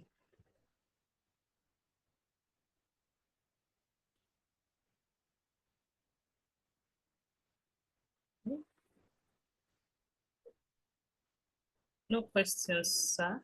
No question from the audience? Yes, sir. Okay, Igwe, Mr. Igwe, is it there? Igwe Rex, yes, he is here, sir. Okay. How can AI-driven predictive analysis or analytics transform agricultural practice to enhance food supply or food security and sustainability? Please come again. How can AI-driven predictive analytics transform agricultural practices to enhance food security and sustainability? Okay, the AI can do that based on the economic. The way AI can serve this purpose is the economic and that is the economy and the technological access and then the sustainability part. But that in that case, AI can do that by the data which can be shared by that is having access to global data. If AI is filled with the information, the data enough for the world to access for the software to access them, then the AI can process this data and give equal access. If AI is produced, that is, the cost of the machine is produced in a way that it is accessible, it can be reached to everybody, and especially those undeserved communities. If the government and the private organization gets to those people, locate those undeserved communities, try to make a training program with them, team up with the local elders, the village heads, the community heads, and then the NGOs, and the NGOs can partner up with them to ensure trust and credibility. So with the data, involved with the AI, and with all these access to evolve equality with everybody, they can access, and the whole world can access the information as far as it is updated, regularly checked, and everyone is partners with it. It can be equally rich, and that can be, AI can help the agriculture aspect in that part. So when when a farmer types an information, asks an AI, and the AI will process it based on the data present, and it will locate it. It will give him the information since the information is already there. So since the information is already there, it can be assessed, and then everybody can make use of that. Okay, thank you. I think there's another person that want to ask question. I didn't give you time, and you are just talking, coming back, going up. Thank you for the response. Let's give chance for somebody that want to ask another question. Thank you. Okay. Thank you. There is no other person raising hand. He's still the same person raising his hand, sir. There's no other person. There's Ochidi Ikani. There's Ochidi Ikani. Okay, sir, I think. Okay, I would have suggested that we should just go ahead so that it saves time. Just finish the video so that we could now come back to questions. But what do you think? Because we could have like 10 persons wanting to ask questions on one person. Sorry, I guess the best will be for the videos to be played, and after which the committee or the moderators would get to ask the participants individually questions also. So that saves our time. I guess that will be the best thing to do. Thank you.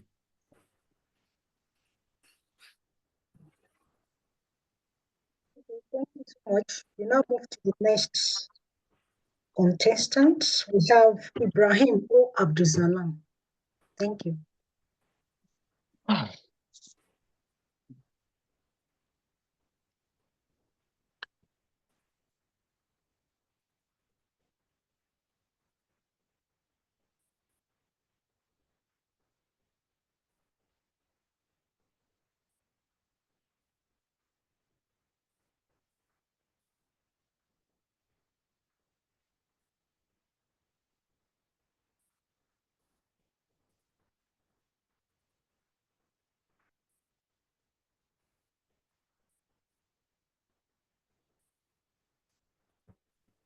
Sorry, please. Okay. Yes, it's coming up now.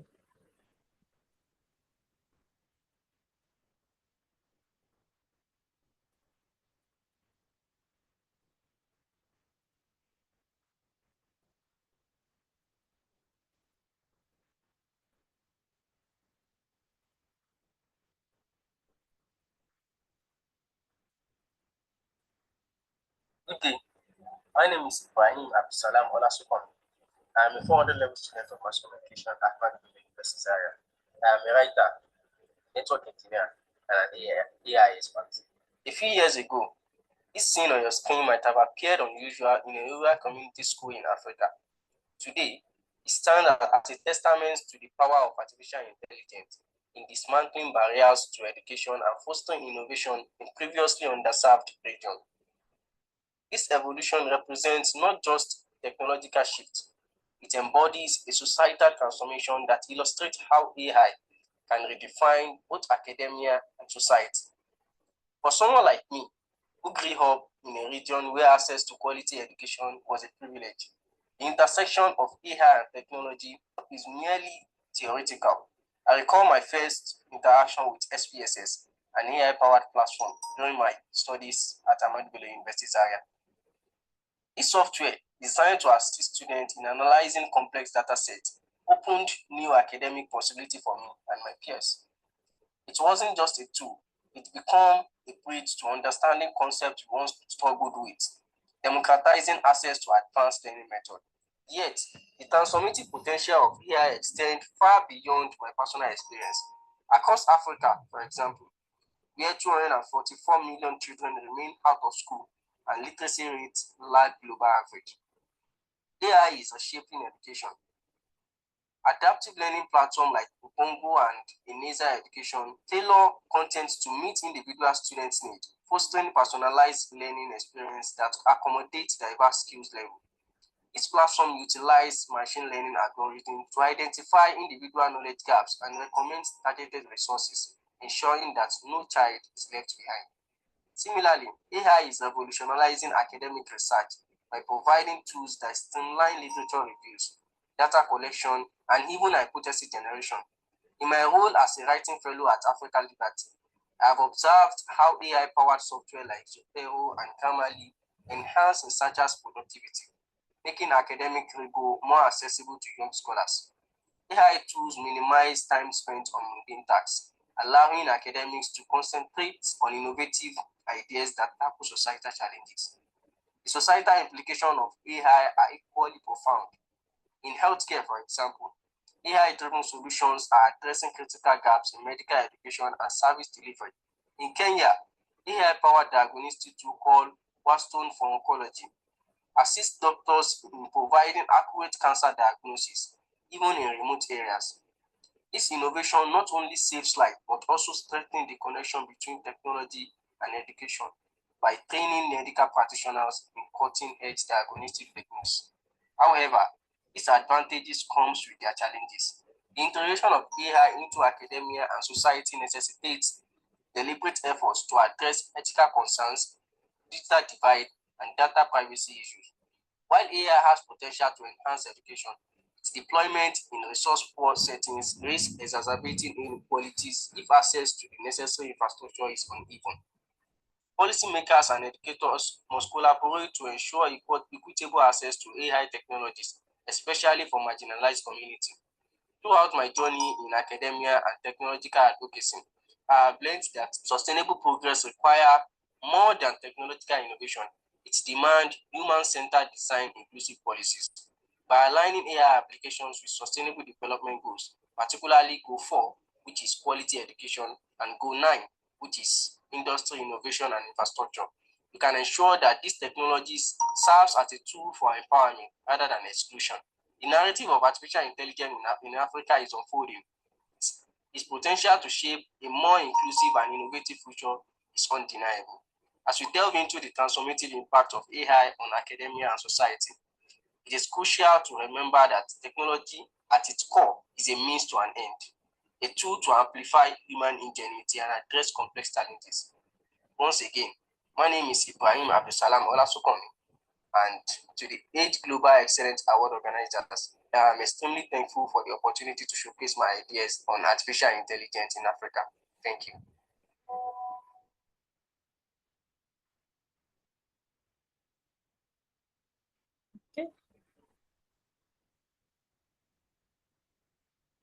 Thank you so much, Mr. Ibrahim. We now go to the next contestant in person of Peter Ojonugwa Divine. Okay, sir. Thank you so much, Ma. We have a little challenge. Peter Ojonugwa Divine submitted an audio file, and that will not really showcase what we want since we needed a video. So we'll have to skip that and go to the postgraduate category now. Thank you so much. Yeah, we now move to the postgraduate category. The first person here is Amina Sani Bashir. Thank you.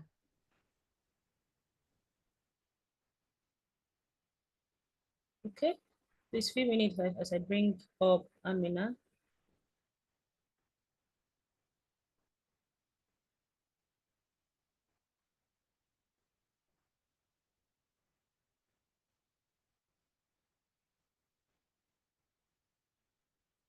All right.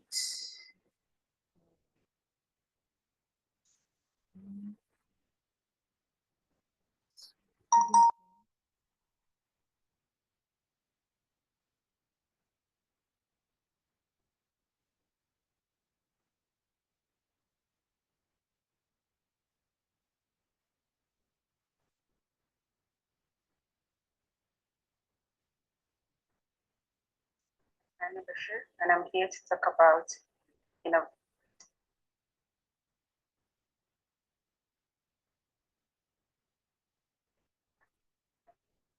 I'm Bashir, and I'm here to talk about innovating for the future. I'm going to talk about the role of AI and technology in shaping academia and society.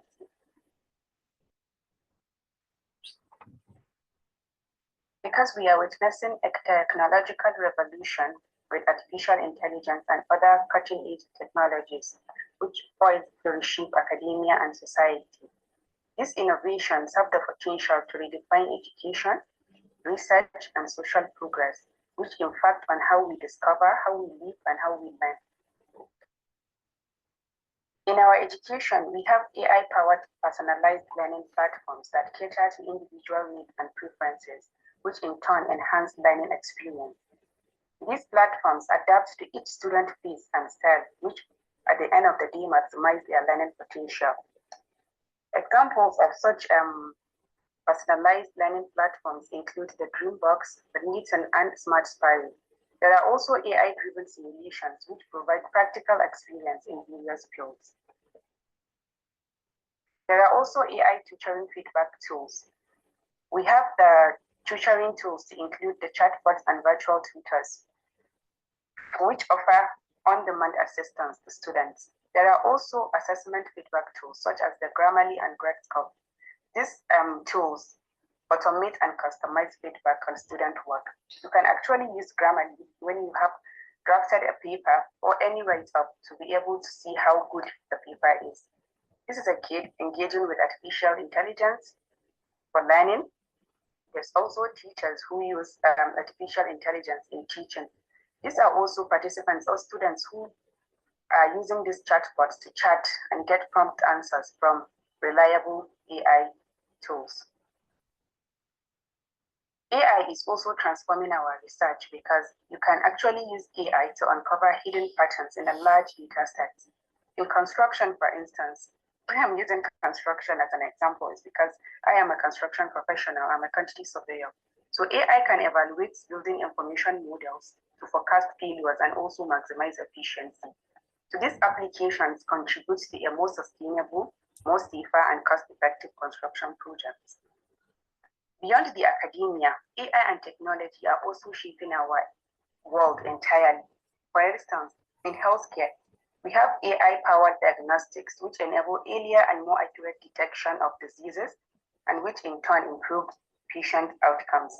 In the transportation system, there are self-driving cars, which promises to reduce traffic congestions and also reduce accidents.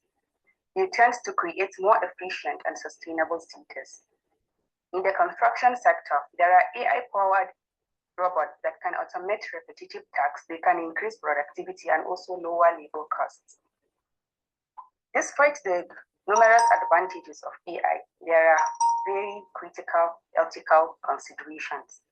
These ethical considerations include the algorithmic bias, the data privacy, job displacement, which are very critical and are ethical concerns that are associated with AI. So establishing these critical guidelines and regulation is very important to ensure responsible AI development and deployment. There's also a need to collaborate between government, industries, and academia in order to address this complex issue. So in conclusion, AI and technology are powerful forces with which they tend to promise and provide revolutionize this academia and society. So by harnessing these innovations responsibly and addressing the ethical considerations earlier stated, we can create a brighter future for all. There's also a need for an interdisciplinary collaboration and a commitment to ethical principles, which are also very important in order to unlock the full potential of AI and technology for the betterment of humankind. These are some of the references consulted in order to come up with this write-up and also presentation. Thank you so much for listening. Thank you so much. That's a beautiful one. We now move to the next person.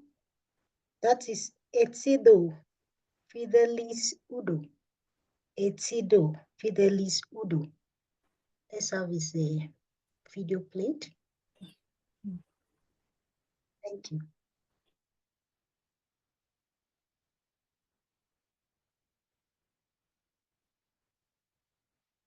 Okay, bringing up Etido Fidelis now. Our participants, please, are we still there with us? Let's kindly raise our hands. Let's be sure we are listening and we can hear what is going on at our end here. So please, let's see our hands raised up. Participants. Okay, thank you, thank you, thank you. All right, thank you so much. We can put down our hands now. We want to be sure we are all still together. Thank you so much. Okay, we make progress with the next video as I bring up Etido Fidelis Udo.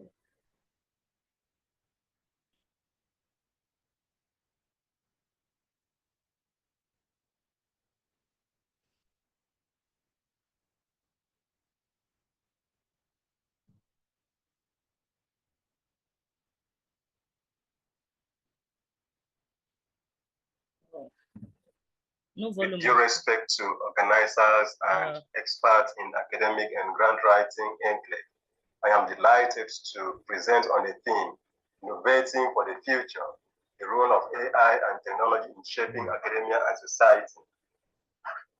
Academia and society are interdependent. Academia is the hub for knowledge generation, invention, and societal development. AI is a transformative tool for our future academia and society. AI is a machine that mimics human intelligence and is capable of performing tasks that are usually done by humans. Generative AI, example ChatGPT, is a game changer in academia and society. There are several applications of AI in nearly every sector. Some key transformation of AI in academia: a paradigm shift in conventional pedagogy characterized by transformative approaches to teaching, research, and administrative workflow. AI-assisted teaching for personalized and inclusive education. AI has supported research breakthroughs and community services in time and space. And global curriculum revisions to include AI and ethical use policies. Optimizing global human time. AI maximizing time efficiency is achieved by automations of repetitive tasks, example grading, big data analysis, and visualization. Faster decision making with AI insights, and frees up time for creative and strategic pursuit, boosting productivity and in society. AI and productivity, this is achieved by enhanced decision making with AI recommendation. Real world example where 57% users of ChatGPT reported increased workplace productivity. Long-term economic impact, according to Goldman Sachs prediction that there will be increase in productivity growth by 1.5% over a 10-year period. Ethics and regulation. Building trustworthy AI using ethics and truth, according to UNESCO's guidance for ethical AI use in academia and society. Importance of transparency, safety, and alignment with human values. Ensuring responsible development and use of AI. Future prospects. Towards the fifth industrial revolution, when AI and human beings interact, this will result in a sustainable economic growth, improved teaching, research, and community service, enhance societal security and innovation, better healthcare and human longevity. Conclusion, there is a need to enhance AI and technology as a cornerstone for academic and societal transformation. potential for inclusive, sustainable, and powerful progress. Collective responsibility to leverage AI ethically and innovatively is important. Thank you for your time.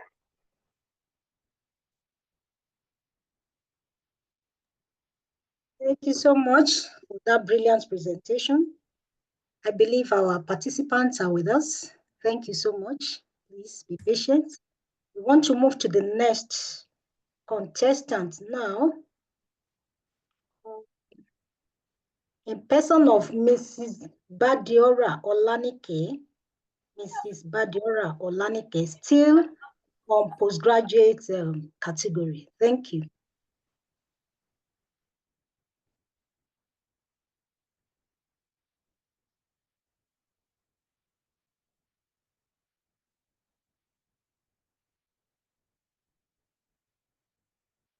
My name is Badiora Olanike, and I'd like to present on how AI and emerging technologies are shaping academia and society.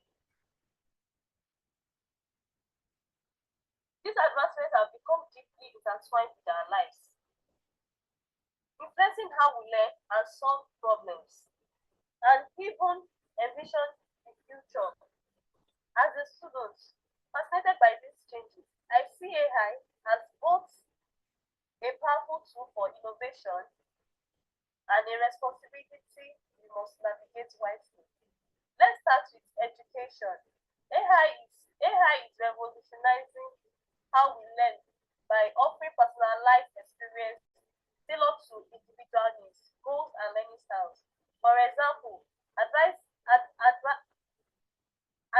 learning platform can identify a student's weakness and provide targeted recommendations, making learning more efficient. From a student perspective, this is transformative. Imagine learning at your home pace, anywhere in the world, without the constraints of a traditional classroom. For educators, researchers, lecturers, AI can automate time-consuming tasks like grading and learning planning, freeing them to focus on engaging with students. Moreover, AI is breaking down barriers and expanding access to quality education in underserved communities. This is the promise of AI in education, a future where learning is both personalized and accessible. While AI is shaping education, it's also supercharging the pace of research and innovation. In academia, research is the foundation of progress, yet it can be painstakingly slow. AI is changing this narrative. Tools like AlphaFold and accelerating complex analysis, such as protein folding, that took over 50 years. AI can also suggest new research questions, predict outcomes, and democratize access to computational resources. For junior researchers like myself, this is empowering. Instead of feeling overwhelmed by massive data sets, we can focus on critical thinking and discovery. By reducing barriers, AI allows researchers to unlock knowledge faster and tackle global challenges more effectively. But as we marvel at AI's potential, we must ensure that it benefits everyone, not just a privileged few.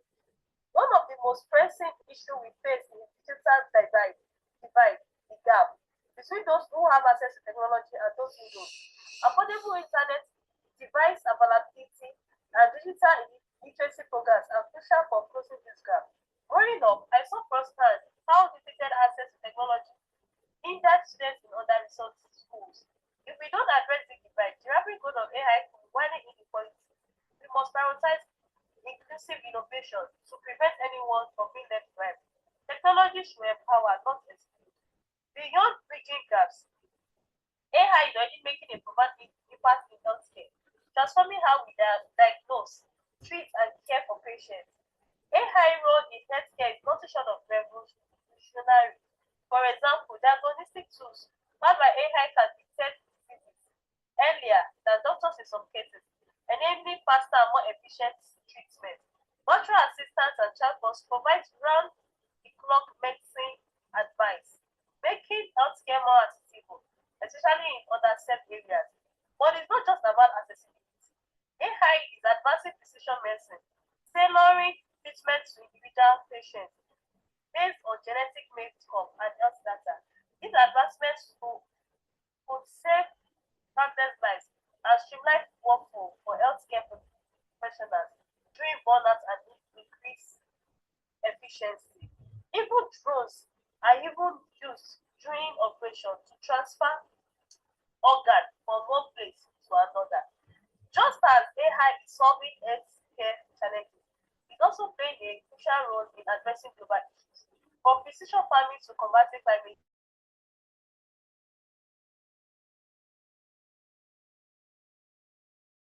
AI power sensor help optimize water use and increase crop yield, promoting sustainability. In urban areas, smart city technology improves transportation system, reduce energy waste, and enhance public safety. Most inspiring to me is AI potential in climate science. By analyzing environmental data, AI can predict the impact of policy and suggest strategies for reducing emissions. It's amazing to think that the same technology powering entertainment hub can also help save our planet. Yet research power comes significant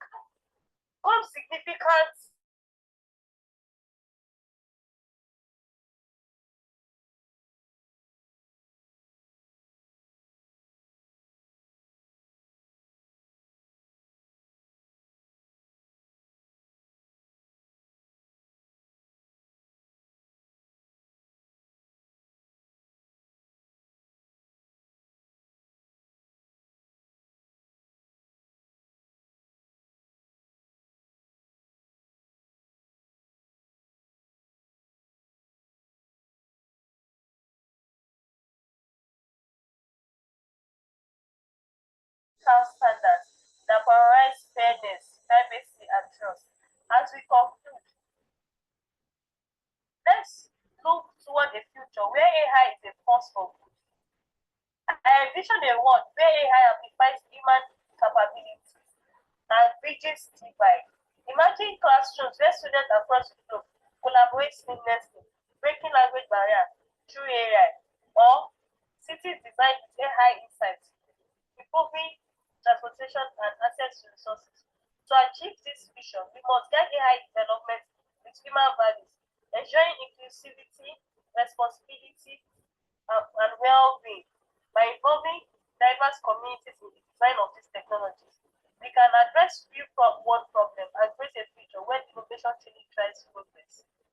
As I conclude, AI and technology have limited potential to shape academia and the society. By using these tools wisely and inclusively, we can build a future where innovation drives progress, making the world a better place for us. Thank you. Thank you so much for that brilliant presentation. I believe our participants are with us. Can we just raise up our hands if you are there with us? Let's know you are there. Thank you so much. Thank you. Thank you.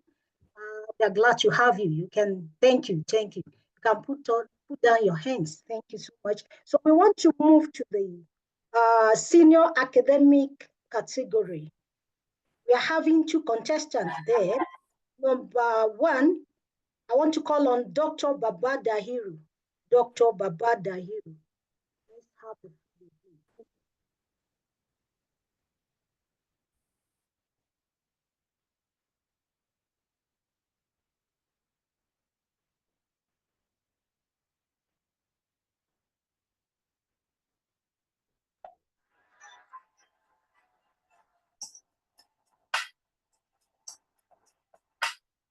This presentation is on how AI, artificial intelligence, and advanced technology can transform academia and society. It's presented by Dr. Baba Dahiru from NRLS. The presentation has the following outline. It has introduction, the role of AI and advanced technology in academia, transformative impact of AI and advanced technology in society, challenges and ethical concern of AI and advanced technology, future prospects and recommendations, then common AI tools in academia and research. By introduction, artificial intelligence, AI, is a system and machine capable of performing tasks that were thought to be done by humans. Examples of them are machine learning, natural language processing, computer vision, which mimic human eye. While the natural language processing use our conventional language like in writing, in discussion to detect the message. Then advanced technologies are cutting-edge technologies that support research and academia. Example of such are biotechnology, genomics. They are used in solving complex problems that were earlier not possible, and they enhances productivity. These tools enhances productivity of a researcher and academics. There are several roles played by AI in academia. Some of them include personalized learning, which have several tools like Dreambox,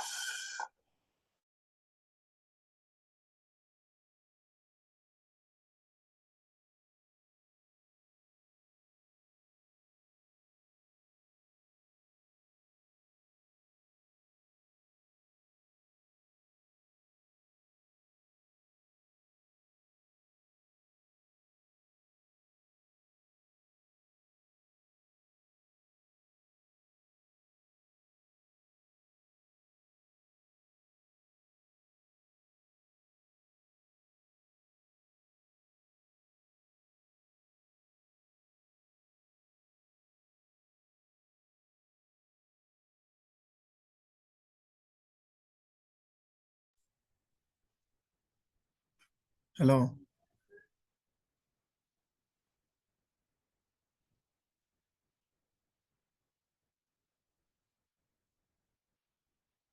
Hello, moderator.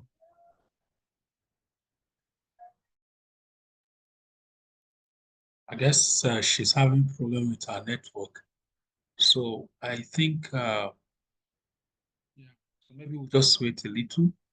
Why not call on one Yeah. of those? Okay. Okay, she's back.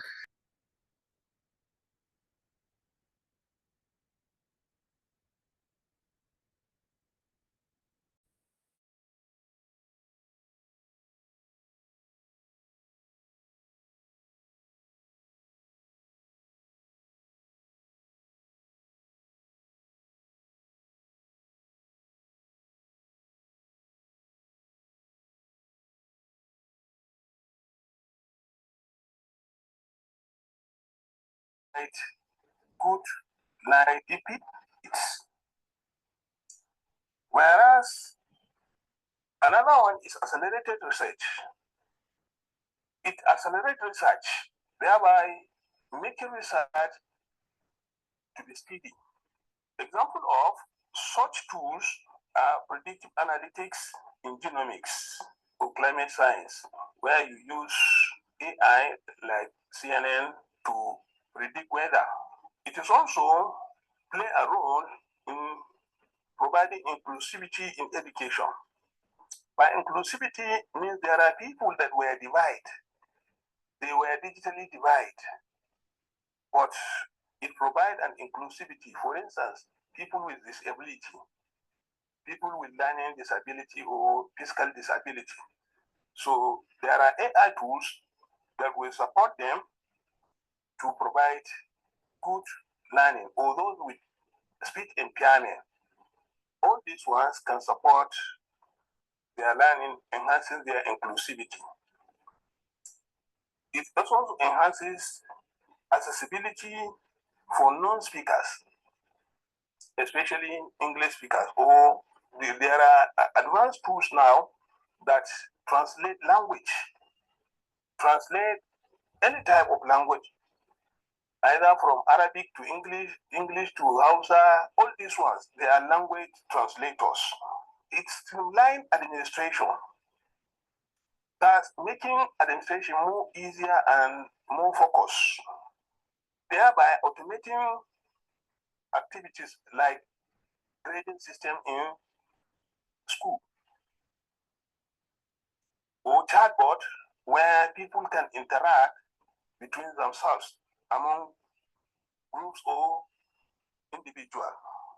It supports enrollment system where students can be enrolled using a platform, AI tool, or advanced technology. It provides academic integrity.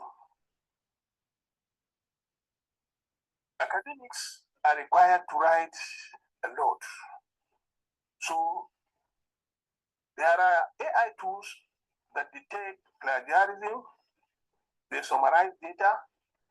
There are those that can correct spellings, like Grammarly, Tunitin for the plagiarism check. It also has transformative impact on society, like on medical care. There are researches that support that AI provide a better diagnostic system. They provide curable health monitors. They also provide preventive care and reduce cost of treatment. Economic role. It also plays an economic role where it drives industries through robotics, prevents cybercrime with using cyber security, and enhances work resilience. Another societal transformative impact is environmental sustainability. They provide precision agriculture, smart grid, optimized resource management. Other important role or impact on the society is social media and global collaboration.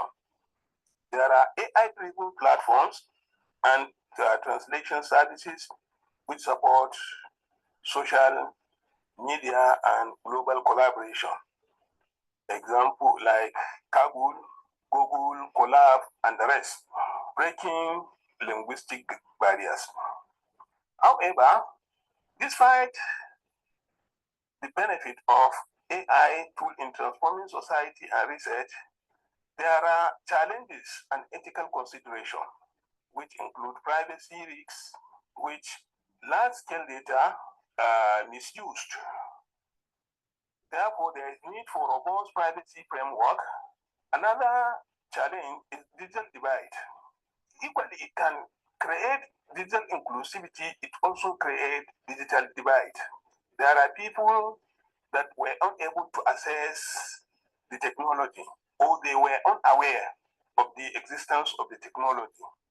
As such, it makes them unable to access the benefit of AI and advanced technologies. It also supports bridging the gap through equitable distribution of access.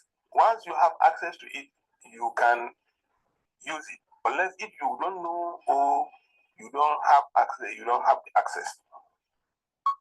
Bias in AI system. Another challenge is systemic bias, because the system uses data. So it works based on the data provided. As such, it will be more biased based on the data provided to it. Another challenge is job displacement and ethical concern. People thought it is going to be threat to job. It is a threat to traditional job. There is need for a skilling workshop for AI-driven economy. Also, there is risk from autonomous weapons. It has been on record that some drones were sent in Kaduna and it missed and killed many villagers that were performing tasks. So this kind of autonomous weapon is a cause of concern for many people. Future prospect and recommendations. One of the recommendations is policy development. The AI should focus on transparency and accountability. AI in education should also integrate all academic curriculum. Increase research funding is another issue. Ensure equitable access, thereby making it affordable, especially internet and community hubs. There is need for creating public awareness, education on AI benefits and risks. There is need for global collaboration through shared frameworks for responsibility of AI in governance. AI tools and advanced technology tools provide visualization and advanced tools like machine learning platforms, Tensor, and PyTorch. Cloud-based environments to provide cloud-based environments like Google Colab, visualization tool, advanced tool for effective research communication. Common AI tool in academia. There are tools for literature review and research assistance like Zotero, EndNote for literature, data collection and analysis like SPSS, MBIO, W, and many others. Writing and editing tool like Grammarly, ChatGPT, and the rest. Plagiarism checks or detection like Tunitin, collaborating tools and management like Trialo and Overleaf. Conclusion: AI and advanced technologies revolutionizing academia and society. Challenges: there are challenges like privacy, inequality, and ethics which must be addressed. So also, it support collaborative effort essential for a responsible future. Thank you for listening. Thank you. Thank you so much, Dr. Baba, for that well-delivered presentation and very informative. Thank you so much. Our professional scholars in the house, I believe we are getting along with us. Thank you so much. So I will go to the last but not the least. Under that senior academic category, we now have Dr. Dorcas Taiwo Ola. Thank you.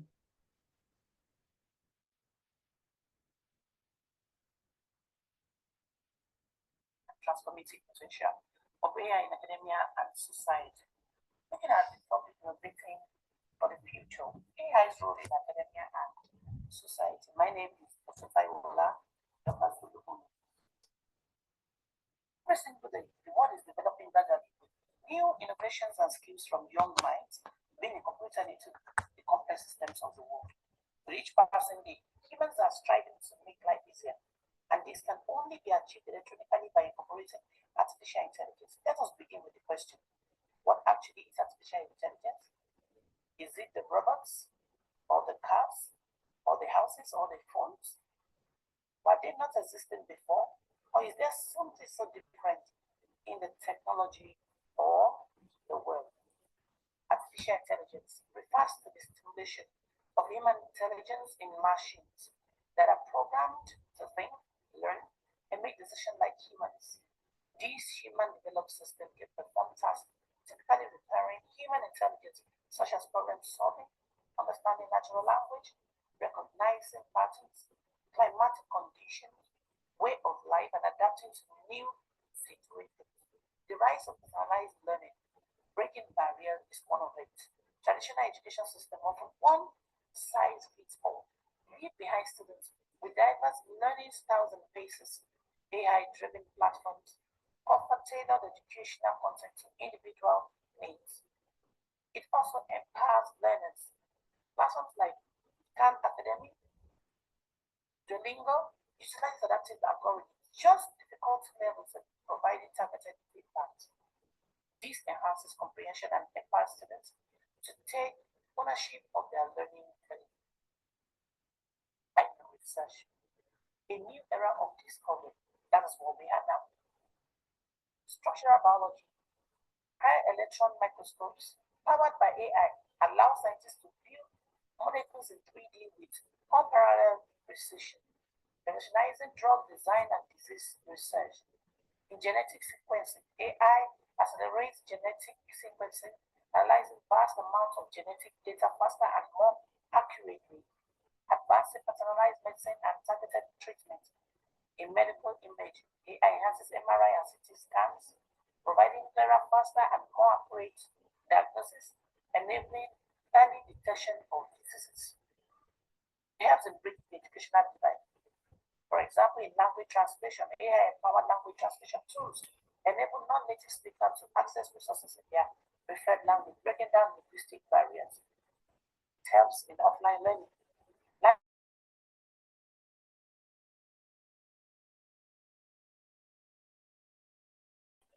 Democratizing education, AI-based model prediction. This has been found useful in researches, and then it has helped, to have better understanding and then, analyzing data. AI-powered innovation across disciplines.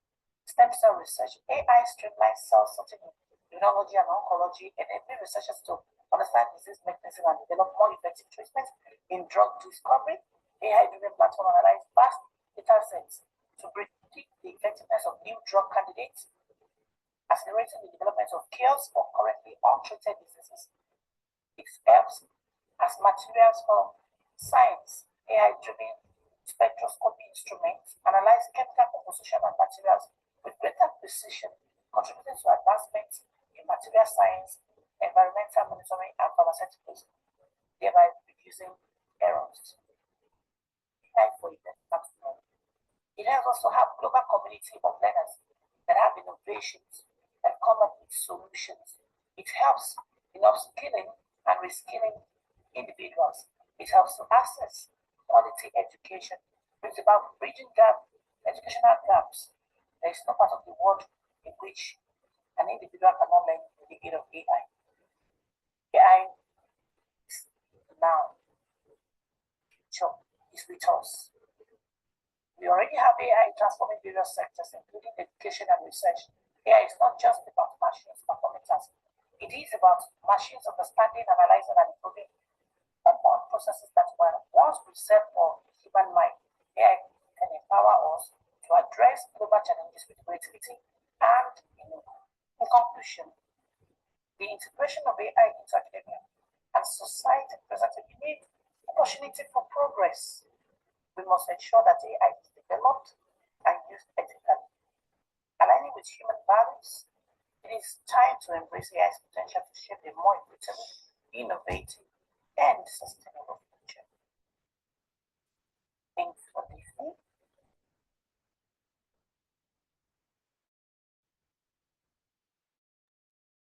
Thank you so much for that beautiful presentation.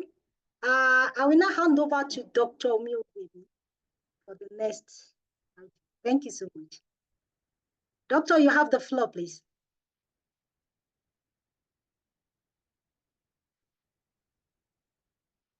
Okay, thank you very much. Without wasting time, we'll call on the second presenter to respond to just one question. Any question from the audience? Let's see. Just one question. Let's see. Our moderator, are you there for you to see the people that are? Yes, sir, I am. We have hands. Okay. We have hands for questions. Okay, we just need one question for each contestant.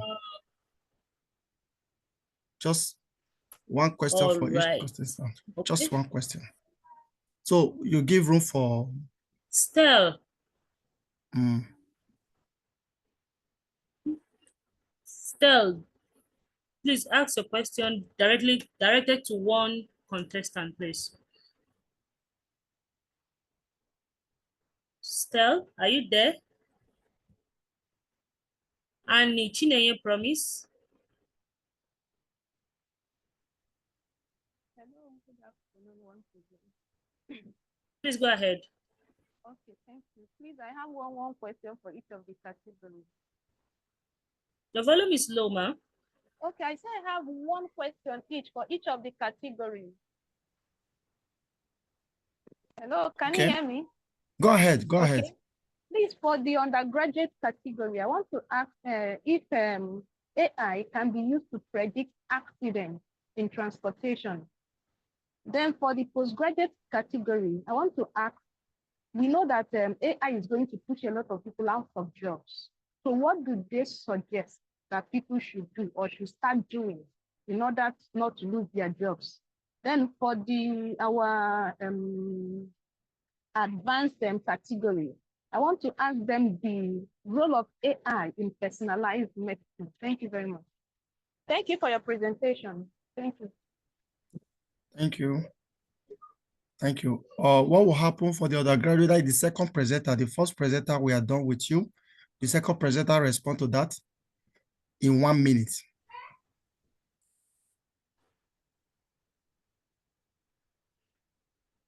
All right, sir. Moderator, help us for the second presenter. That should be Ibrahim, right? Yes, Ibrahim, please. Okay, Ibrahim Abdusalam. All right, go ahead and speak. Yes, thank you so much, moderator, and thank you so much, the questionnaire. Basically, AI can be used to predict accident in the sense that maintenance of materials that is being used or maintenance of infrastructures that are being used by workers or by students or any of these categories. Another thing is by maintaining real-time monitoring. Yes, by maintaining real-time monitoring in the sense that whenever there is any issue in terms of security, there is a particular mechanism that have been set up which will halt that particular process. Those are the two ideas that I have answers for that. Thank you so much, man. You're welcome. Thank you. Thank you. Thank you, Ibrahim. So for the postgraduate session, the first presenter, can you respond to that question, please? Okay, Badiora, please go ahead. Yeah. Yeah, can you unmute me? Am I unmuted? Please go ahead, we can hear you. We can hear you. All right, thank you very much. Yes, ma'am. So what I think what people can do if AI is if AI would lay off some people from their work, I think one of the things that they should do is there's what we call learning and learning. So I think that they can also upskill what they know before, so that as AI is coming, AI has come to stay. They need to learn new things. It could be soft skill, it could be technical skill, it could be courses, online courses. Then it all depends on the parastatus in which the person is. Let's take, for example, now in food science, my background is in food science, and you will see that in the industry, some of the machines do not require people to handle them. So they will need to look critically into what is it that AI cannot replace. There are still some people that will still need to work on this equipment, either by coding or through machine learning. It's still human beings that will need to put some things in place. So I think that they should just try also again to also leverage on AI tools. They can learn, upskill, acquire more knowledge. I think those are the things, and they should also explore new opportunities or roles. Because I could remember some years ago, the banking sector, people had to leave because there were ATM machines. They did not require the work of a teller person that would be counting. There was this machine that could count for them. So they really need to see and also to follow the trend as AI has come to stay. It will should also upskill and learn and grow in their field. I think that is what they can do. Thank you.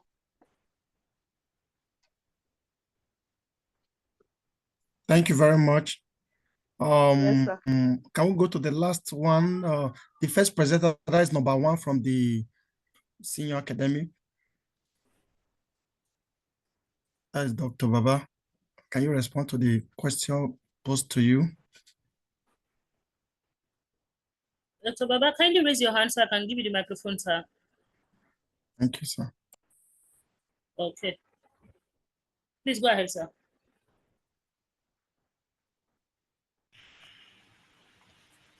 The question is how AI can support personalized medicine. AI can support personalized medicine through prediction. For instance, somebody with hypertension, because the drug that he's taking, the activities that he's been doing will be recorded. So the machine can predict to him that he's likely either his drug finishes, or he's likely his blood pressure increases beyond what is needed, or all this. So that it can advise him to take his drug, or based on payment of his purchase of his drug. All these things are AI-driven medical support. So also, if for instance, like in marriage, where somebody can just go and marry anyhow, so there is using the AI predictive learning and genomic learning, it can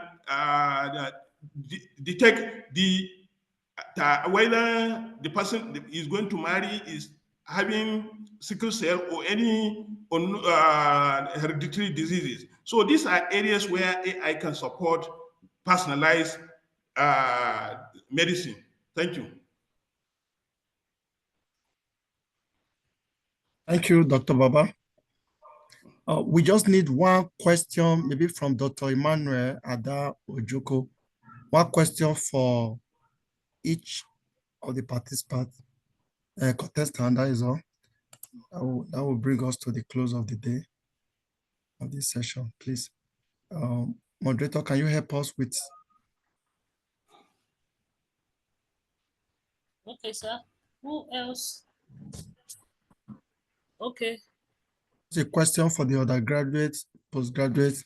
We I think for the Dr. undergraduates. Abiodun. Undergraduate, we don't have anybody there. Should I unmute him to ask his question, sir? Yeah, go ahead.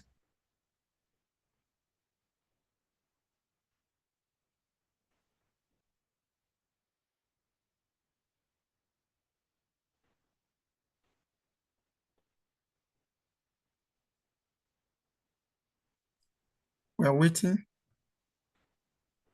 Okay, Dr. Abiodun, please go ahead and ask a question, sir. For all the presenters in all the categories, I say you are well done. I want to ask, how can policymakers and curriculum designer be effectively integrated into curriculum design for AI-enabled curriculum from primary education?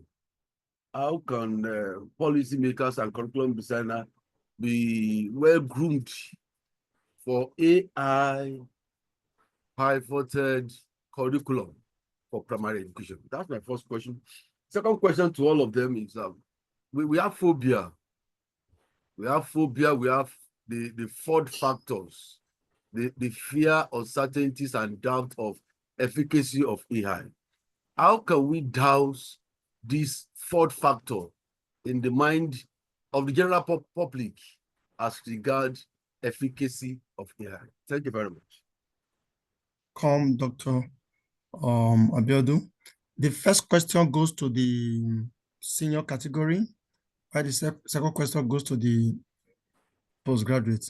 So we just have one question for the undergraduate from the participant. Only one question will be entertained, maybe from Sarah Onogu. So the first category, that is the senior category, please can you respond? The only person.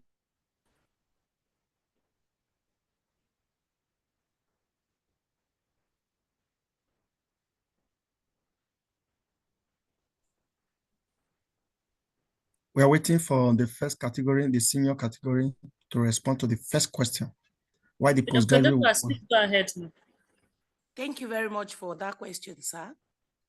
This is one of the things that had been on my mind for a very long time. Because when we are talking about AI, and then we leave the fundamental rudiment of AI, that means going back to the very beginning, the primary education, it wouldn't help so much. So for AI to be integrated into their curriculum, number one thing is for us to understand the fundamental knowledge of AI itself. What is it meant for? Is it just to add up 1 + 1, 2 + 2, 3 + 3? No.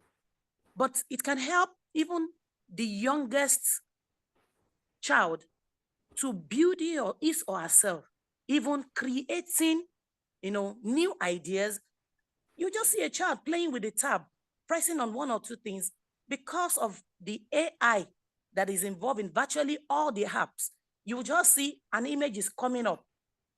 So it is important that we go back into their curriculum. They must understand that things like workshops and seminars must be organized for them, which will be like an introductory session for primary school students in order for them to know what AI is and for them to also use it and for them to also, build new things, innovation, from these young ones. When you say you have certificate courses for them, that if they have this, if they do this course in this school or they do it at this level, they have been certified for this. It will encourage the curriculum designer to also input it in what they are designing. It also helps them to foster critical thinking.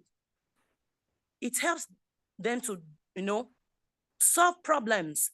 I could remember that when we were growing, when we have all these quantitative reasoning, verbal reasoning. Madam, you have 1 minute. You have exceeded 1 minute. Okay. So all of this needs to be understood and it helps them, there must be collaboration between the educators and the policymakers in order for them to be able to build a new curriculum that will also involve AI. Thank you very much. You're welcome. Thank you. Thank you. We need one response from the postgraduate to the second question in 1 minute, please. If you exceed the minute, you are reducing your mark.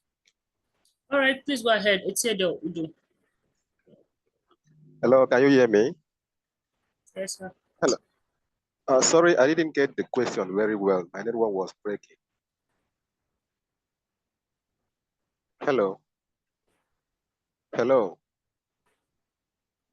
Go ahead. Hello. We can hear you, sir. Go ahead. Yes, I said I didn't get the question well. My network was breaking. Okay, the questionnaire, please, can you?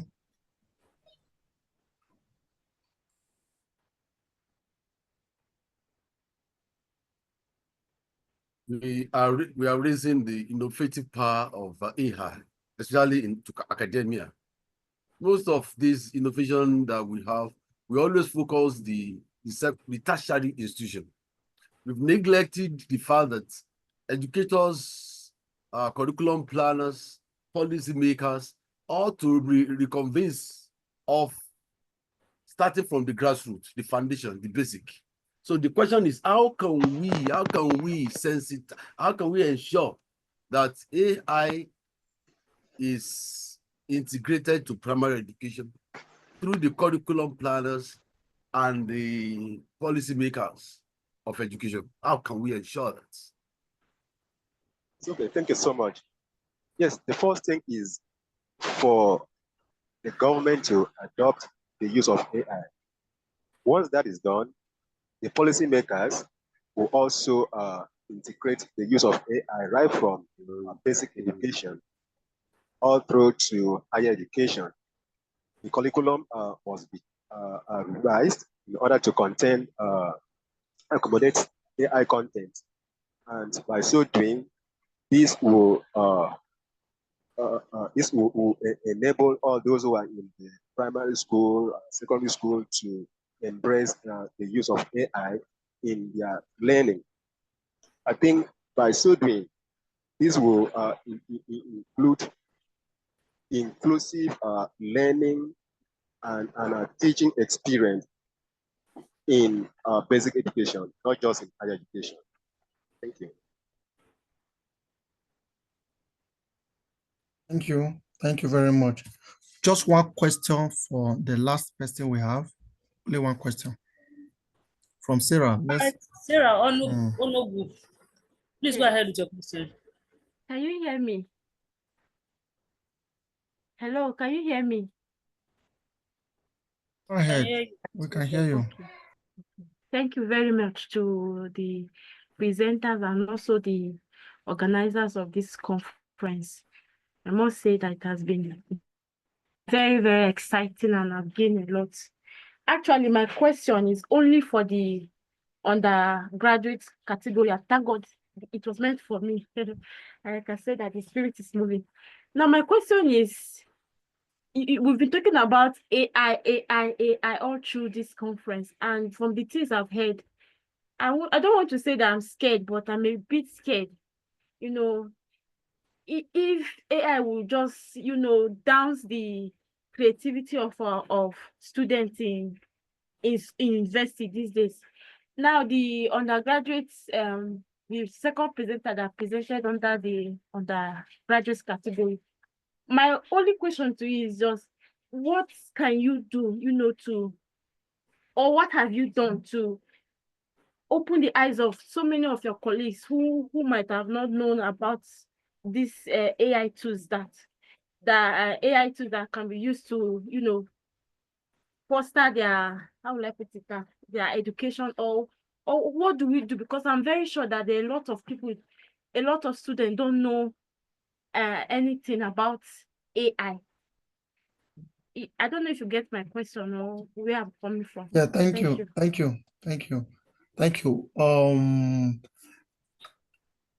Please, moderator, can you, because the undergraduate, we have exhausted the undergraduate. Yes, Amina, I think Amina has not answered yet, sir. Oh, has she?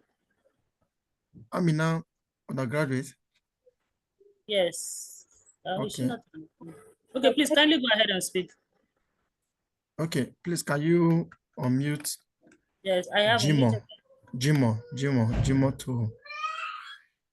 to ask the senior category question, just one question. Amina has spoken, I guess. Yes, sir. Amina, have you spoken today? Have you answered question? Yeah, left with Amina, please. Please go ahead and speak, Amina. Answer the question, please. Okay, good afternoon. I think I will have to answer the undergraduates category question. And the question I was asking, she was scared how we've been talking about AI, and how the undergraduate was able to convince his colleagues on the use of AI. I think we should not be scared about AI, because AI is here to stay, and there is nothing to be scared about. It will not lower our creativity, rather, because we should not use AI to substitute our thinking. Instead, we should use AI to improve our thinking and creativity. You see, it all depends on how you use the AI. Because, for example, if you are given an assignment, AI to do it for you after AI has given you answers and you submit, that's very wrong. But you can leverage AI to get many, many more answers to your questions. And then, in fact, you can use several AI tools. This AI is giving you answers. This one is, fine-tuning, and you are bringing on your ideas, telling them to reshape it. You have to interact with the AI, not letting AI do the whole work for you. So I think AI is not going to take our creativity, especially when we know how to use the AI. Thank you very much. I hope I've answered your question.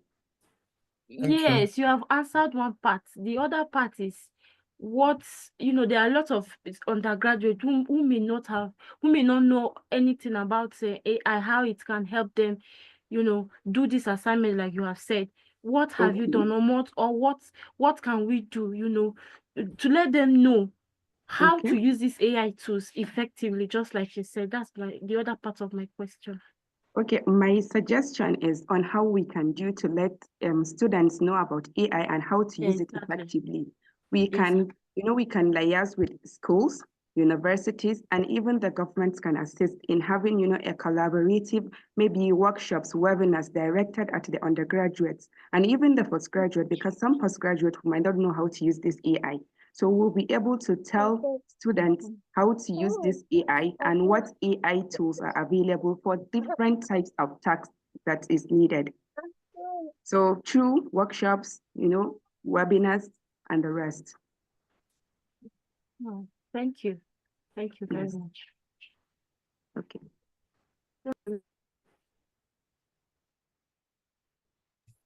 Thank you. Lastly, we have one person left, right? No, sir, I think we've exhausted it already. Okay. The senior category, the lady, has she asked a question? Yes, sir, we've exhausted it. We want to appreciate the contestant. We'll get back to you in the next few minutes for the final assessment. So I think, Prof, if you're still in the house, she will be the one to present the final assessment. Thank you very much for the privilege given to us by H. Thank you very, very much. We do appreciate this privilege. All right, thank you so much, our panelists, Dr. Ibrahim Omiogbemi, and also the person of Dr. Esther Babatunde. It's been a pleasure having you in class, in the meeting, sorry. Thank you so much for joining in, and thank you for doing a wonderful job. We are grateful. Also to our participants, thank you so much for waiting this long, and I'm sure you've gotten a whole lot of value already within the time frame which you spent with us in the conference. So thank you so much for joining. Today is day one of the conference. Let's not forget. Tomorrow we continue with the conference and we start at 10 a.m. also. So 10 a.m. prompt will also start. Let's not waste much time to join. Invite your friends and your colleagues, and we're using the same link just like yesterday also to project for the conference tomorrow. So please, conference is not over. Let's have that in mind, and let's also join in tomorrow. It's a pleasure to have us today, and we are grateful that we all joined today. Okay, so with this, I would say we've come to the end of the conference for today. So kindly enjoy the announcement as we go. Thank you. The Academic and Grant Writing Enclave, AID, with her slogan, Elevating Academic Excellence, Fostering Global Collaboration, is a research-based institute that provides training and mentorship for aspiring and experienced researchers who want to improve their academic and grant writing skills. Her mission is to empower the global academic community through expert mentorship and training in academic and grant writing, promoting excellence, ethical standards, and collaborative scholarship. AID is committed to skill development, community building, and fostering international academic. Since the establishment on 13th December 2023, AID has rapidly ascended to prominence, transcending geographical confines and disseminating academic excellence across continents. Each program has trained over 14,000 participants, over 1,050 institutions so far, and has an impact and footprint in over 110 countries, over 480 academic professors, 7,000 PhD holders, 700 staff from across 200 NGOs have benefited from our training. Amongst the various services AID offers is the AID Academies. The AID Academy provides a wide range of educational programs and resources tailored to the needs of individuals at different stages of their academic and professional journeys. These include the Academic Writers Academy. This is a practical training for authors on high-impact research paper writing, and it's a 6-week online school that teaches practical essential skills for students pursuing degrees, early career researchers, academic faculties, researchers in industry, professional writers, and editors needed to produce top-tier academic work published in high-impact journals. The Academic Writers Academy covers a variety of modules, and the key takeaways: participants will be guided to complete the first draft of their research or review papers by the course's conclusion. Course materials and video recordings will be shared to all participants to go through at their own learning. Upon successful completion, participants will receive certificates accredited by ISO, IAF, and IAS. Hurry now to www.academicenclave.org/AWA. The Data Mastery course is an 8-week immersive journey into the world of data empowerment. Our comprehensive course, Data Mastery from Collection to Analysis, is designed to equip participants with the essential skills and tools needed to streamline survey data collection, master data analysis techniques, and harness the power of statistical software tools like Python, Excel, SPSS, R, Cobol Toolbox, Graph Prism, Origin Pro, SQL for advanced data analysis and insightful interpretation. And of course, we offer free 1-week software installation guidance to equip you and get you ready for your data journey. Upon successful completion, participants receive certificates accredited by ISO, IAF, and IAS. Quickly log on to www.academicenclave.org/DAA to register now. The Age Academy also features Research Innovation Academy, a dynamic hub at the forefront of groundbreaking research. It's a 6-week certification course with 13 robust modules as shown on our screen. Key takeaways are mastery in crafting winning grant proposals, accredited certification, access to a comprehensive 1,303-page resource document outlining global grant opportunities valued at €534,990. Receive several samples of awarded research and NGO grant proposals. At the Research Innovation Academy, we empower researchers to tap into their creative wellspring and turn innovative concepts into tangible outcomes. Register now at www.academicenclave.org/RIA. The Age Academy also presents the Grant Writing Academy, a comprehensive 3-week grant writing certification course that is meticulously designed to empower researchers, academics, non-profit organizations, project consultants, small business owners, project managers, and social entrepreneurs with the skills to craft compelling grant proposals. Key takeaways are mastery in crafting winning grant proposals, accredited certification, access to a comprehensive 1,303-page research document outlining global grant opportunities valued at €534,990. Also received several samples of awarded research and NGO grant proposals. Register now at www.academicenclave.org/GWA. Age also offers consultancy services on research design, methodology and data analysis, grant proposal writing, review and policy advisory, pharmaceutical, medical, and biotechnology development, academic writing and publication support, educational innovation, curriculum design and reform, leadership development and professional growth, technology integration and digital solutions, impact assessment and program evaluation, interdisciplinary research collaboration and networking, management consulting and strategic advisory, specialized consultancy teams. Age offers educational webinars, which is central to our mission of equipping researchers, academics, and grant writers with essential skills and knowledge. These monthly sessions connect participants with industry experts, offering practical tools and insight on the latest trends and innovations.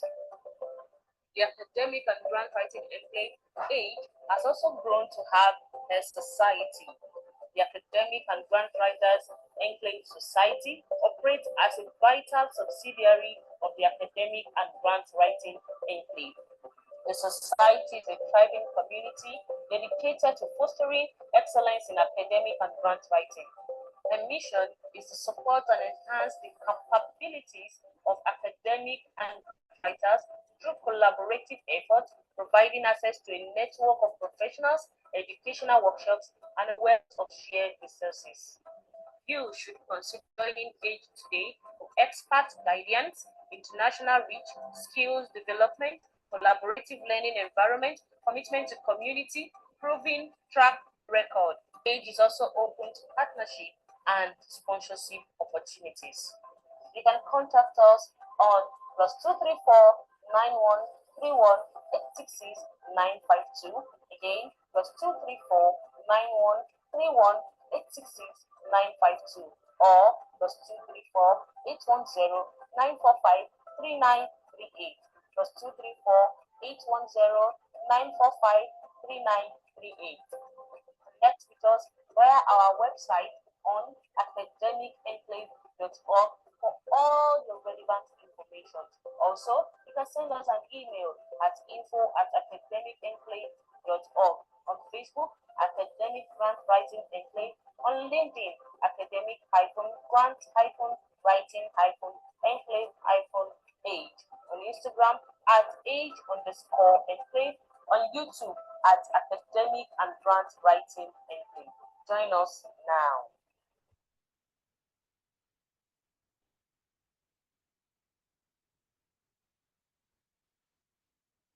All right, thank you and good night.